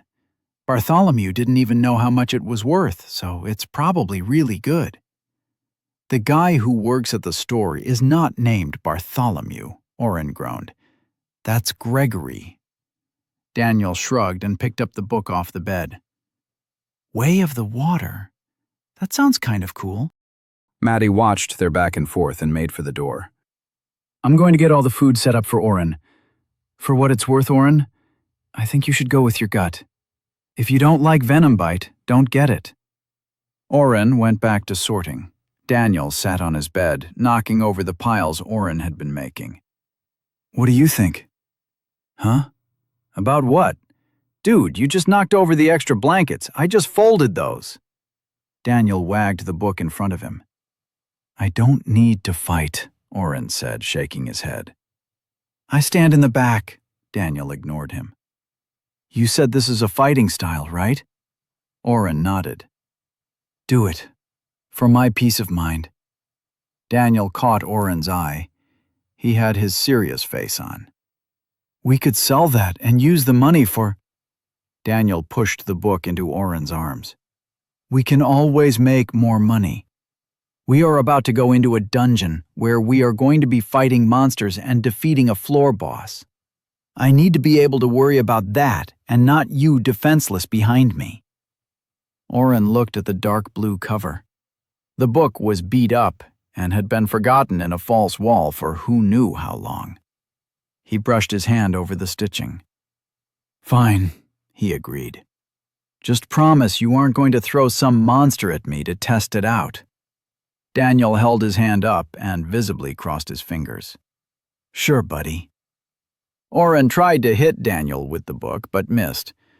With a sigh, he sat down and opened the book, triggering the skill learning. Would you like to use skill book, Way of the Water? Yes or no? Oren hit yes, and the world went dark. Chapter 18. Oren opened his eyes. He stood in a massive, domed white room with alcoves set into the rounded walls all around him. The recesses were stacked one on top of each other, and he could just make out a presence in each one, watching him. Where the fuck am I? He mumbled. He tried to pull up his map. Nothing happened. He tried to pull up his status. Again, nothing. Hello? Oren yelled, the shout echoing across the chamber. Nobody answered. Oren caught movement from the corner of his eye and turned. While a moment ago the floor around him had been the same white marble as the walls, now a splash of color had been added in the shape of a square.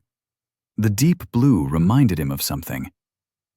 The skill book, he thought, connecting the blue stone to the book he'd opened.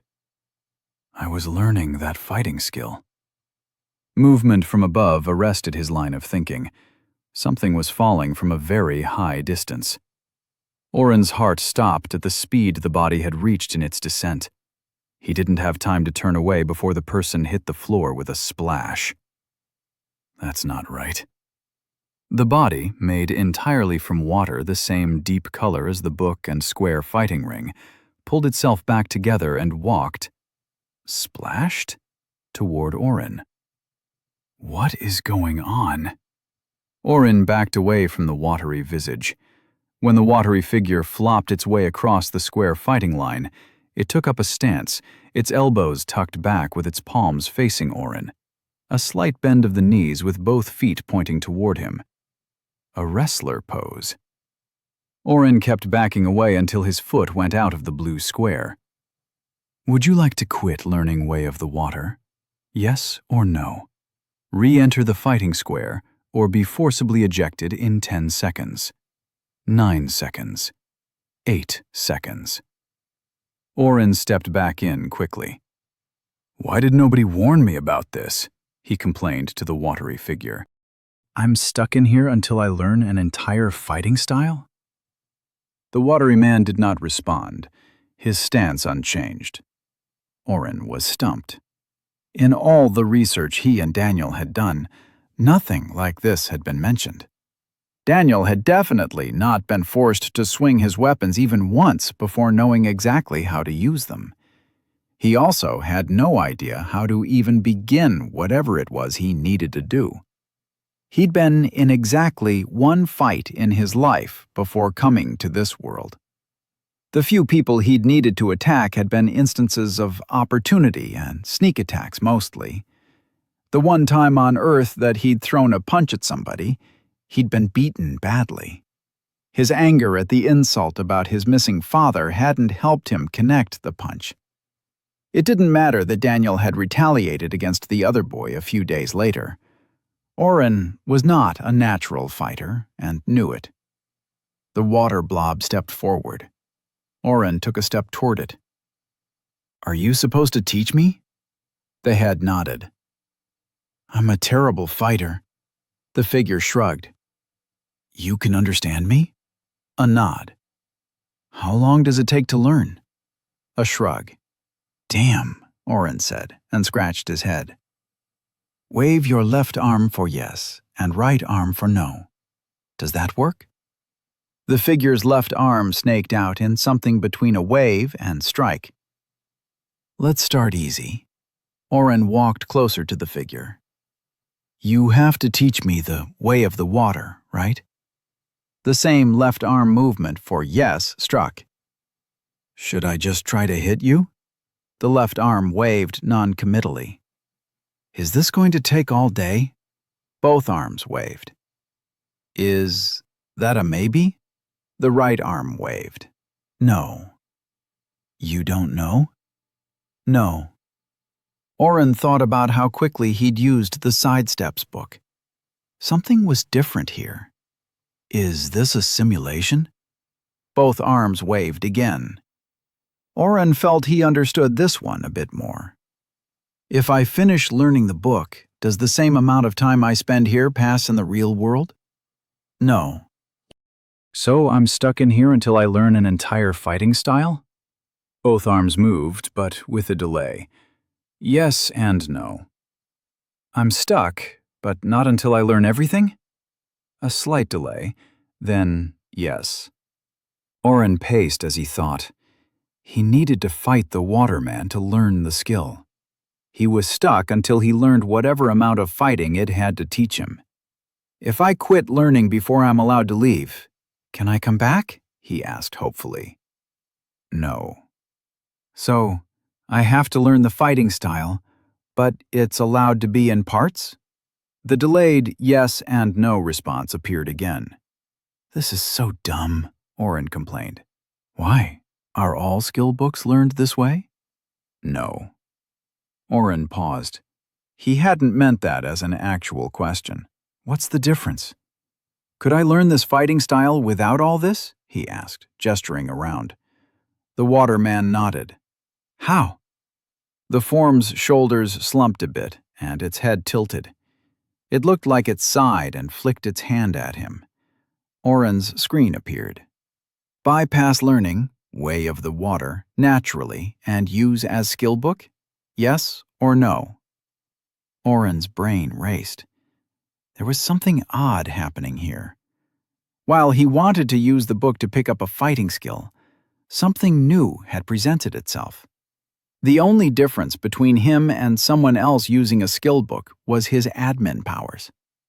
Mr. Wateryman, is learning a fighting skill naturally better in some way than learning it as a skill book? The figure's head nodded empathically. And I have the option to do this because I have admin powers, right? Yes and no. Oren slumped on the ground. Why can't anything ever just be easy? The figure shrugged. That wasn't a question. He sighed. Do you have a name? Or should I just call you Mr. Water? No.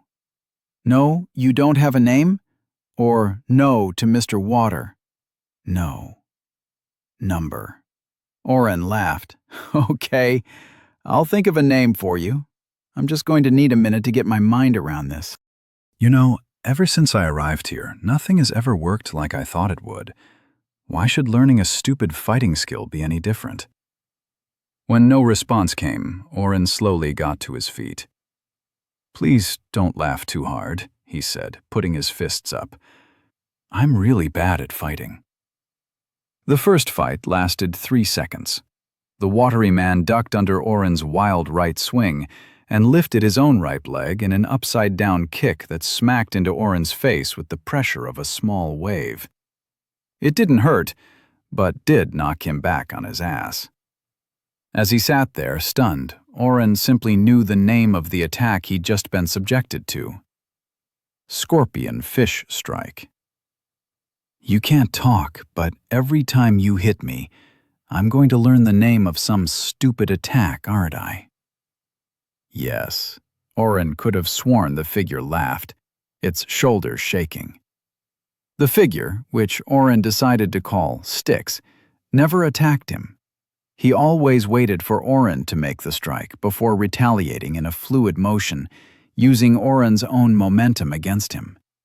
Every punch was dodged or ducked under, while every kick just missed as Styx surged back or slid into Oren's space to push him off balance. The attacks were all named things like returning tide and dolphin blow. Not surprisingly, everything was water-related. Styx, we've been fighting for an hour, Oren said, pushing himself off the ground. He'd just had his foot swept out from underneath him by crab sweep. Is there some specific amount of time I have to spend getting my ass kicked in here? Styx gestured no. Am I any closer to getting out? Styx shook his hand no. After hesitating, he pointed at Oren again, and his floating blue box appeared. In this room, Styx had all the power. Oren didn't even know long he'd been in here. He'd tried counting every time he'd been knocked down, and counting each fight as half a minute, but after losing count at about 100, he'd given up. Way of the water, 0. 3%. Seriously? Oren groaned. This is going to take forever. Are you going to just use every attack possible on me until I give up? The water in the middle of Styx's chest churned, and he swept up close to Oren. A finger poked his head, the first attack Styx had made. Oren rubbed his forehead. It didn't hurt, but every attack left Oren marked by water. His clothes would get wet from each attack, but magically dry between each round. What do you want? Oren demanded. I'm doing everything you want. I can't hit you. I didn't upload all the fight moves when I used the book. You are too quick. Why would somebody even make this an option? What point is there in getting hit over and over? Styx rolled his hand, inviting Oren to continue his tirade. Somehow, the simple movements of the watery humanoid were getting easier to understand. There isn't a point to getting hit over and over? Styx waved both hands, yes and no. He then pointed at Oren. I'm not supposed to get hit over and over? Styx threw up both hands in triumph. Yes, yes, yes! Oren's thoughts drifted back to the fights. Every attack he threw at Styx was countered, with little movement or reaction needed from the defender. Way of the Water isn't about offensive fighting, is it? Oren said aloud. It's a defense. 1.1%. Oren reflected on the different names he'd been learning.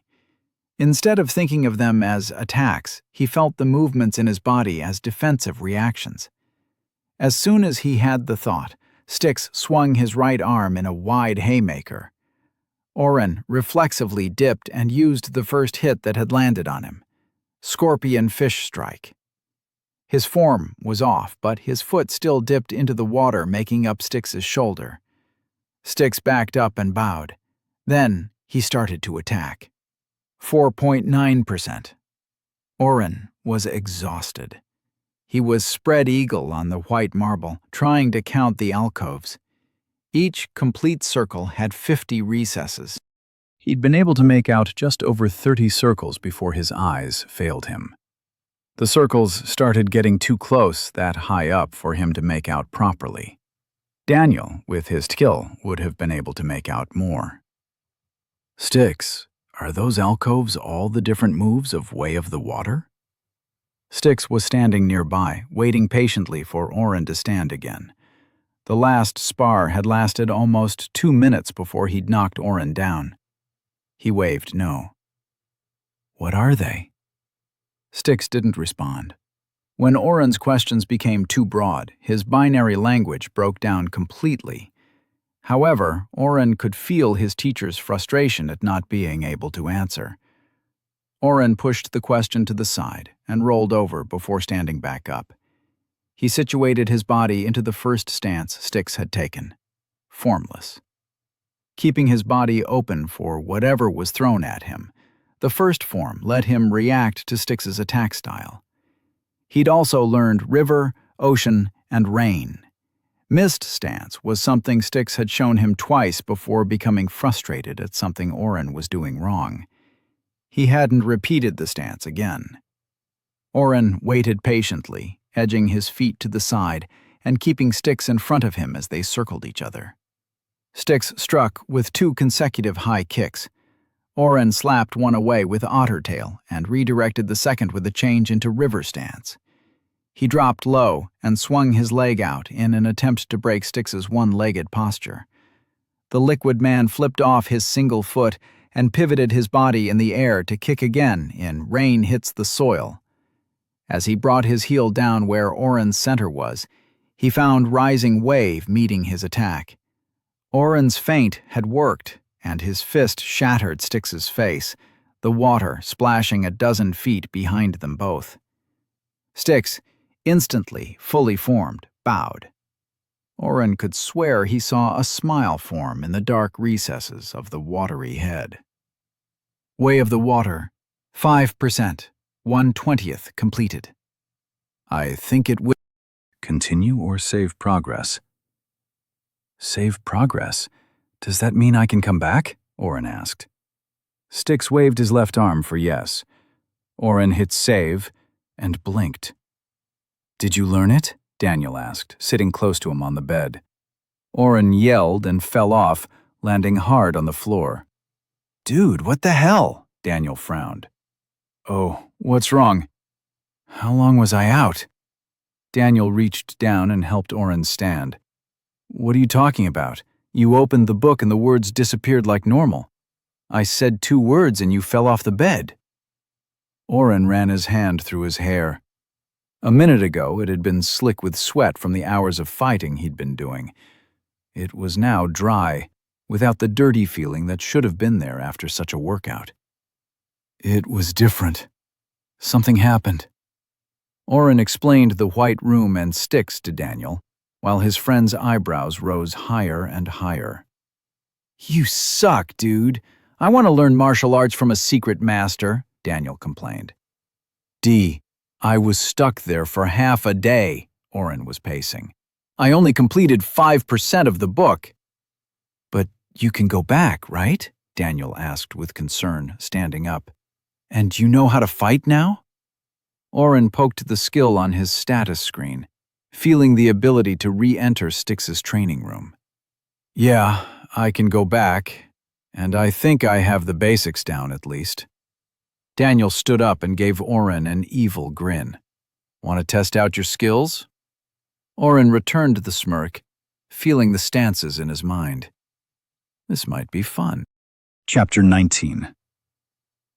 Not surprisingly, Oren lost any fair fight against Daniel, fair being defined by Daniel as not using debuffs against him. The difference was in how long it took. Stop moving, Daniel demanded as he swung the practice sword at Oren. Oren, standing in formless pose, ducked under the horizontal swing and danced away. He cast a few light strikes at Daniel before his friend charged him again. The rules of the fight with Daniel were simple.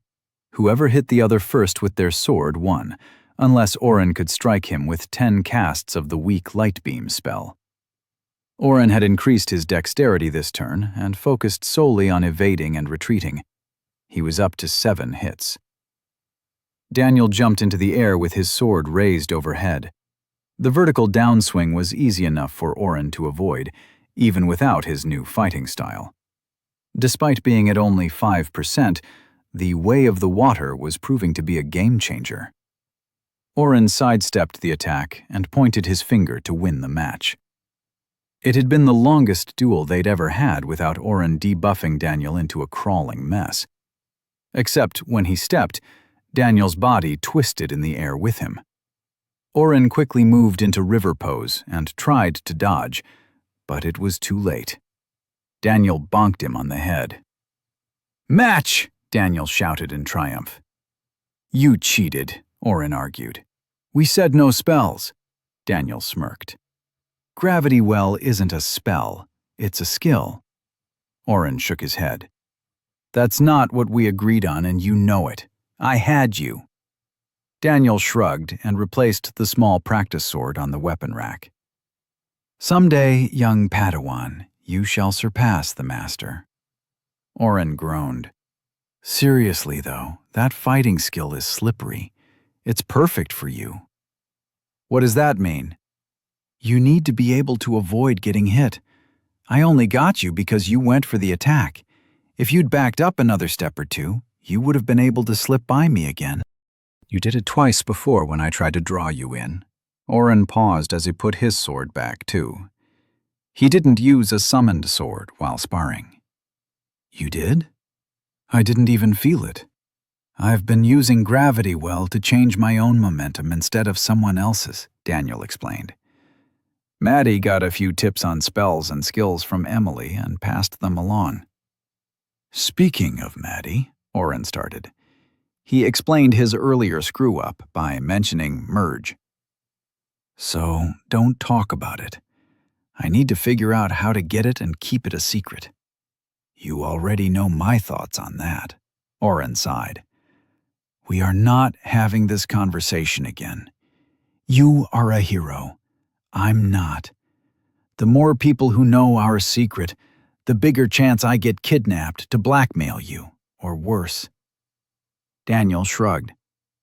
We've dealt with that before, but I'll respect you and drop it.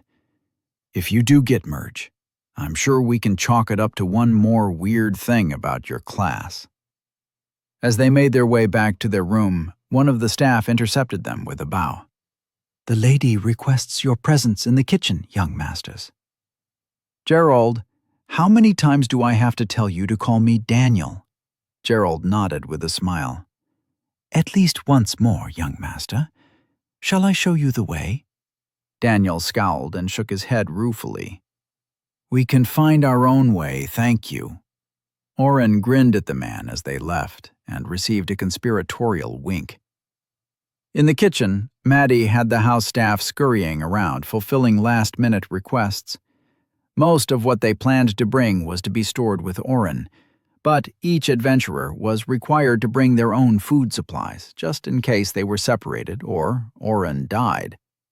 Daniel had grown very angry when that last article had been addressed. Breads, smoked meats, and even a small stack of grapes and oranges had been assembled. Cheese and nuts were sorted into separately labeled containers and wraps. A canvas bag was set to the side. Maddie looked up as they arrived. Good, you're both here. Oren, could you go ahead and start loading up on everything here? I've already separated out emergency rations for each person. Oren just nodded and began putting the foodstuffs away. Some of the bread was still warm and would be again later when he drew it out. Maddie's attention to detail for this foray was nearly perfect. He reached the end of the table and poked the bag. Maddie, what's in here? Coffee, she replied, without looking up. Oren smiled. You are amazing. I only bought a small bag. This should last us quite a while. I didn't get that. Somebody dropped it off for you, and I thought you'd want to bring it along. If you are going to bring it, make sure it's ground. Nobody is going to carry a bean grinder for you. One of the cooks coughed pointedly once Maddie turned around. She nodded toward a corner of the kitchen where a small hand grinder and coffee press were already sitting out. Meredith, you sneak, Oren whispered, and quickly swiped the items into his storage. How's your son? Better now, the older woman whispered back. Thanks again, dearie. Daniel waited for people to clear away before leaning into Oren. How are you so friendly with everybody? I can barely get their names. Oren gestured at his friend. You were the famous hero. I'm just a guy who is loose with his mana and can heal without waiting in a hospital line. Bribery, then? Oren laughed. No. I needed a way to increase my healing experience without just parading around that I'm doing it. I overheard one rumor and asked around. Meredith's son had a broken leg, and the wait list was long enough she was worried it would set bad permanently. So we both got what we wanted. He turned back to Maddie with a thought. Maddie, the person who dropped off the coffee, was it an older guy or about our age? Maddie didn't even spare him a glance. Our age. He said to apologize to you for something? Oh, and he asked if you could stop by his shop at some point. Wouldn't give a reason. I'm not going to have time before we leave. Maybe I'll send a message. Oren turned to find some paper. I already told him, Maddie said, catching his attention before he left again. He said he'd expect you when you could make the time. Daniel grabbed an apple out of a basket on a different shelf. Oren noticed Meredith's quick frown. How long before we leave, then? Daniel said between bites.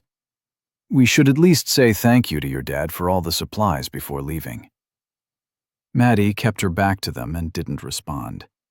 She rolled up a cloth with a few knives and forks and dropped it on the table close to Oren. That should be all of it, she muttered. Let's go see if Emily and Garrett are here yet. Maddie? Thank you so much, everybody. That will be all for today, she announced, before trying to scamper out the door. Daniel blocked her path. What's going on?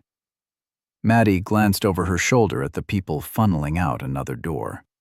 Only the few main kitchen staff remained.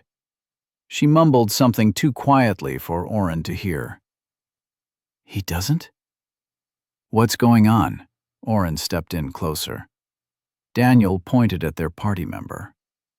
Her dad doesn't even know we're going. Oren pulled both of them through the door into the hallway. There was no use in having the conversation in front of the people who worked for Silas. To the dungeon or to the elves? Neither, Maddie murmured. You told us it wasn't a problem, Oren accused. Why does he think we need all this food? I set it up myself. She looked up at him at that. I am capable of doing things without him. Daniel put his hand on her shoulder. That is not what Oren said, and you know it. You didn't lie to us, but you left out some pretty major details. What's going on? Maddie realized they were still in the hall and pulled them along to one of the small meeting rooms for important visitors. Closing the door behind her, she fell into a chair and covered her face. I haven't told him yet. I'm terrified of going through with it, she said from between her hands. We can go with you, Daniel suggested. Explain to him the guild gave us this opportunity. Maybe even see if he could make you an official envoy to the elves. Maddie shook her head. It's not just the dungeon and the elf trip. I have to tell him I'm becoming an adventurer with you full time. I'm resigning as Lady Catanzano and giving up my claim to the lordship. Oren was stunned.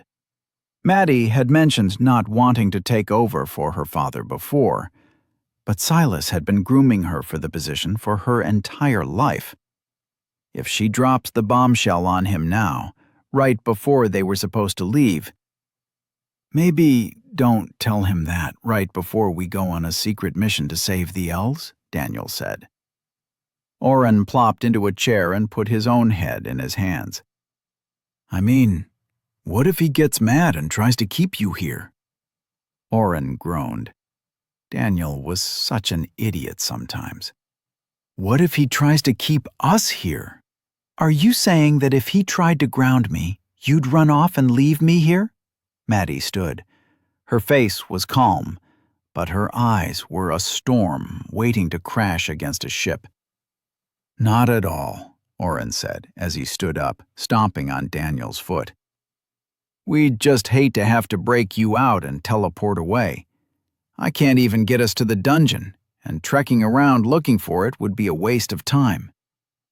Maddie raised an eyebrow, but the smile pulling at her lips gave Oren a moment of relief. He'd sidetracked the two headstrong members of his group before they came to blows. Maybe don't tell him everything now, Oren started. You have to tell him about the dungeon. We can't steal supplies from him and have him wondering where we are.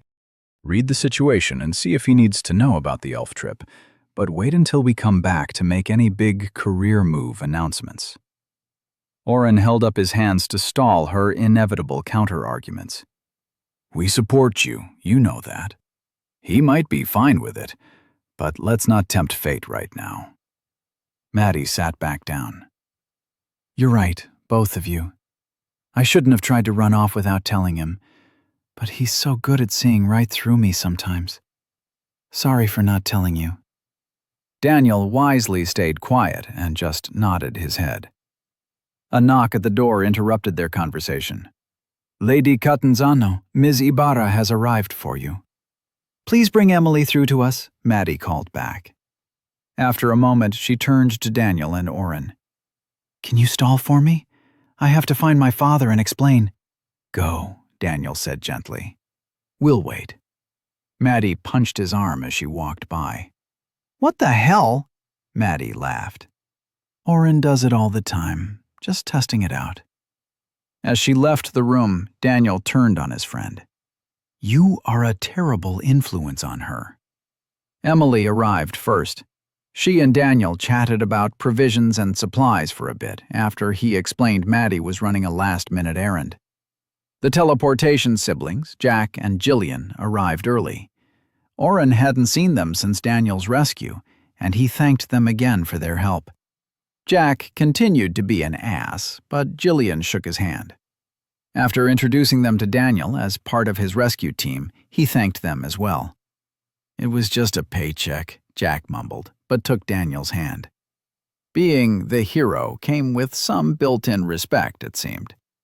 Jillian pulled Daniel into a hug. No, it wasn't. We are honored we got to help rescue Day's hero.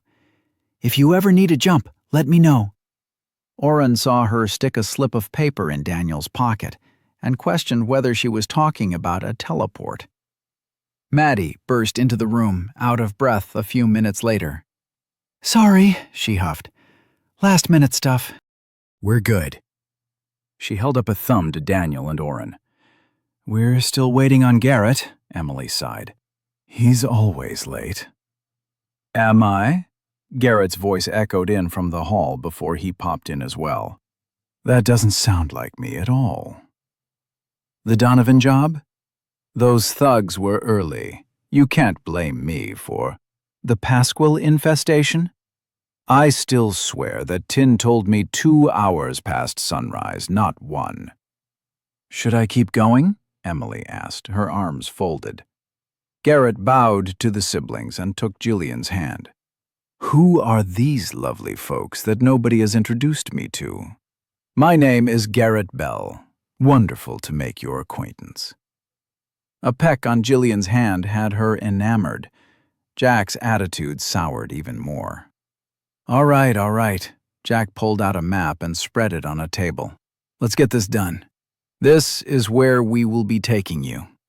He drew a line up the map from Day and pointed to a small blue line south of where the dungeon was.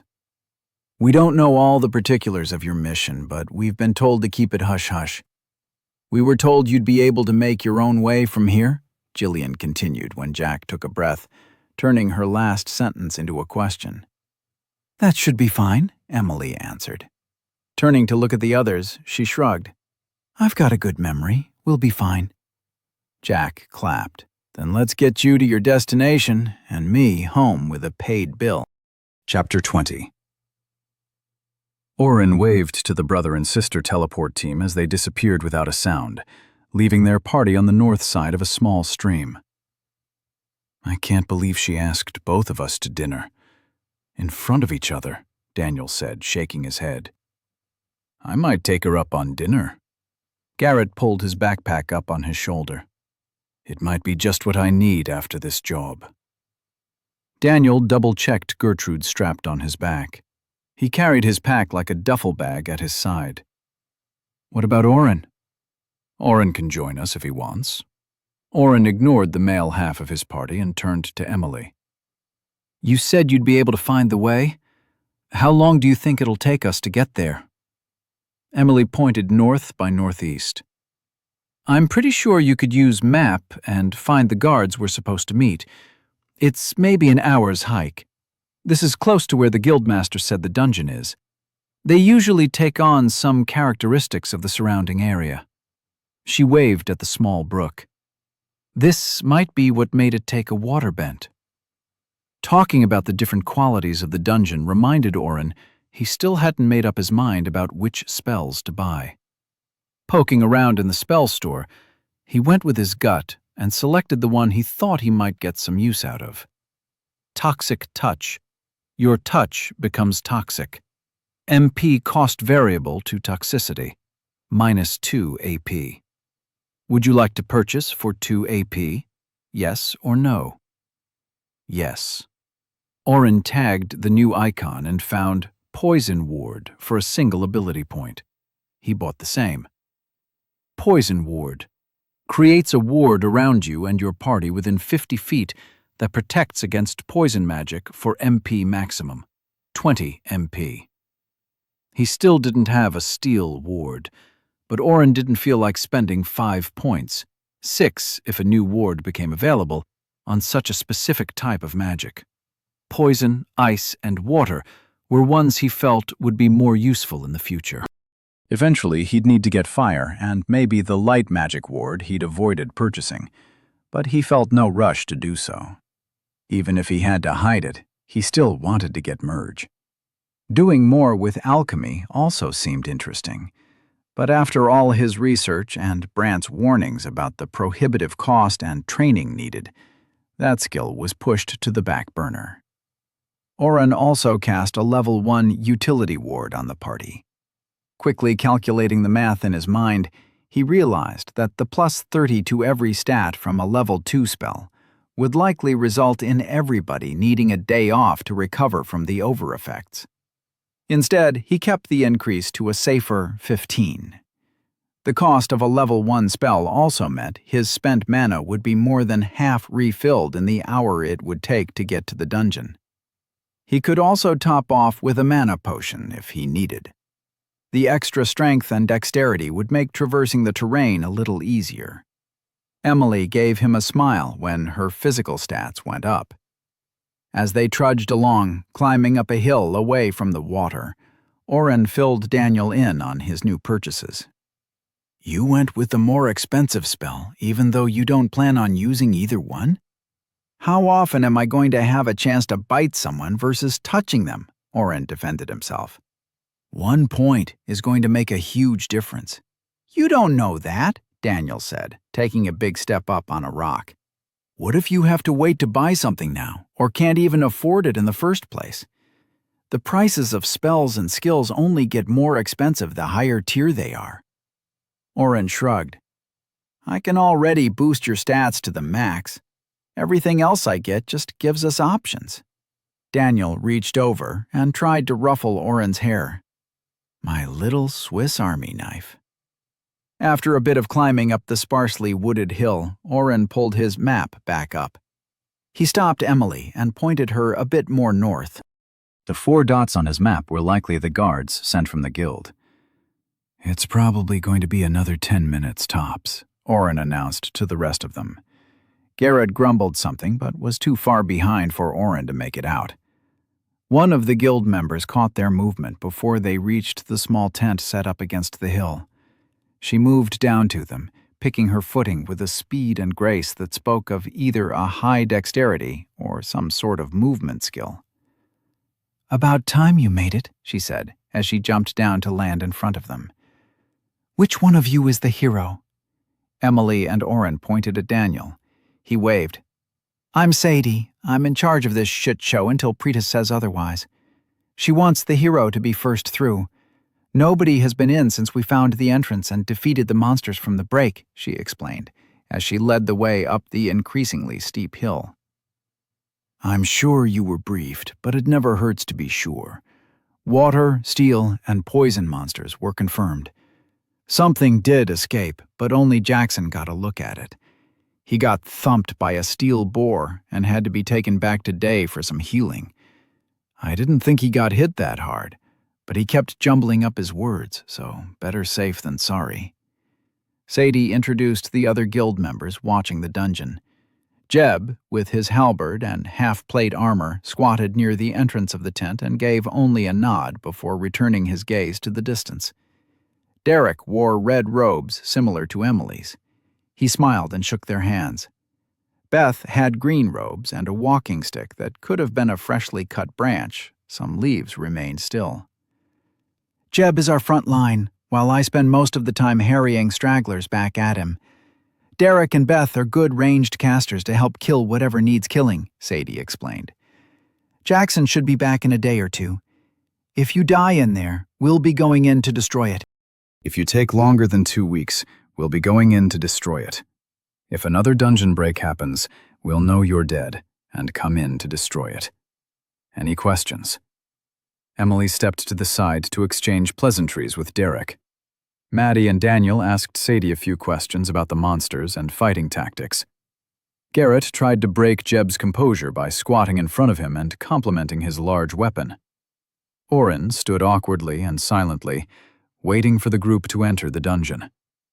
Beth also stood off to the side, conceded to stay quiet. Finally, Daniel clapped and got everyone's attention. "I'll be going in first, but obviously we don't know what we are going to be up against." He paced in front of the tent. "Oren, I want you to go in second. Maddie, you try to stay right on Oren's tail. Garrett, you go next, and Emily, bring up the rear. Once we see what we're dealing with, we can figure out our game plan. Oren, maybe set us all up with a regular—" Maddie clutched her short spear tight and nodded. "Sure, not a problem," Oren answered as he handed Garrett the Citrandish bow, already strung with the best string they'd been able to find. He quickly cast a ward on all 5 of the party. "Is that a—" Sadie elbowed Beth and shushed her. "Let's go," Daniel said, and opened the tent flap. Oren followed close behind. The tent covered only a small part of the hill, but a crevice had formed in that spot. Oren imagined a pit into hell would look more inviting. Daniel was already squeezing in sideways, carrying Gertrude pointed in and dangling his bag behind him as he turned. Oren hitched his shoulder strap up and started forward. His shoulders were just narrow enough that he could squeeze through without too much difficulty. He heard Maddie close behind. Watching Daniel closely, Oren was able to pinpoint the exact spot where his friend disappeared. He summoned and stuck it into the soft earth just before the dungeon portal. "Be ready." I dropped a sword to show where we enter, he threw back over his shoulder. Then, without waiting for a response, he stepped past his marker and entered his second dungeon. Welcome to the Crumbling Waste. As Oren's foot hit the dungeon proper, he took 3 hits in quick succession to the chest. 500/530. "Get down!" Daniel yelled from a few steps ahead of him. He was crawling along the floor. Oren followed his lead and got on his hands and knees. They were in a long corridor. The walls were slate and the ground was cobblestone. Oren picked up one of the small knives that had hit him before being deflected off by his magic shield. It was shaped like a kunai. After a second, the 2 he hadn't touched melted into the ground. The one in his hand began to burn, and he dropped it. He noticed his ward had taken another point of damage. "Don't pick up the kunai!" Oren shouted to Daniel. Maddie arrived a moment later, and Oren pulled her down before 3 more of the weapons flew out of the darkness. "What?" Maddie landed in a heap. She heard the clatter behind her as the knives hit the blank wall that was the exit. "Thanks?" "Daniel says we crawl." Oren pointed ahead to where Daniel was shuffling along. Every few feet, more of the kunai lodged into the wall, but always at about chest height. "Stay here and pull Emily and Garrett down." Oren crawled forward and pulled up his map. He yelped at what he saw. "Daniel, get back! The entire room is a big trap. Only certain stones are safe and—" Oh, shit. Every time Daniel had brushed his limbs along one of the yellow trapped stones on his map, Oren watched the throwing daggers burst from the darkness ahead. Oren could tell the long chamber was only a few 100 yards long, but when Daniel had rested his hand and Gertrude on the latest stone embedded in the ground, something new had appeared. A small panel on the wall a few feet ahead of Daniel, with dozens of red dots scurrying about behind it. "Monsters! 2 o'clock!" Oren shouted. Daniel didn't need the warning, as the multitude of balding, furry rats poured out of the hole and directly at him. He swiped Gertrude as best he could, but even with the increased strength and his own skill, she was too heavy for the position he was in. Luckily, she was heavy enough to smash a few against the wall. Oren heard a grunt as Garrett wasn't pulled down quick enough and took 2 hits. His ward kept him from taking any damage, and Oren threw a light strike at the monsters. They went down with 1 hit. He pulled up Identify. Plague Rat, HP 9/9. He queued up for another strike just before Emily arrived. Of all the members of the party, Emily reacted the most professionally. Upon arriving in the dungeon, she ducked down and to the side, dodging the 3 kunai before they'd even appeared. She noticed all 4 of her party members on the ground and fell to her knees. Finding the hero being swarmed by almost 100 small rats, she raised her hands and attacked. A bloom of fire spread from her hands like a lance, moving where Emily pointed. Only crispy black husks remained of each monster she passed. The spell only lasted for 2 deep breaths, but Oren watched her decimate the rats. Experience gained, 2 XP. Daniel slowly pulled his arms and legs back and looked over his shoulder. "Thanks for the assist, Emily." Oren threw out his hand as Garrett made to crawl forward. "The floor is trapped. The medium-sized stones send out the flying knives, and the big ones, well, that one Daniel touched let out the rats. At least around me, the small ones aren't showing up as trapped." Maddie took a tentative step on her toes. "These are too small for full steps. Somebody is going to fall at some point." "We could try jumping between the bigger ones," Garrett suggested. "It means some fighting, but if it's only those weak things." "How long is this tunnel?" Maddie asked, trying to gaze into the darkness. "I can't see the end." "Maybe 300 yards, Oren answered, glancing at his map. "I can't see those side rooms that have the monsters until they open. If Daniel can stand up, he can probably sweep any rats, and you guys can all use ranged attacks. Emily should stay at the back, just in case something opens up behind us. Good save, by the way." Emily gave Oren a tight smile. "Do the traps reset? If we have to jump from one to the next and then fight a new wave of those things each time, this could take forever." Oren tried to pinpoint the exact large cobblestone that had triggered the rats, but couldn't get a good read from where he was. He stood slowly and hopped from one small stone to the next. In the 10 feet to Daniel, he only triggered 1 set of flying steel, which his ward deflected. "Shit," Oren moaned. "I think it reset. Should I trigger the same one again?" Daniel offered. "We can see if we killed them all the first time." "I think we should run for it and kill anything that gets in our way," Garrett suggested. "Oren's shielding spell is working for the weapon traps. This narrow hallway isn't the best for me." "Or," Maddie chimed in, "we could take our time and do our best to avoid triggering anything. It'll be slower, but we won't use as much mana before getting to the second room. We have to pace ourselves." Emily turned to Daniel. "What do you think we should do?" Daniel was the figurehead of the party, the leader in name. Oren had watched him lead his team to victory in soccer and pep up his basketball team to come back from a losing streak. He had the natural charisma to charm others, and enough belief in himself to make a decision and go with it. However, Daniel was also smart enough to know this wasn't a game. This was a life and death scenario, where the wrong choice could spell disaster for not just himself, but the people following him. Daniel's uncertainty was evident as he glanced between his party members, finally landing on his friend. Oren shrugged and smirked. "Fast or slow, we can always take breaks between rooms." Daniel readjusted the bag he'd slung sideways over his back while holding Gertrude. "We could run for it, but I think the experience might be easier on the first level. As long as the wards hold out, I say we move slow and fight each monster we can find." If we can get a few more levels before reaching the boss, great. He turned to Garrett. Sorry. The archer raised an eyebrow. For what? It was just a suggestion. Slow is probably smart. What if triggering all the traps at once while running lets something else in?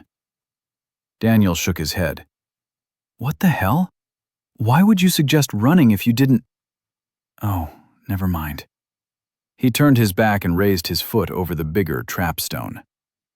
Everybody ready? Chapter 21. What the hell happened? Daniel asked from the safe room. The group was soaking wet, and despite Oren's wards, each of them sported multiple small bites all over. Emily was dancing around, hitting herself and flailing. Maddie hugged her, pinning her arms to the sides. They're gone. We made it through the floor. None of them followed us. The party had been making good time, clearing a big swath of plague rats from each trap. The large stones that triggered the mini waves of monsters had a cooldown time of just under a minute. By keeping close and using Oren's ward spell, they'd avoided the flying dagger traps and killed the 88 rats in each set. The fights didn't go off without a hitch, though. That many monsters meant that each person took several hits, swiftly draining Oren's wards. Oren himself had to use an ice sword to dispatch a good number of the rats. They had set off 8 different traps, including the first one, twice. It was on the 10th trigger that things went sideways. Emily, taking up the rear, was the first to notice something different. Wetness caught her heels, and when she turned to check, the moving wave of water had struck her just above the knees. If not for the increased strength and dexterity from Oren's utility ward, she would have been knocked to the ground. Instead, she only stumbled. Garrett hadn't been looking backward, and the wave carried him forward, right into Maddie.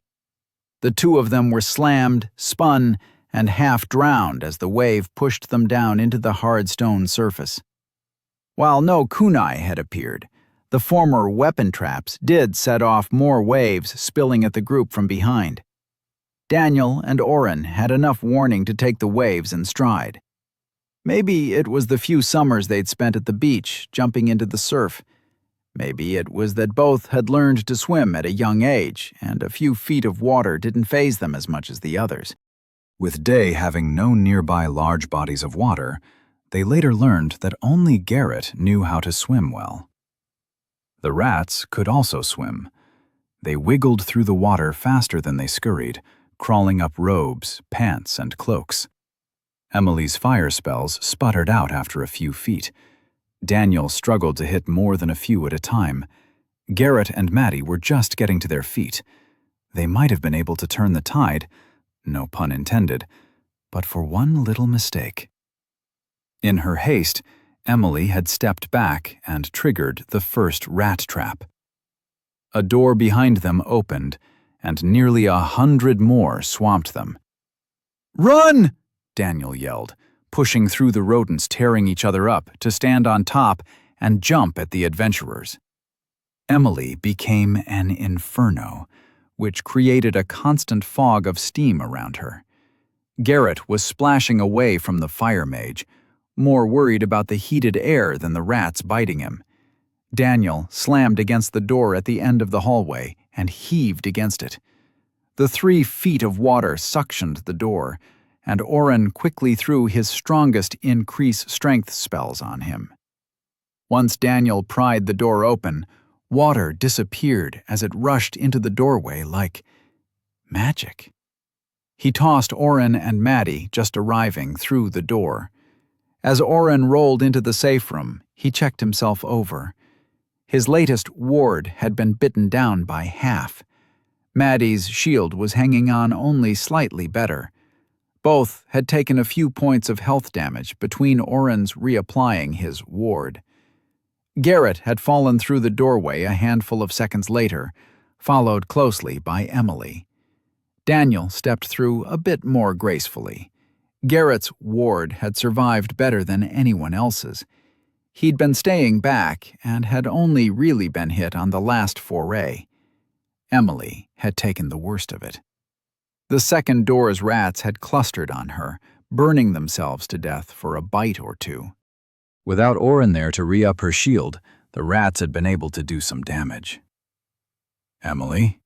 Oren spoke calmly as he approached her. Maddie was still helping her brush her robes down. "I'm going to heal you a bit, okay?" Emily's eyes were wide and panicked, but she nodded. Oren cast Heal Small Wounds and watched dozens of small bites close up. He snuck a Calm Mind spell on her as well, and Emily's shoulders slumped as if she was exhausted. "Thank you." Maddie held Emily's waist and brought her to the far corner of the safe room before they both sat. Emily mumbled an apology to the group as they made their way past. "It must have been the 10th trap," Maddie ventured. "When we triggered it, the dungeon threw something new our way. I guess we should have tried going slow." "Everybody is alive, and we passed the floor," Oren reasoned, pulling out a small cube Maddie had found in the guild's storeroom. It was a heater cube, a magical device that put out the heat of a fire.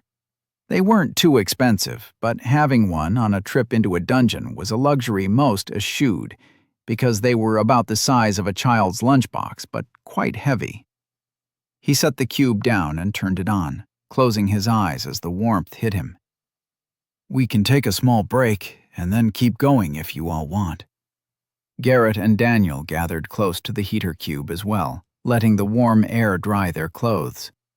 Emily's robes either had a self-drying feature, or she could control her own body heat, because she was already dry. Maddie made sure she was fine before heading over to the rest of the group. "Emily is feeling embarrassed about setting off the other trap," she whispered quietly to the boys. "If one of you says something hurtful to her, I'll make sure you regret it." "It wasn't just her," Daniel said, loud enough for Emily to hear. "In the rush to get to the door, I opened 2 more. The water coming at us like that surprised us all. We all made it through. That's all that matters." Garrett rubbed his hands together over the heater. "I'm just glad she didn't cook me. I like my women hot, but not like that." Maddie and Oren exchanged glances and held their breath. Emily chuckled. Then she laughed quietly, the tension finally breaking. "We've been over this before, Garrett. You're not my type." Emily stood up using the wall and made her way to the group. She didn't need the heater, but appreciated the warmth of their company. Daniel tried to steer the conversation back to the dungeon. "Floor 1 had steel and water. No poison yet, though." "The rats were called plague rats," Oren countered. "But I didn't see any poison or conditions on my status." "You didn't look them up in your book?" Maddie teased. "That's not a bad idea," Oren said, reaching for the book. Daniel groaned. "She's making fun of you, dork." "And I don't care. I'd rather know for sure." Oren found the listing for plague rats and confirmed to the group that the monsters could carry any disease they encountered in large numbers into civilized areas, infecting multitudes, if not stamped out quickly. But the 1-star monsters were barely worthy of the lowest ranking in the bestiary.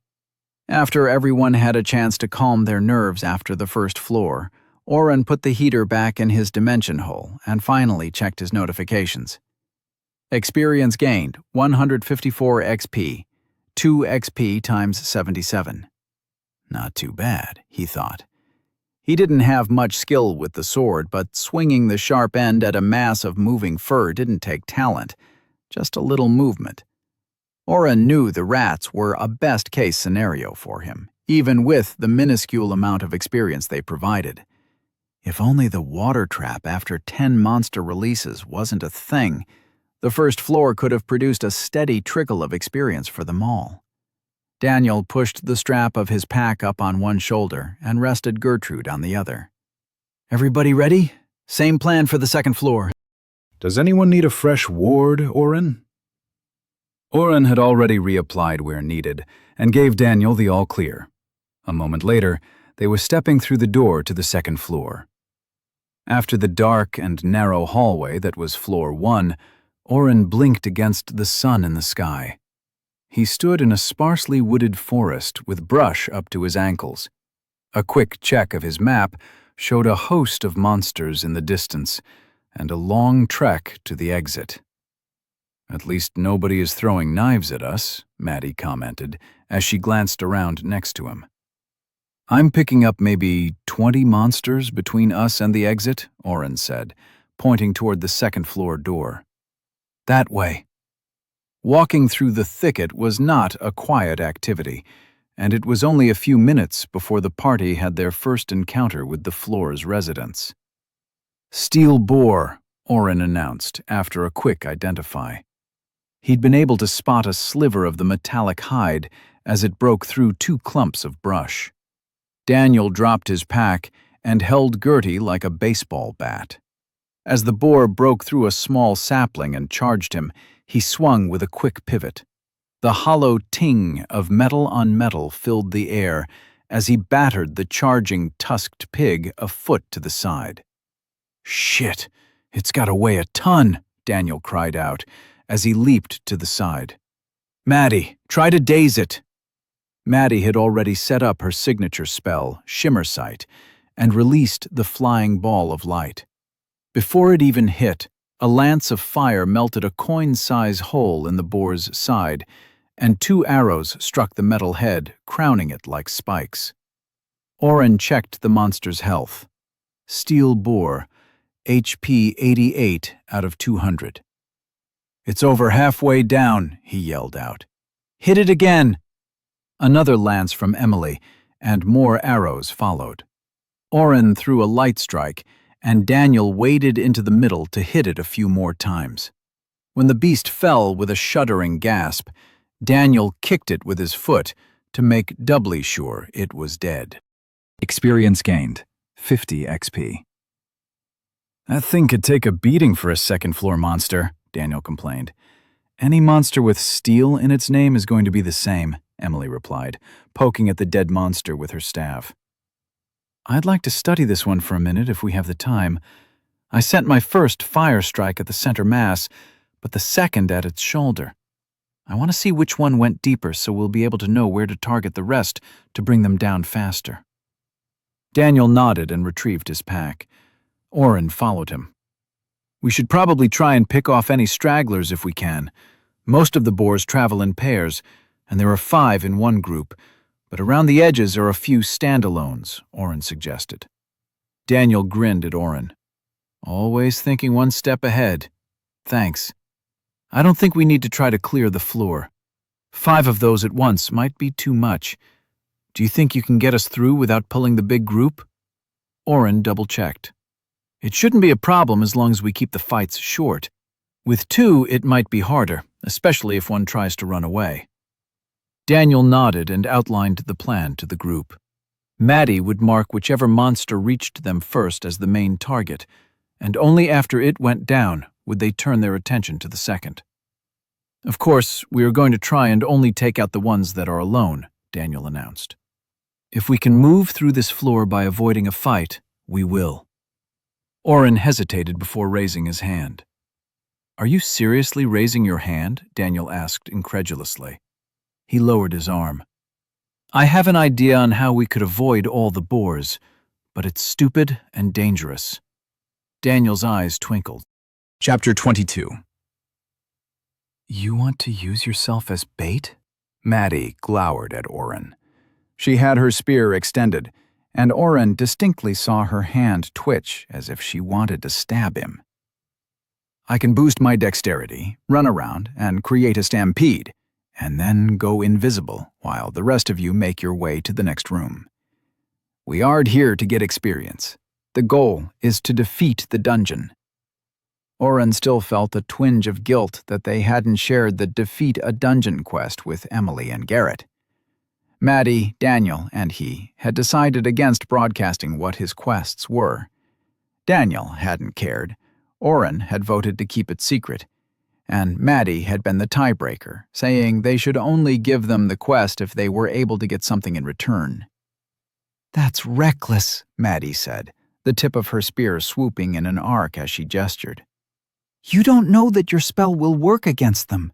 Some monsters can see through illusions like that. Also, you'd be on your own. If something happened to you, we wouldn't be there to help. Damn it, Oren. We wouldn't even know you'd need help until you didn't show up in the safe room. Daniel's smirk turned into a grimace. She makes a lot of good points, Oh. We can keep that plan as a backup if we get swamped, but only if it's absolutely necessary. We really shouldn't have too much trouble taking one or two at a time, Garrett piled on. If we do have too many on us, maybe Oren could pull them away, disappear, and then return to us. It'll take the boars longer to find us again, and we can move closer to the door. Emily moved up alongside Oren. What kind of invisibility do you have? Your build keeps getting more and more interesting. Camouflage, Oren answered. Sometimes the way Emily looked at him made him feel like a bug under a microscope. Fascinating, she whispered to herself. Then, louder, she asked, What made you take that spell? Why not go for the standard build? Oren felt his neck get hot. I didn't know how to get. I guess doesn't eventually turn into it, huh? Emily gave him another look. You really don't do any research before jumping into things, do you? Most of the time, I'm reacting to things trying to kill me. Being friends with a hero creates a lot of unique situations, and I'm trying to stay alive. I don't have the time to research every single thing I want to. Sorry that I'm not perfect. Oren didn't know why his voice raised throughout his response to Emily's question, but he almost shouted the last sentence. The rest of the party noticed their discussion, and Daniel moved to intercept. Emily held up her hand to forestall him. Turning to Oren, she spoke softly. Nobody is perfect. There is no best way to approach any skill or build, just what people have passed down as the easiest paths. Sometimes I forget that not everybody has access to the books and teachings available, especially outside Odrana. I'm sorry for what I said. As far as I know, does not ever turn into visibility, although it may be possible. Both skills are perception-based spells, but surrounds the caster with magic that deflects light and, in some instances, sound. Only blends the caster in with the background. The more complex the backdrop, the more likely you'll be seen. The one thing I remember about the two is that it is usually considered inferior. That doesn't mean it's true, just what I read. If you want, I can send a letter and make a few requests when we get back to Day to see if anyone I know can dig up more for you. Oren felt properly chastised. He'd yelled at a teammate again and only received an offer to help in return. Sorry I yelled at you, Oren mumbled. I'd appreciate that. From what others have described, my spell makes it hard to look at me, and they naturally avert their eyes. I think the magic does something to others as well, instead of just making me harder to see. Emily's eyes twinkled as she listened. Fascinating. Some sort of disturbance field. Is it scalable? What level is it? If you answer her, she'll never stop asking questions, Garrett warned. He'd taken up his borrowed bow and was testing the pole again and again. Oren shrugged. I don't mind. I've got it to level 2 and almost a fourth of the way to level 3. As Oren explained the difference between the first level and the upgraded spell version, Emily listened intently. Attacking doesn't break the spell? Has to be at the 3rd level for that. Once you've unlocked the spell, which requires Mirror Shield and a light spell as the least expensive way known, you can only use it when standing still for the 1st level. The 2nd level lets you move around, but attacking or casting any other spell breaks it. Level 3 is when you can really move around a battlefield and do damage quietly. You're already there. Now I want to send off for some research to satisfy my own curiosity. Are you planning on bringing it to the 3rd level? As far as I can remember, additional levels have only increased the time component of the spell. I'm not sure, Oren admitted. I have so many things that I want to get still. Do you know how to upgrade Light Strike to Light Strikes? Nope, but I can find out when we get back. That's enough planning for now, Daniel butted in. Let's go kill some pigs. Emily nodded. The shoulders are the weak point. Garrett and I should be able to hamper one enough to cripple it. Can you take care of a second if we need it? Daniel smiled and twirled Gertie in a wide arc. It would be my pleasure. With Oren leading the way, the party was able to avoid most groups of the steel boars on the way to the next floor. They encountered only 2 fights that they couldn't avoid. The first was a set of 2. As Emily promised, her attacks melted the boar's shoulder, making it tip as it struggled to run. Garrett positioned himself on the other side, and an arrow of mithril seemed to sprout from the other side of the boar. 3 more arrows punched into the monster before it fell to the ground. Oren had hit both with a light, doing the bare minimum to keep getting some experience. He'd spent his attention boosting Daniel again, as the last boost had worn off. With his strength maxed out, Daniel's combination of shooting star and gravity strike dented the second boar's chest so deeply that both its front legs were splayed. The grinding noise as it tried to run away was deafening until Maddie hit it with a shimmer sight. While the monster was dazed, Daniel rained 3 more strikes down, ending the first half of the fight. Emily and Garrett made quick work of their crippled boar. The second was a straggler. Everybody got a hit on that one, and it went down before it knew what was happening. Experience gained, 216 XP, 83 XP times 2, 50 XP times 1. Daniel glanced at his blue box. Did anyone else get a weird number for experience? The math doesn't seem right. Fractions are rounded down and don't stack, Emily said by way of explanation. What does that mean? Daniel asked. Emily pulled a mana potion from her bag and drank it. Oren forgot how much more mana he had than others sometimes.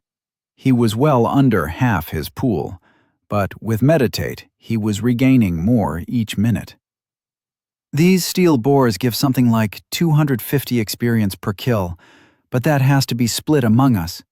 If we all get an attack on one, we'd get 50 each.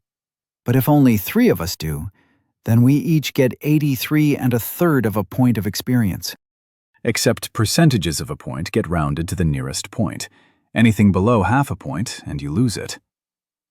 That doesn't seem right, Daniel complained. So an entire point of experience just goes poof? Emily's thirst for knowledge always shone brightest when somebody asked a question she didn't have an answer to. I know, right?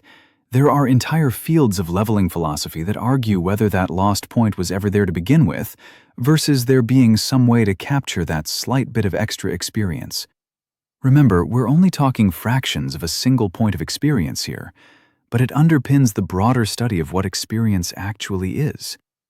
If a monster has a set amount of experience it grants us upon its death, then why would the system not be able to handle keeping track of fractions? If the system sets that number, then why not make it so an exact amount of experience is earned, no matter the number of people who participate in the subjugation of the monster? Oren shook his cloak where it had gotten stuck against his potion belt. But it has to go somewhere, right? Something can't just suddenly not exist anymore. The fire mage's smile scared him. That's right. The theories behind that particular field of study get a little hard to follow without some higher-level system courses, though. What kind of courses? Are you talking about school? Daniel asked as he strapped Gertrude on his back and hefted his back again. Who has time to sit around and talk about the possible ways the system gives experience? Obviously school, and all kinds of courses, Emily answered. Almost everybody in Mistlight takes some sort of education before selecting their class. It's expected to have a base knowledge of most of the major branches of non-common classes before you turn 15, and to take another year of classes focusing on your path after you've hit your first level. Oren felt a tickle in his mind at the mention of Mistlight, but couldn't remember where he'd heard the name. Daniel and Maddie were walking a few steps ahead of the other 3, but Maddie's pace slowed. I didn't know you were from Odrana, Maddie said with a calmness in her voice. Oren heard the constraint. Emily missed the tightening of Maddie's voice, as well as Daniel's hand moving up to the hilt of his sword. Of course I am.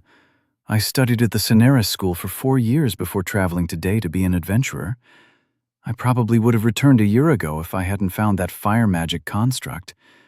Then I joined up with Tin and Garrett here and... What's going on? Maddie and Daniel had stopped walking and faced Emily and Garrett. Oren was behind the twosome, hoping this wasn't what he thought it was. Why didn't you tell us you were from Odrana? Daniel asked.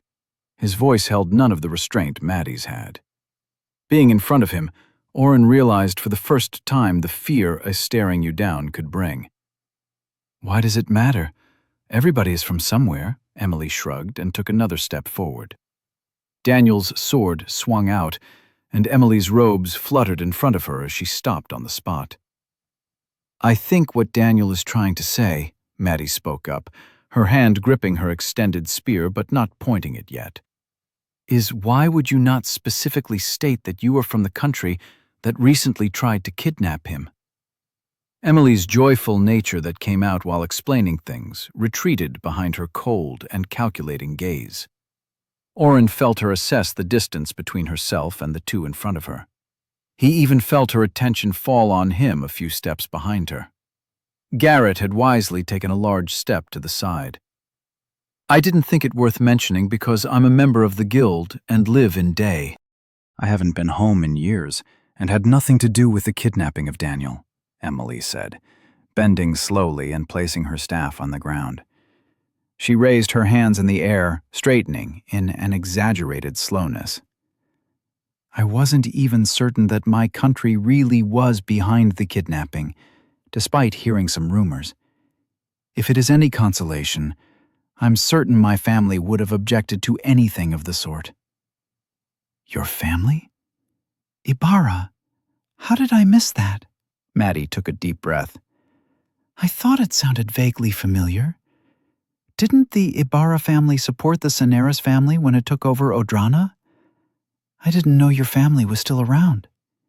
Emily frowned. That's not exactly how it happened, but I don't think this is the time for a history lesson.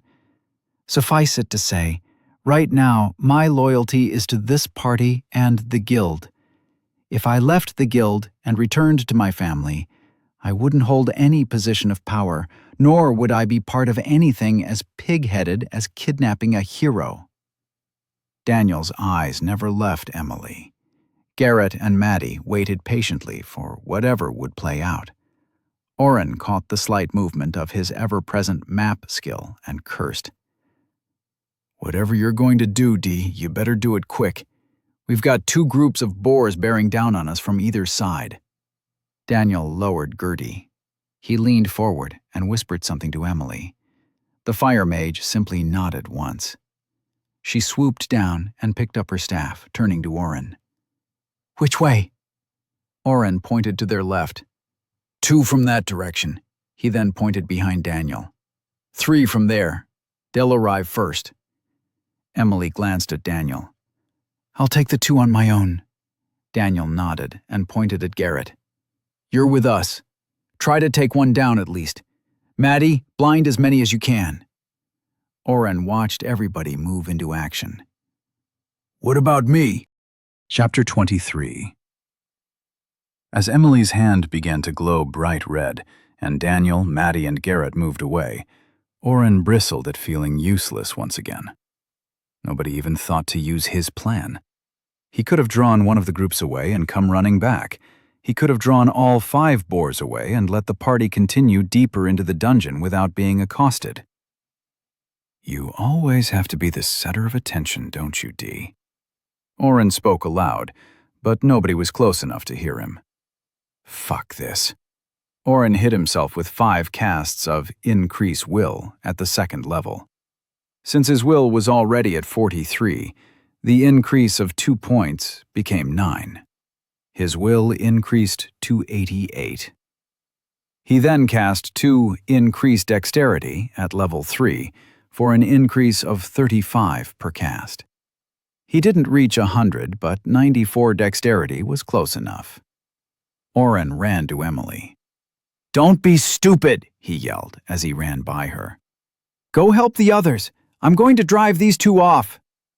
Emily shouted something at him, but Oren was already moving away from her.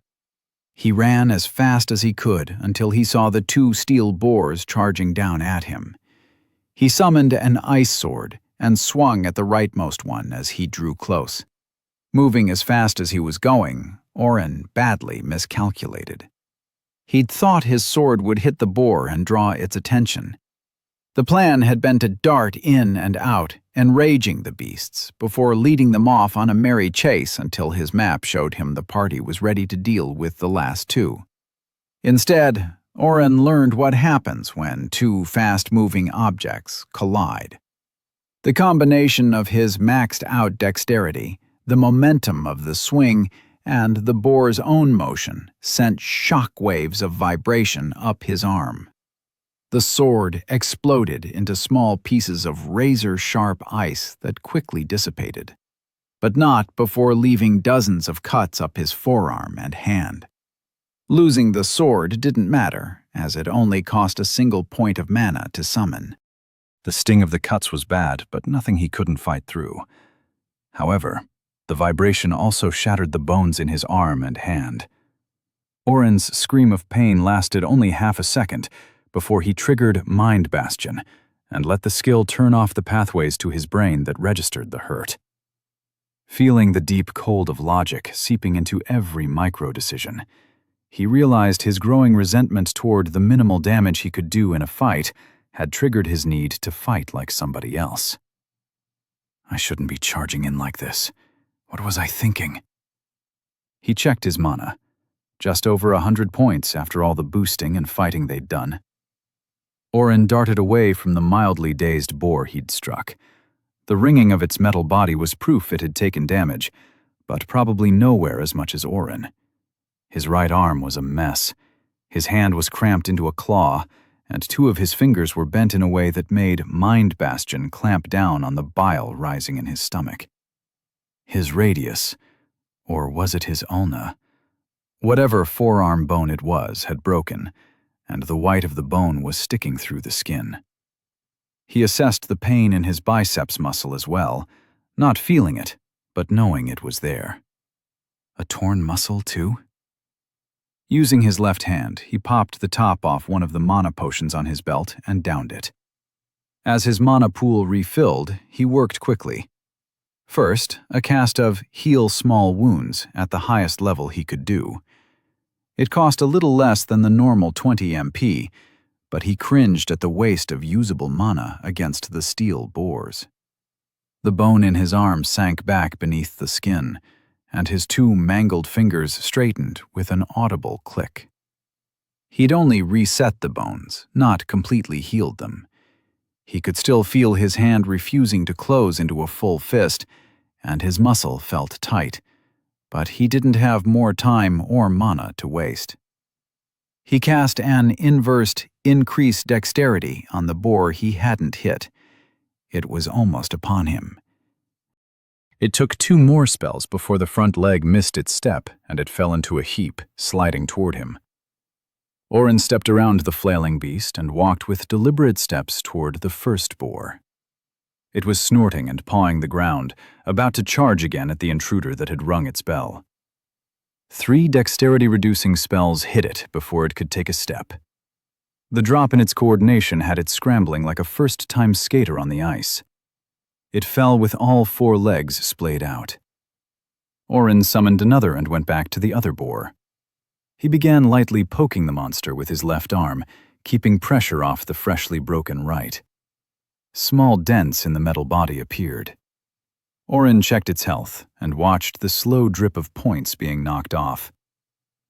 "This is going to take forever," he muttered. He struck the boar twice more before remembering his new skill. Your touch becomes toxic, MP cost variable to toxicity. His mana was low, but he could spare a few points to test out the skill. Reaching his right hand out, he fed 5 points of mana to the skill and felt a tingle along his fingertips. He brushed the cold metal of the bore, leaving deep green fingerprints that faded away as he watched. Oren heard footsteps coming up behind him and fell into a crouch. Emily was out of breath after trying to keep up with his sprint. She was also livid. "Did you just break your arm?" she asked. "I heard you scream." Oren switched back to his sword and poked the boar. He held his right arm up. "A bit, yes. I went ahead and cured it, but it still hurts a bit. I'll need to heal it more later if I can." Emily's eyes narrowed. "You're different. What's happening?" "A skill I have. I needed it to turn off the pain. Don't tell Daniel." Ding, ding, ding. He continued chipping away at the health of the prone boar. Emily glanced at it. She put her hand on its head. The skin touching the boar glowed red, and she slagged the metal into its brain. Experience gained, 125 XP. "That wasn't nice," Oren said stoically. "You stole half my experience." "You need to fully heal your arm if you can," Emily said, as she walked toward the other boar. "Don't waste your mana. We need to hurry back and help the others." "I'll be okay." Emily stopped and swung back around. Her eyes smoldered. "Heal yourself now, Oren. Don't make me ask again." Oren reasoned that he'd already done damage to both boars, and letting her finish them off would be quicker. Wasting his dwindling mana for some pain didn't seem like the best use of his remaining magic, though. "I'm going to head back and help them," Oren announced. "You've got this one, right?" Oren felt her movement. Before gaining way of the water, the quick grab by Emily would have stopped him in his tracks. With it, he spun, took her outstretched wrist, and bobbed under with a turn. He held her pinned against his chest with her arm twisted behind her, his sword against her chin. "Be very still," Oren demanded. "What was that?" Emily took a breath and released it in a huff. "You know I can cover my entire body in fire, right?" "Before I push my sword up into your brain? I don't think so." "What is wrong with you? Did you get hit in the head? If you don't heal your arm completely, it might not set right. Why aren't you listening?" Oren's brain changed gears, and he pushed her away a step, releasing his hold on her. "What do you mean? I did heal the breaks. I already told you that." Emily turned with the utmost care, moving slowly and keeping her arms wide. She had dropped her staff when he grabbed her, and she made no move to retrieve it. "Oren, you told me your arm is hurting, and you're blocking the pain. That means something is still wrong in your arm. If you don't heal it completely, it could set wrong or leave you broken." How do you have a healing spell and not know about the time limits for fixing the body? "What time limit?" Emily gave a tight frown before answering. "If somebody is hurt badly enough, you only have a small window of time to heal them. It's why Lord Katamzano is still in a wheelchair, and why some people have permanent injuries. You can't seriously not know this. What kind of backwater town did you grow up in that you didn't have a healer?" Oren examined his body. Using Analyze with Mind Bastion running gave him more information than he'd ever gotten before. He didn't just see the normal screen of Identify or the slight progress for his mana regeneration that he'd developed. He saw much more.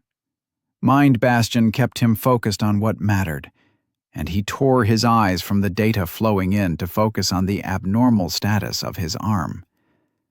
Status: biceps tendon tear. Multiple transverse fractures to ulna, metacarpal, and carpal bones, set without union. Compound fracture to radius, set without union. Oren weighed the data and nodded at Emily. He then cast 2 more heal small wounds on himself, double-checking after both until the tear and fractures were gone. I didn't know. Sorry for all that, he said, waving his hand to encompass the scuffle. Emily kept an eye on him as she turned and drilled her hand through the prone boar's head. Experience gained, 125 XP. We are going to have a talk later, Emily promised. A long one. Too much of your knowledge is incomplete. Sounds good. Oren didn't really care about later. We need to get back to the others. All 3 of their boars are still up. Emily didn't say another word as they raced back. Well, Emily raced. Oren tried his best to control the urge to leave her behind again. He thought about increasing her stats to the point she could keep up and letting her deal with the consequences. But wasting a few minutes now was better than a full day or more for her to recover from the side effects of overbuffing. Garrett had taken down one of the 3 steel boars before they arrived. The prone beast looked more like a metal porcupine. Emily splashed a wave of fire between the remaining 2, keeping them from rushing an exhausted Daniel at once. He gave a nod to her before dashing off to swat one of them. Oren cast a light strike at each remaining enemy before slowing down the one trying to edge around Emily's wall of fire. His mana was absurdly low at this point, but he could always blood cycle if he needed to. No. Oren shook his head. He would replenish his mana before they moved on. It might be easier to use blood mana and then heal himself back up. He could do it a few times, probably up to 6 full mana pools. Well, not his current boosted pool, but at least his normal, non-boosted amount that... No! Oren slapped his face and took a deep breath. He released Mind Bastion and screamed as the delayed pain hit him. His arm was healed, but the nerves in his body were still messaging his brain that something was wrong. He used the last of the mana he was willing to spare to send another heal small wounds coursing through his body. Experience gained, 100 XP. Oren, are you all right? Oren could hear Daniel talking to him, but he kept his eyes closed as the cold feeling of the skill left him. He kicked himself at his stupidity. Did he even mean to trigger Mind Bastion, or was it going to automatically pop up anytime the pain was bad enough? He's been acting weird, Emily whispered to Daniel. His friend approached him and put a hand on his back. Oh, you can drop it now. We got them all. I already did. Broke my arm. Pain's almost gone. Daniel waited quietly, never moving his hand from Oren. As soon as the pain was gone, Oren checked his status. He sucked in a breath. Are you okay? Maddie asked, stepping closer. I've got a health potion if you... Oren shook his head. I'm fine. Better than fine, actually. Something happened when Well, I guess... Do you remember how, when I tried to use Analyze before on my mana usage, I'd get question marks for how much I could do a day? Well, I used it while running Mind Bastion, and this is just easier to show you. Oren grabbed the relevant portion of his status screen and threw it to Maddie and Daniel. Mana maximum, 380, 530. Mana potion usable, 3/4. Blood cycle, 0/1520. I think I did it, Oren squeaked. That's how much mana I can use before it kills me. Chapter 24. Daniel and Maddie knew how much Oren's accomplishment meant to him. Not only would the knowledge of how much mana he could safely use give him access to more buffing for the team, but he'd be less likely to hurt himself again. Daniel's smile turned sour as he glanced over Oren's back and saw Emily. She was studying Oren with her head cocked to the side. Oren, let's table this for now. But now I ca— Daniel glared at his friend, cutting him off. Later. Are there any more boars directly in front of us? Oren checked his map. The party had already moved past the biggest group of boars, and only 2 pairs remained between them and the exit. Oren relayed the information. "We could continue straight on and try to thread the needle between the last 4, but I can't predict how they'll move," Oren explained. "I think it might be smarter to hit one group and travel around the edge." Daniel nodded. "That's what we'll do then." "How much mana do you have left, Oren?" Emily asked. She and Garrett had stood apart from the threesome as they were talking. Her question prompted Oren to check his full status again. "Shit, I'm really low." "You don't get to ask questions," Daniel said, pointing Gertrude at the fire mage. "We are going to have a talk about your country in the next safe room." Emily shrugged, completely disinterested. "You're going to be angry at me no matter what I say. That doesn't mean I won't continue to look out for the team. He used a lot of magic to take down the boars back there. He also was acting without any self-interest while under the effects of some sort of pain-dampening spell or skill.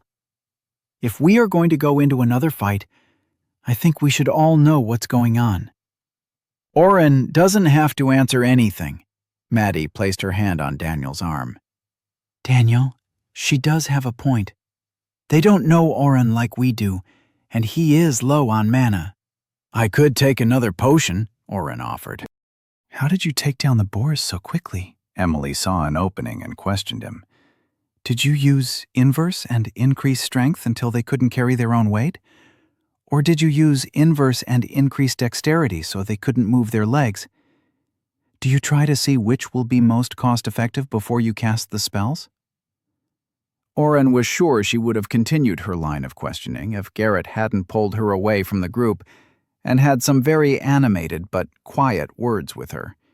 His hands slashed through the air multiple times until she huffed and stomped farther away from the group. "Sorry about her," Garrett said with his easy smile, sauntering back to the 3 of them. "She gets into her learning mode and doesn't know when to stop." Garrett stopped just outside Daniel's striking range, a fact that did not go unnoticed by anyone, and tried to appear humble. As humble as the provocative man could, anyway. "I know you don't trust us. I get why. Just remember, though, while we are in here, we have each other's backs. Emily might be Emily, but she is loyal to a fault. I've never seen her shirk her duty or not give it her all. So maybe give her a break for not telling you she's from Odrana. At least until you all can have a nice chat. Preferably while I'm sleeping." The archer spun on his heel and moved back to Emily. He affably put his hand over her shoulder, and she promptly elbowed him hard. Twice. Daniel took a steadying breath. "How is your mana? Do you need a potion?" "I can take one if I need to, but I might just leave the fight up to you guys. No use wasting a potion if we're going to have a chance to rest in a few minutes anyways. I can always cast a spell or two in an emergency," Oren assured them both. "Maddie, can I talk with you? I think it might be better for you to ask Emily some questions. I'm getting too angry every time I look at her. She wasn't there." She probably had no part in any of that shit, but still. Oren cast a spell, and Daniel's shoulders sagged as the stress and rage faded from his mind. Daniel quirked an eyebrow. "Did you just cast your calm spell on me?" Oren smiled. "I think it's worth it." Emily and Garrett had something to prove as they attacked the final 2 boars standing in their way to the next floor. Garrett rained down outsized stone arrows that slowed down their charge as Emily hurled boulders of fire at the monsters. Working in tandem, they reduced one beast to ash before the second reached Daniel's swinging metal. 5 minutes after, the group fell into the safe room, having successfully cleared another floor of the dungeon. Oren was setting up the portable heater again. Maddie and Emily were arguing in a corner of the room, while Daniel stood by passively. Oren hit the switch and felt the gentle warmth spreading off the cube. He felt Garrett approach. "Think they'll get over it?" he asked, pointing to the rest of the party. Oren shrugged and turned to the handsome man. He hadn't realized how close Garrett had gotten. He gazed up, hesitating for a second before answering. "Imagine you were kidnapped and tied up to be delivered like a prize to Odrana. You escaped, but then found out someone you were working with was from there, but didn't tell you. How would you feel?" Garrett's lip pulled up into a half smile. "It would depend on how well I was tied up." Oren rolled his eyes. Garrett had been making jokes about everything since they started off from day. While he didn't mind the attention from the attractive man, his inability to take anything seriously had put a damper on any other feelings. Oren still felt conflicted. Back on Earth, he'd pined after Daniel's sister for years. He was beginning to realize it might have started when they were younger, when she'd paid slightly more attention to him than anyone else he'd known. He knew Garrett's reputation. Emily was not averse to telling him off regularly. Oren had watched him make passes at everyone in the party, except Emily. He guessed, though, that Garrett had tried in the past, and Emily had told him exactly what would happen if he tried again. He liked the attention and the feeling in his chest when Garrett gazed longingly at him. However, he was beginning to think Garrett wasn't a one-person kind of guy. "Does it always have to be a joke?" Oren whispered, turning away. "They'll work it out. I need some rest." Garrett didn't respond and left, moving to a free corner to set up his camping bag. Oren felt something in him twist. He'd half-hoped Garrett would respond with something real instead of more innuendo. Silence was somehow worse and better at the same time. Daniel blew air through his nostrils as he stomped over to Oren. He threw his own camping bag down and sat on the floor. "Maddie says I have to be nice. Emily's fine," he said, the anger in his voice palpable. "You seem really happy with that," Oren commented, sitting down next to him. Daniel closed his eyes and took multiple steadying breaths. He opened his eyes after a minute. "I'm not, but that's just my own anger at Odrana, not at her specifically. I can't avoid the entire country and all its people just because of a few dickheads. I still think she should have told us up front, though." Oren pulled a few apples and a lump of cheese from his breaking off a piece and handing it to his friend. "Maybe she should have." Daniel narrowed his eyes and glanced sideways at Oren. "I'm not forgetting that you ran off and did something stupid again. I'm pissed at you, too." "Understandable." Oren took out a knife and cut his apple into slices. Daniel threw up his arms. "What is going on with you? One-word answers and agreeing with me on everything. What is this?" "Just reflecting." He offered the knife to Daniel. Daniel snatched the blade and chopped his apple into broken bits. He stared at the mess on the floor and then pointed the knife at Oren. "You think I was unfair to her? You think I'm lashing out because I was powerless against her country when they tried to kidnap me, don't you?" Oren used calm mind on Daniel for the second time in the last few hours. He waited until his friend's heavy breathing stilled. He also waved off Maddie, who was still talking to Emily, but had taken a few steps toward them upon Daniel's outburst. Oren took his own deep breath. "Do you remember our big fight, when we were clearing out those rat dens?" Daniel was dazed at the double whammy of the spell sapping his built-up anger and Oren's recalling of their fight. He simply nodded. "You called me a creep for liking your sister, or something like that. I never really told you that I liked her, did I?" Oren didn't wait for a response. "When my dad left, and I started hanging out with you two more, I was still really depressed. You both did your best to cheer me up. Of course, you still had soccer practice, or whatever it was you were doing, and your parents would bring you to all that. Sometimes I'd sit on my front steps waiting for you to get back. Or maybe I was waiting for my dad to come back.